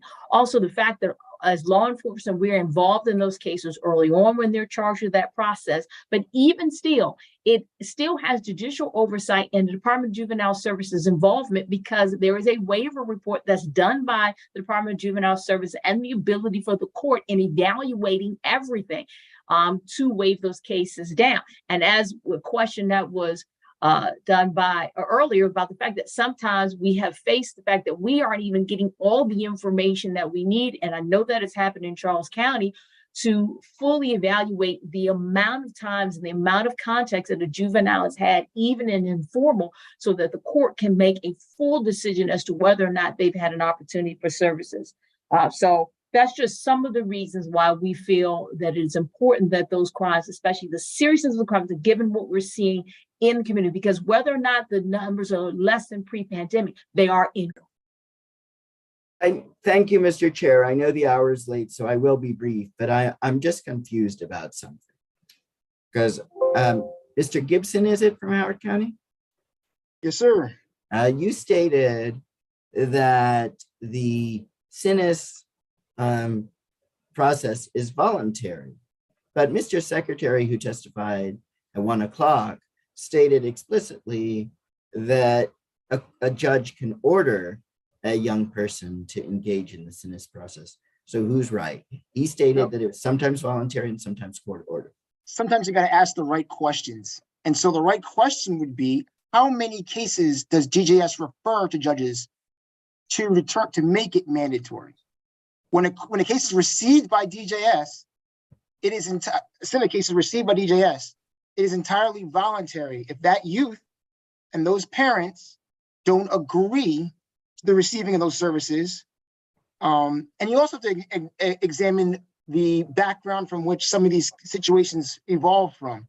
A lot of the youth that are committing these kind of problematic offenses don't necessarily have the best environment at home. So as opposed to coming from an environment where you have involved parents who are itching to find out what happened in their day and are going to do their homework with them, they come from a space that's a little more challenging, right? And to ask parents who are either dealing with their own issues, whether those issues are mental health or keeping the lights on versus economic issues, asking those parents to agree to stop what they're doing and take the child to services and collaborate and work with the services is a big ask. And frequently they say no. And when they say no, the case is closed. And what further compounds the issue is that the person who referred them is not fully informed what happened in that process. That process happens within the walls of DJS. So the question you must ask is, how many cases are referred by DJS to the courts? But sir, respectfully, you didn't answer my question. Are people sometimes court ordered into the SINUS process? The answer is yes. But the second answer to that is rarely. Okay, well, I thank you for that. And my final question is that I've heard a lot of complaints about the Delegate Bartlett's legislation today, and I appreciate that perspective. I'm referring to it as that because I don't remember the name. But I've heard a lot of complaints, and so what's your solution, ladies and gentlemen? What would you like us to do? Because I heard a lot of, you came to us with problems, but not a solution. And finally, how many people have you referred to your care teams in this year? Just one of you could answer that. But I heard a lot of complaints, but not a lot of solutions. So what would you like us to do? So I assume that you're referring to the custodial interrogation bill. I'm going to defer to Greg Solomon because she didn't have a chance to speak, and she's a deputy within the Baltimore City State's Attorney's Office. What I will say as a precursor to that, well, I'll stop there. I'll let Greg answer, and then if further comments required, I'll hop in then. Greg? Yes, Mr. Gibson, exactly what was the question in reference to the interrogation or in reference to the probationary periods imposed on juveniles at this particular juncture? I asked the question because I've heard a lot of complaints, and I appreciate that perspective about the child interrogation issues that arise, but I didn't hear a solution. So my question is, what would you like us to do? Because I'm a little bit dumbfounded. I understand you don't like the law, but what do you want me to do? So that's my question. So I think one of the issues in which the prosecutorial agencies is looking at is it's not so much that children should not be allowed to have representation by an attorney. The question is whether or not they're able to waive that right that has been afforded to them, just as for adults, as that right has been afforded to them by Miranda. What we are asking for is for that component to be removed, and that it is not required that the juvenile cannot waive that particular right or refer to his or her parent, and that parent not have any type of input in terms of their rights. That is what we are asking for. Thank you, Mr. Chair. Delegate Williams. Thank you, Mr. Chair. Delegate Kaufman stole my sins question, but I do have two others. My first question, I think goes to State's Attorney McCarthy. I agree with you about the need for more drug and alcohol treatments for adolescents. It is something that is lacking and something that we definitely need to address. But in your comment, you mentioned that the data, and you mentioned Montgomery County, so I'm just going to leave it for your county and not for the whole state, that you're seeing increases, which is contrary to what was testified earlier by DJS. And DJS, I think in their materials they sent to us, provided actual data and numbers. Can you do the same in providing that actual data that you're saying that with your county, the numbers are increasing, which is contrary to what DJS is saying? Thank you for the question, Delegate. The numbers I'm referring to. Mr. McCarthy, I can't hear you. Can you speak louder? Sorry to interrupt. Can you guys hear me now? Can you hear me A now? little Yes, better. thank you. Okay. The information, the data that I refer to, these are police numbers. All right. I'm not. These are numbers that I was given. They are still. I am not free to give the precise numbers. I'm just going to tell you that year over year, from 21 to 22, the number of arrests of juveniles in my county doubled, based on numbers, pure numbers. Right. And once the police release those numbers, and I'm free to release those numbers, I'd be more than happy to supply them to you. But they're inconsistent with some of the picture that was being painted earlier. That's why I mentioned it. Okay. And when do you think you might be able to do that? I will ask the. We're having someone make a phone call right now to ask the police when they're going to release the numbers. These are the police numbers. Okay. All right. Thank That you. would be great. But I appreciate the question. All right. And then my second question is for Ms. Solomon. I didn't realize we had someone here from Baltimore City. So I just want to piggyback on a question I had asked earlier from Deputy Chief O'Leary about the article that was in the Baltimore Sun several days ago with regards to police officers not adhering to the Child Protection Interrogation Act. And I guess my question is, obviously you can't control what the police department is doing, but you can make the determination on whether or not to prosecute those cases or not. And I guess that is my question to you, whether or not you all are prosecuting those cases with the evidence that's being obtained in violation of the Child Protection Interrogation Act. Thank you for that question. That's a good question. But not only in terms of that act, but any particular situation, if we are presented with a situation in which we cannot ethically and legally go forward we will not be proceeding with any particular case, whether it pertains to the Custodial Interrogation Act or in any act.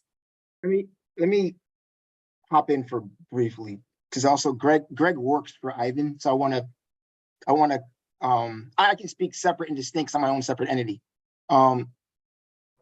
So one way to determine whether or not a law promulgated by the legislature is lawful, when I say lawful, it's constitutionally,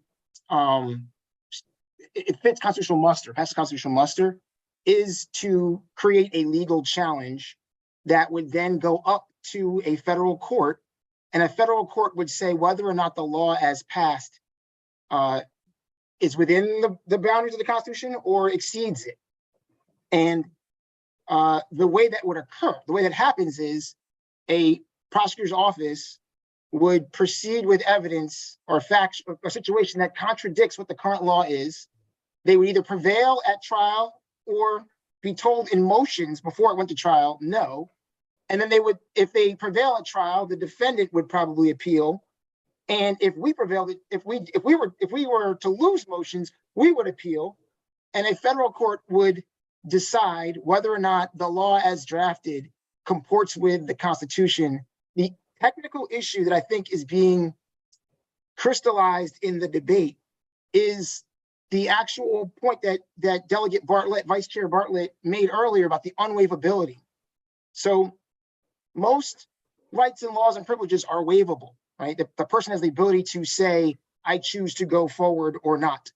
And, you know, Gideon v. Wainwright gives public defenders access. If there's an indigency issue, you can afford your own attorney, you can have a public defender appointed to you, or you can do what's called, you go pro se for the non-lawyers in the room, which means you can go on your own. You can choose to just go forward representing yourself. And the way the law is structured, it requires that youth engage with a public defender, and that requirement could be deemed unconstitutional. We won't know until it's tested. And so one way in which to test that is to proceed in face of the law and then allow the courts to speak on the legality of the law. And that's probably, I'll speak because I know Greg worked for someone else and I don't work for anybody else. So I'll speak on that issue. I work for the community I serve. I don't respond to Mr. Bates, who is my colleague. And so that's why I popped in on that question. And that's why I didn't direct the question to you, Mr. Gibson, but along those same lines of what you just mentioned, but we haven't gotten to that point yet. There isn't any case that has gone all the way up to the Supreme Court to develop any type of case law with regards to the constitutionality of the statute, is my understanding. Yes, you're absolutely correct, Delegate Williams. Okay, all right, thank you. Can I add one thing about numbers? Can I want to ask a question. And I'm sorry. I'll let you go to the, no, that's fine. It's fine. I'd like to ask a question before. So just to be clear, the issue would be you're raising a constitutional issue as to whether someone has a constitutional right to waive a right.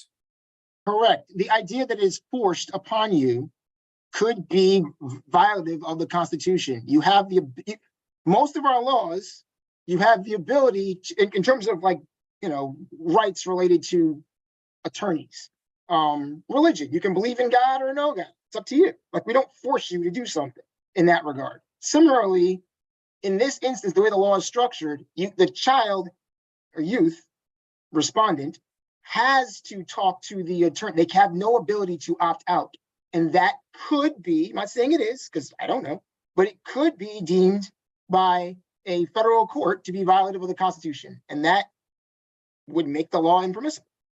The only way to test that is to proceed with a case that involves those issues and have it crystallized before the court. Delegate Simmons. Thank you, and I appreciate y'all sticking out this time. We talked earlier a little bit and didn't really get into it about victims and repeated victims. Can you talk a little bit, or anyone can chime in on what process it is to deal with victim services when it comes to juvenile offenders? Jamie, Karen, John, anyone want to take that, or you want me to do it? I defer to the panel. I'm happy to take it, Rich. when juveniles are victims, was that your question, Delegate Simmons? Yeah, so there's a lot of concern about the fact that crimes are committed by juveniles to other juveniles. And so what are we doing to deal with those victims of a crime in the juvenile space?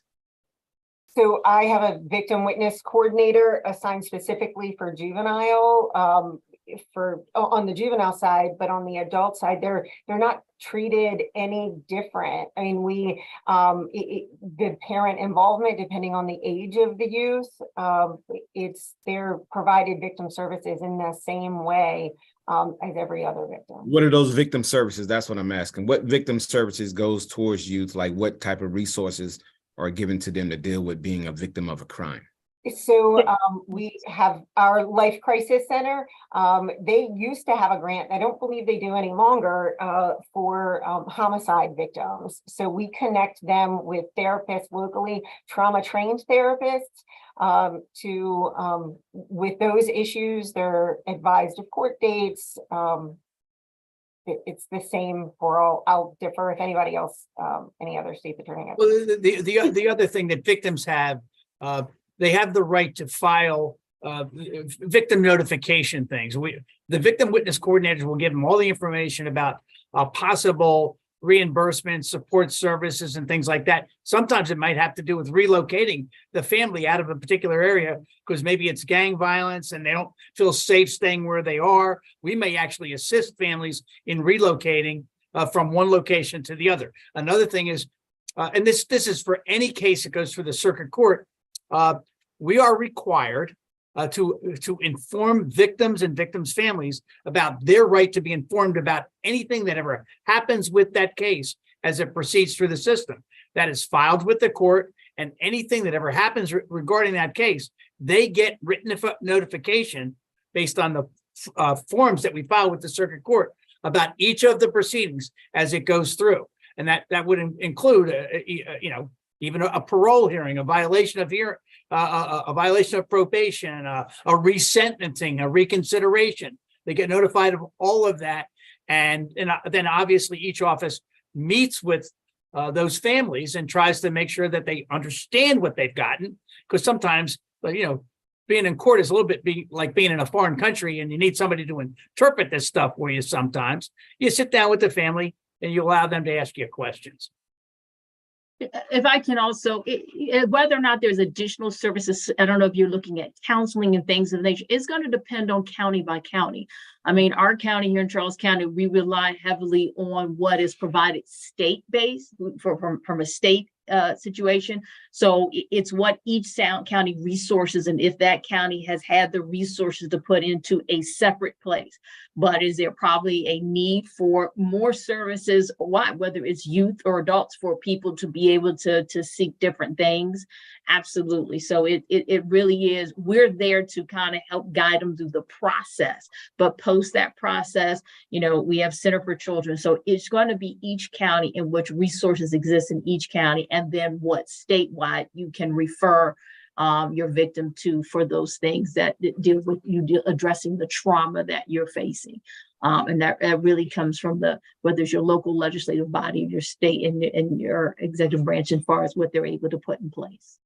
Thank you. I have another question.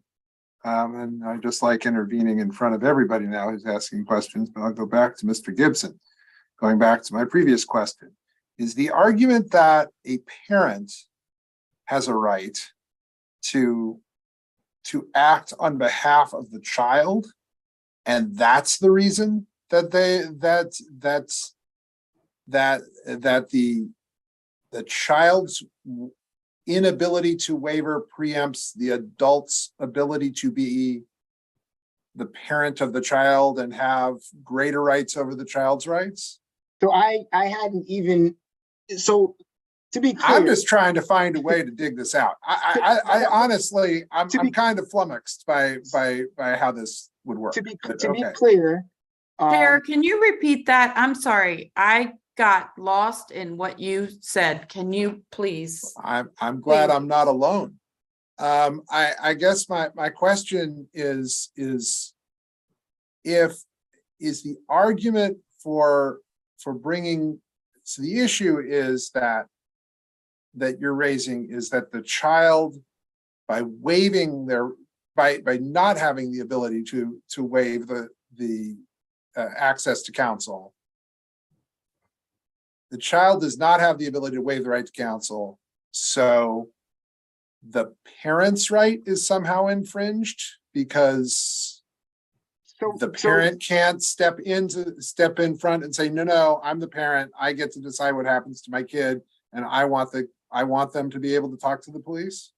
I want to be very clear. I'm not challenging anything. I get it. Stating Okay. what the arguments are, right?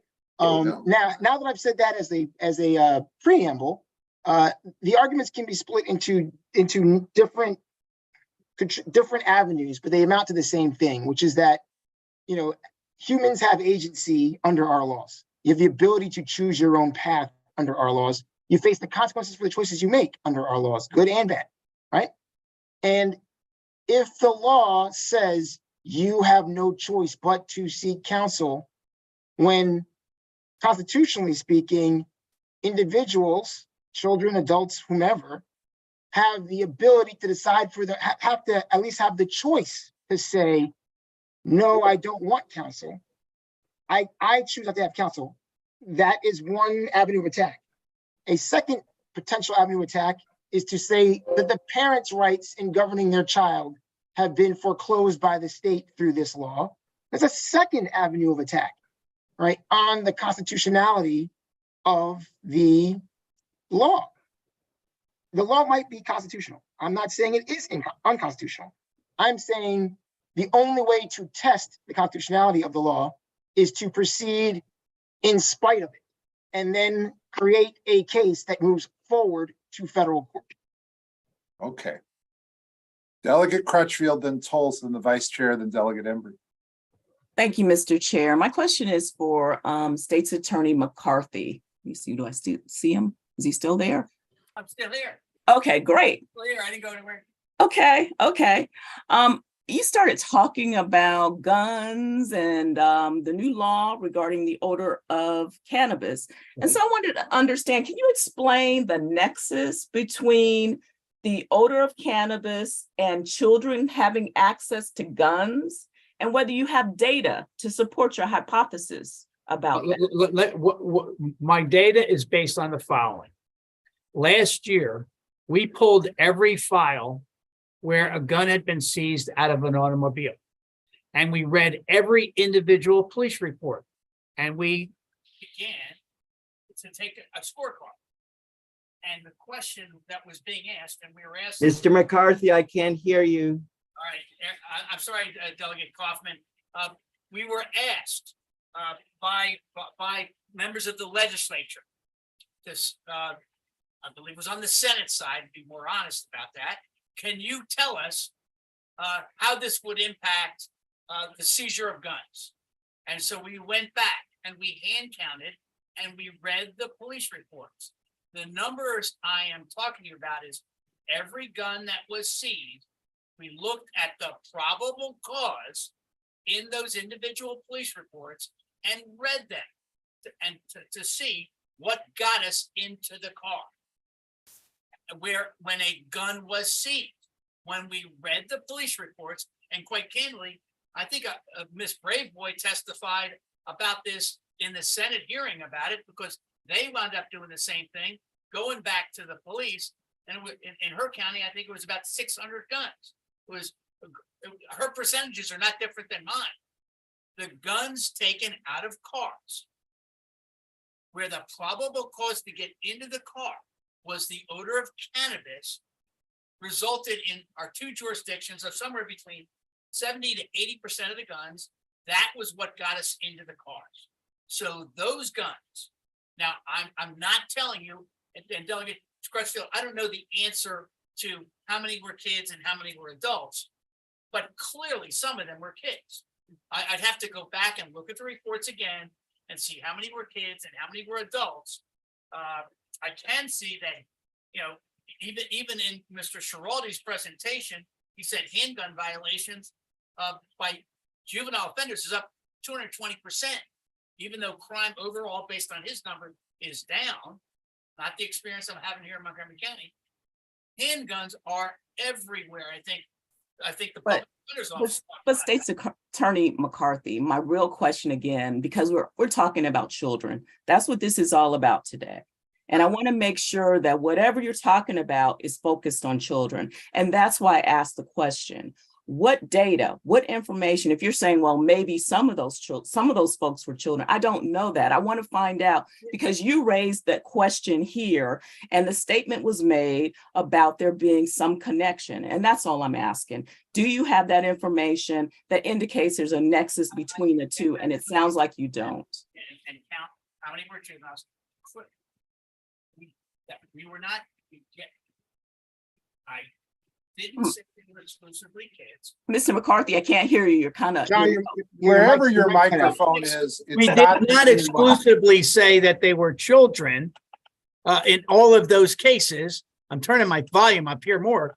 Thank you. We can hear you now. Children. At least I can hear you. You can gather that number. We answered the question we had before. And again, my point. No. But my question is different. And if, I'm happy to get that information from you later. I just want to understand, because you raised it here, and I just want to make sure that I understand, what are you saying about children and guns and cannabis? So we can talk offline about it, or you can send me the data later. Thank you very much. All right. Thank you. All right, Delegate Tolles, Bartlett, Embry. Delegate Tolles. Thank you so much, Mr. Chair. So I want to ask my good friend, the state's attorney from Howard County, Mr. President. So having the chance to review what DGS has sent us yesterday, and even some of the stuff they talked about today, I definitely find, it troubling, the shootings and homicides, especially, when the report indicates that this is an increase of disproportionately impacting communities of color. Now, I know your county is not as rich in people of color as Prince George is, but you are the president, and you see, you recognize that there is a connection. Can you speak to, what is contributing to that, whether it's laws or any other issue that's contributing to that issue? Absolutely. So it's a couple of things. It touches on the question that was just pulled by Delegate Crutchfield to Mr. McCarthy. It touches on that we all agree that we have a gun problem in this country. Maryland, I thank this legislature for the robust gun laws that you all have passed. I think they make sense. And I'm a gun owner, but I am a strong proponent of common sense laws that reduce violence in our community. I spent 12 years in Baltimore City, 5 of those years prosecuting homicides, seen far too many deaths, right? The numbers in the report, and I'll refer to the report, it's pages 19, 20, and 22 of the report generated by DJS, show a stark increase in the violent crimes, particularly gun crimes, impacting youth.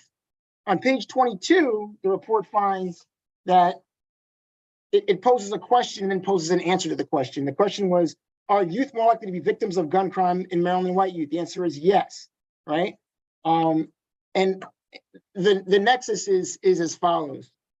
As State Senator McCarthy was saying, a bill was recently passed which inhibits police from searching vehicles solely based upon the odor of marijuana. It is still illegal to drive under the influence of marijuana, but they cannot search solely based upon that odor. And the predominant way that we were recovering guns, that we're getting guns out of cars in Howard County, in Baltimore City when I was there for 12 years, over a decade, in Prince George's County where I was for a few years, and here in Howard County as well, is via that interaction. It is the predominant way that we're getting those guns. So gun arrests are going to go down. But because gun arrests go down doesn't mean that guns aren't moving through our community. And the more guns that we don't intercede, that we don't take off the street, those are ending up being used disproportionately in different spaces in our community. So, how do I put it? Unfortunately, not unfortunately, just as facts are, fortunate or unfortunate aside, guns are used disparately within our state. Places like Baltimore have far higher rates of gun use than Dorchester County or Garrett County, right? And when we don't recover those guns, you have to pose the question, and I look at it as a civil rights issue, right? The right to be safe in one's space is a civil right to me, right? We have to pose the question, what communities pay the price for not recovering those weapons? What communities bear the brunt of that law, that restriction? And what can we do about it to preserve people's rights to drive? We don't want driving while black. We don't want people being stopped because they're, black or brown. But we also need to make sure that we protect black and brown lives and lives of everyone in our state. And the guns moving back and forth freely is an issue. And the report is showing that black and brown youth are dying at disparate rates. Black and brown youth are involved in gun crimes at disparate rates. So we need to address these problems collectively together. Thank you. So you'll have some legislation ready to go in January with some ideas? I'm eager to work with everybody to get things done to make us all safer. Absolutely. The Vice Chair. Excuse me. Thank you, Mr. Chair. I just want to say that I need to circle back for a minute here on what is allowed for one to waive one's rights and what must one have the ability to do in order to do that. And it's my understanding that they have to knowingly, intelligently, and voluntarily waive their rights. And so therefore, that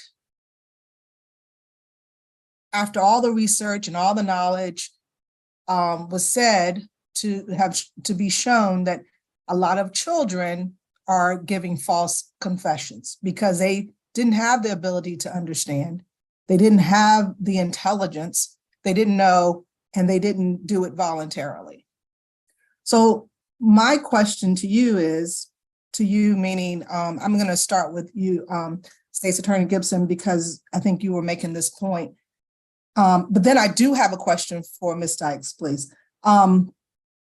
So what do you say to the presumption against waivers of constitutional rights from Johnson versus Zers, a 1938 case, long ago? I mean, we have that presumption. What do you say to that, that already exists?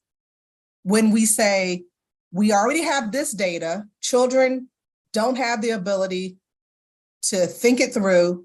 We've got testimony, national testimony, that says children don't have the ability to think it through. Some children don't even understand what WAIVE means. They think it's WAVE, and they literally take their hands and go like this.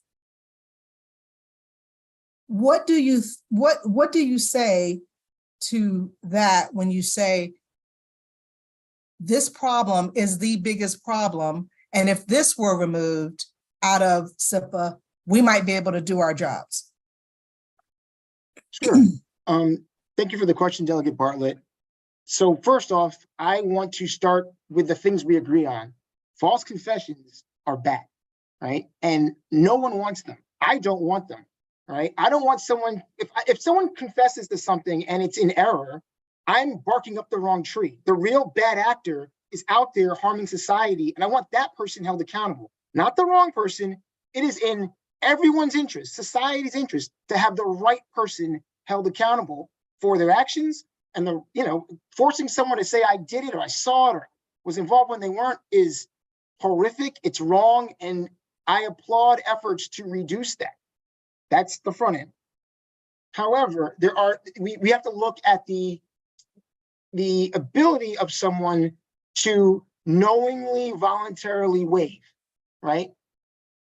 We have to examine that on an individual level. Historically, we looked at several variables: the age and mental ability of the person, their prior interaction with law enforcement, the coercive nature of the communication. There's a series of variables that the court has historically always analyzed in assessing whether or not someone is making a knowing, voluntarily waiver of their right. And historically, it's not like courts always allowing statements. Courts routinely suppress statements if they feel that the statement was taken in a coercive or improper way. And so I am not against strengthening protections for our youth. There is a constitutional question about mandating that they talk to a public defender, as opposed to giving them the ability, an agency over themselves and their families, their parents, to decide, I wish to speak. And we can have deep and long conversations about how to fashion appropriate protections, while also not violating the Constitution. Okay, I understand what you're saying. Do you know that Maryland is not the first state to create this, and that this law or others like it are used nationally I shouldn't say nationally, in other states? The fact it's used in 5 other places or 10 other places does not speak to the constitutionality of it. So I wasn't speaking to the constitutionality on that one. I was just asking you that question. If you were aware, or if anyone was aware of that. I'm not personally aware of whether or not it's used in other places. But again, that doesn't speak to the issue before us, I guess, is my... Actually, it does, because what I'm getting at, I want to get to 2 quick things, Mr. Chair. One is, I wanted to know how often you all, and I'm going to do it as a collective, because when I say that, I mean states' attorneys meet with other states' attorneys in other states where they have child interrogation protection laws. And how is it working for them? How is it going with them? Is that something that you all have done or intend to do? So I'm on the board for the National District Attorney Association. We have a meeting coming up next month. And I can certainly raise it, as a board of governors member, I can certainly raise it at that juncture, and hear from them. We within the MSAA, we collaborate and talk. I'm the president of that organization. We talk once a month, and then frequently in between. The NDAA meets, basically different officers meet at different intervals. Our next meeting again is in November, and I will certainly bring it up at that juncture. I think it would be good, because there are other states, North Carolina specifically, won't even allow you meaning a law enforcement, to even speak to a child without the attorney, or question a child without the parent being there the entire time of questioning. To me, that is a violation of that child's rights, but there are all these nuances. Okay, so other states are doing this. They figured it out. It's been on their books for a long time. And I will be more than happy, Mr. Gibson, to share with you the list of other states, just for your knowledge. The last thing I wanted to ask was Ms. Dykes. I'll ask a question to Ms. Dykes really quickly. Ms. Dykes, could you please answer 2 questions to me pertaining to your example of the adult who pretended to be a child? Did that adult not understand that they had a Fifth Amendment right to just say, I plead the Fifth? And how did you all find out that this child was adult?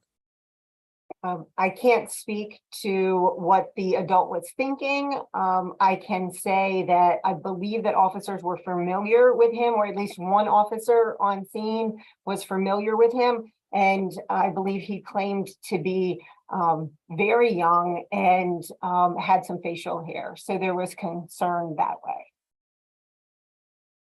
Right, but so was an ID checked? Or, I mean, how did you all learn that this adult was an adult and not a child? A call from law enforcement was made to a liaison, an attorney with my office.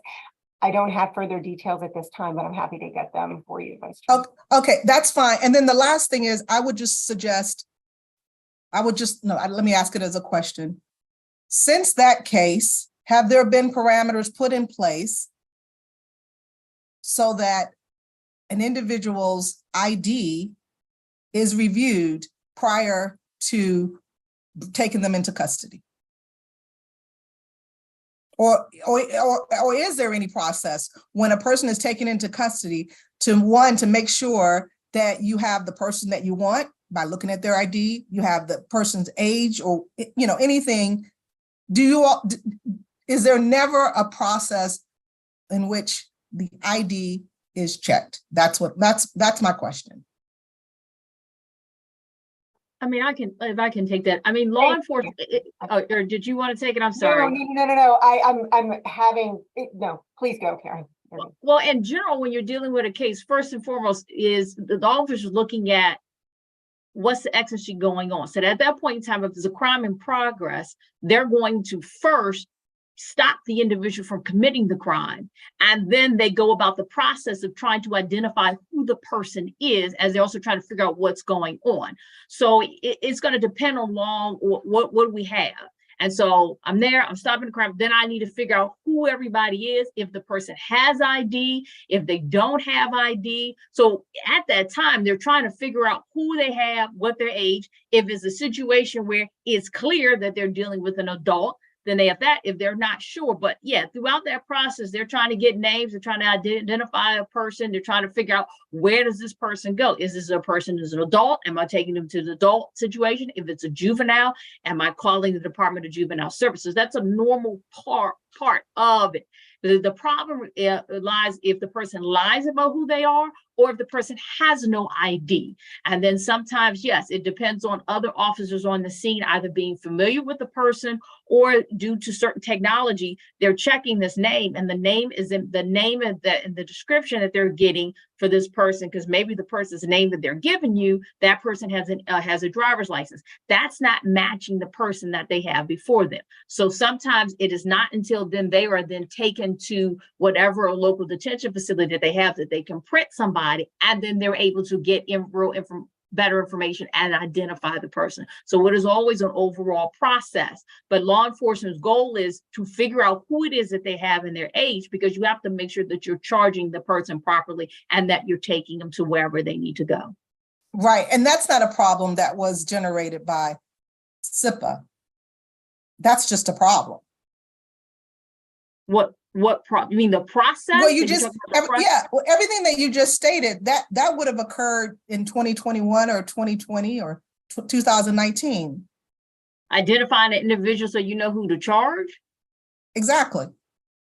Yeah, if y'all have a person, but the issue is if I'm still trying to figure out, as in, I think someone gave the example earlier, there's a car that stopped and one person is in the vehicle. It was 4 people in the vehicle. We only get one person. That person happens to be a juvenile. You can't interview. Then you can't figure out who the other. Maybe there's not enough information. Maybe there's not printing. You try to print. You try to process the vehicle. So yes, your ability to be able to figure out who the other people were who were also involved in this car that may be connected to a carjacking, you cannot get that information, or you definitely can't get that information at that time. You may have to wait to see whether or not there's anything that comes about when the car is processed. So that aspect, I think that people were talking about was that. But yes, if I have someone in custody and I'm trying to identify them, the process is the same. Okay, but one thing I just want to make sure we understand, and I want to make sure it's clear. I'm sorry, Mr. Chair. This is your last thing. Okay, and Mr. Chair actually asked this question to the chief who was on. Isn't it so that the police can talk to children, and especially witnesses, as long as without them being in custodial interrogation? Let me put it that way. Let me hop in briefly. So it's not uncommon for us not to know whether a person's a witness, a victim, a defendant initially. And so I'm sorry, let me clarify. The issue is in custodial interrogation. Can you speak to someone who is not in custodial interrogation? So custodial interrogation, I guess the question becomes, what do you imagine it is? Because custodial interrogation just means the person being spoken to does not feel free to leave.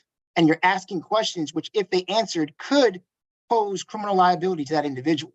And so a police officer standing over you, if you're a 12-year-old kid and it's a 6'7" police officer in full uniform with a gun on their hip, and says, stay there for a second, you're near a stolen car, I need to talk to you. That conversation, if they ask any questions about who are you with, what were you doing, the court could interpret that conversation to be custodial. Custodial isn't just in cuffs. So my chair is tired of hearing me, and I don't blame him, but this is the beginning. This is the beginning. But I will say this one thing. This would apply to adults as well. I'm sorry, I just don't understand why this is a child interrogation problem when everyone who walks the face of this earth has the Fifth Amendment to protect them.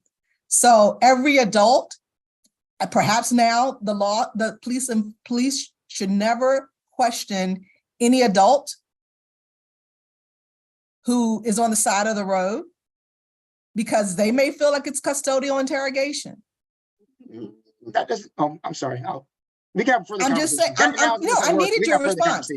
I do need your response. I need your response because that's what I'm hearing.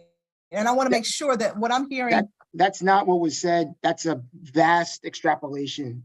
It was simply said is that an individual, if you find a child by a stolen car and they're associated with that car and a police officer walks over to that child and is standing over that child with a gun on their hip and a uniform and is asking that child questions about the car, what they know about the car, who they were with, anything like that. If those answers could be incriminating and that child would not feel free, if a court interpreted that child did not feel free to leave, then that interaction was custodial and therefore violative of the statute that you've recently passed. And if I felt that way, it would apply to me too, right? As a woman, if a 6'3" police officer was standing over me, asking me questions, even as an adult, one could feel that they're in custodial interrogation. Is that correct? The officer, but the distinction is the officer could read your Miranda rights and you could waive them, whereas a child cannot. Until they talk to the attorney. Yes, they're forced. The issue is they're forced to, that is the issue, that they're forced to talk to the attorney. Yeah, it's a good issue to have. Thank you. Thank you very much, Mr. Chair. Thank you, Mr. Gibson. State's Attorney Gibson, the Vice Chair pointed out the question that I asked of the chief before, but the second part of that question is I think sort of the underlying concern, I guess, that I've heard you say and others say, that there is a little bit of a different standard from a kid for a juvenile as opposed to an adult, that a juvenile, whether a juvenile feels like they're free to leave is a different standard from an adult who whether or not they feel free to leave. And there is jurisprudence from the Supreme Court, however, that does treat those two differently, isn't that so? Absolutely the case that historically, the court looks at a number of variables. The age of the person being spoken to has always been a variable that's considered, their mental state, prior interaction, all the surrounding circumstances and facts of the conversation, what was asked, how many officers were present. There's a laundry list that the courts looked at in determining voluntariness. But constitutionally, there is that distinction, but I will come back just to the first question I did ask, where there are plenty of situations that are not custodial interrogations, as the Vice Chair pointed out, where you could still have the question. Okay. Yeah, that's true. I'm making this longer and okay. Delegate Embry. Thank you. And hello, State's Attorney Gibson, all the state's attorneys. Forgive me if I'm wrong. I just want to ask a point of clarification first. I probably misunderstood, but my understanding was when the question was asked about whether the Baltimore City State's Attorney's Office was complying with the Child Interrogation Protection Act, you answered in the hypothetical, I understand, but in the hypothetical that was intentional in order to create an appellate issue. Am I understanding that, again, hypothetically, an office, a state's attorney's office is intentionally violating a state statute? I am not going to, hypothetically, if one were to challenge, the only way to challenge a law is to have a court assess the validity of it constitutionally. And as you know, Liz, because you were in the office with me back in the day, I'm sorry, Delegate Embry, that is. Forgive me. Elizabeth, please. Yes. As you know, Delegate Embry, the one way to ripen that eventuality is to challenge it. The only way to challenge it is to proceed in spite of the law and either win or lose, and either have the defendant or respondent, depending on who it is, the respondent in this case, file an appeal if the state were to prevail, saying they violated my laws, courts please consider whether it was violated or not, and or conversely, we lose, and then it's now ripened, we now file an appeal and ask the court, court, we feel that this has violated the Constitution, what say you? Right, but there's a big difference in my mind between a violation occurs and you proceed and actively seeking a violation, which I think potentially, and I won't ask you to respond, but exposes the law enforcement agency to civil liability. Yeah, I have no. Liability. So I just wanted to clarify, it has happened accidentally, but it sounded like, no, this is an intentional hypothetical. This is completely theoretical and hypothetical. Okay. I have no knowledge of the actual underlying issue. It's not in Howard County. And so I can't speak to that. I can only say that if this were to happen, this would be the end product. And the end product would actually be helpful to society, because we would know. Well, let me ask the second question. I do have a lot of questions about your first theory about it being unconstitutional to go above in terms of a constitutional protection given Supreme Court case law, but I'm going to put that aside and just ask if you could give me a little more clarity. I'm struggling to understand what the constitutional right of the parent is that's infringed. Which is it? Or is this how could it be a Fifth Amendment right? Or what is this constitutional? I didn't allege that. That was hypothetically. So again, Delegate Clippinger, yes, Chair Clippinger posed a question to me as to avenues of potential attack. Right. Playing lawyer and arguing various theories of progress, various theories on how you could go from point A to point Z. One avenue is to argue parental rights have been ceased. I don't find that argument particularly persuasive, but he seemed to, which is why he raised it. But what would be what would be the constitutional argument though? So the constitutional argument, as I see it, is that historically speaking, we don't mandate that individuals talk to attorneys. They have a constitutional right to have an attorney, to pay for an attorney themselves. Gideon says you can have a public defender if you can't afford one, or you can proceed pro se and say, I want to go my own. And just with regard to the parent, I'm sorry, just with regard to the parent. You have to ask Mr. Clippinger that question. Okay. Okay. All right, I'm done. Thank you. Thank you very much. I refuse to accept any questions as a result of this anymore. All right, I think that's about it. It's 6 o'clock and we could go on for a while, but we're not going to make anyone do that. So that concludes this briefing of the House Judiciary Committee. We are going to have a second briefing on this issue on November the 8th. There will be a briefing on fines and fees at 1 o'clock that day. That's a broader issue, but then at 2 o'clock, we hope to start the second part of this series of briefings related to juvenile justice and especially juvenile justice as it relates to young people and firearms. Again, thank you all to the committee. Thanks to everyone who participated today, and that concludes our hearing. Thank you. Bye, everyone.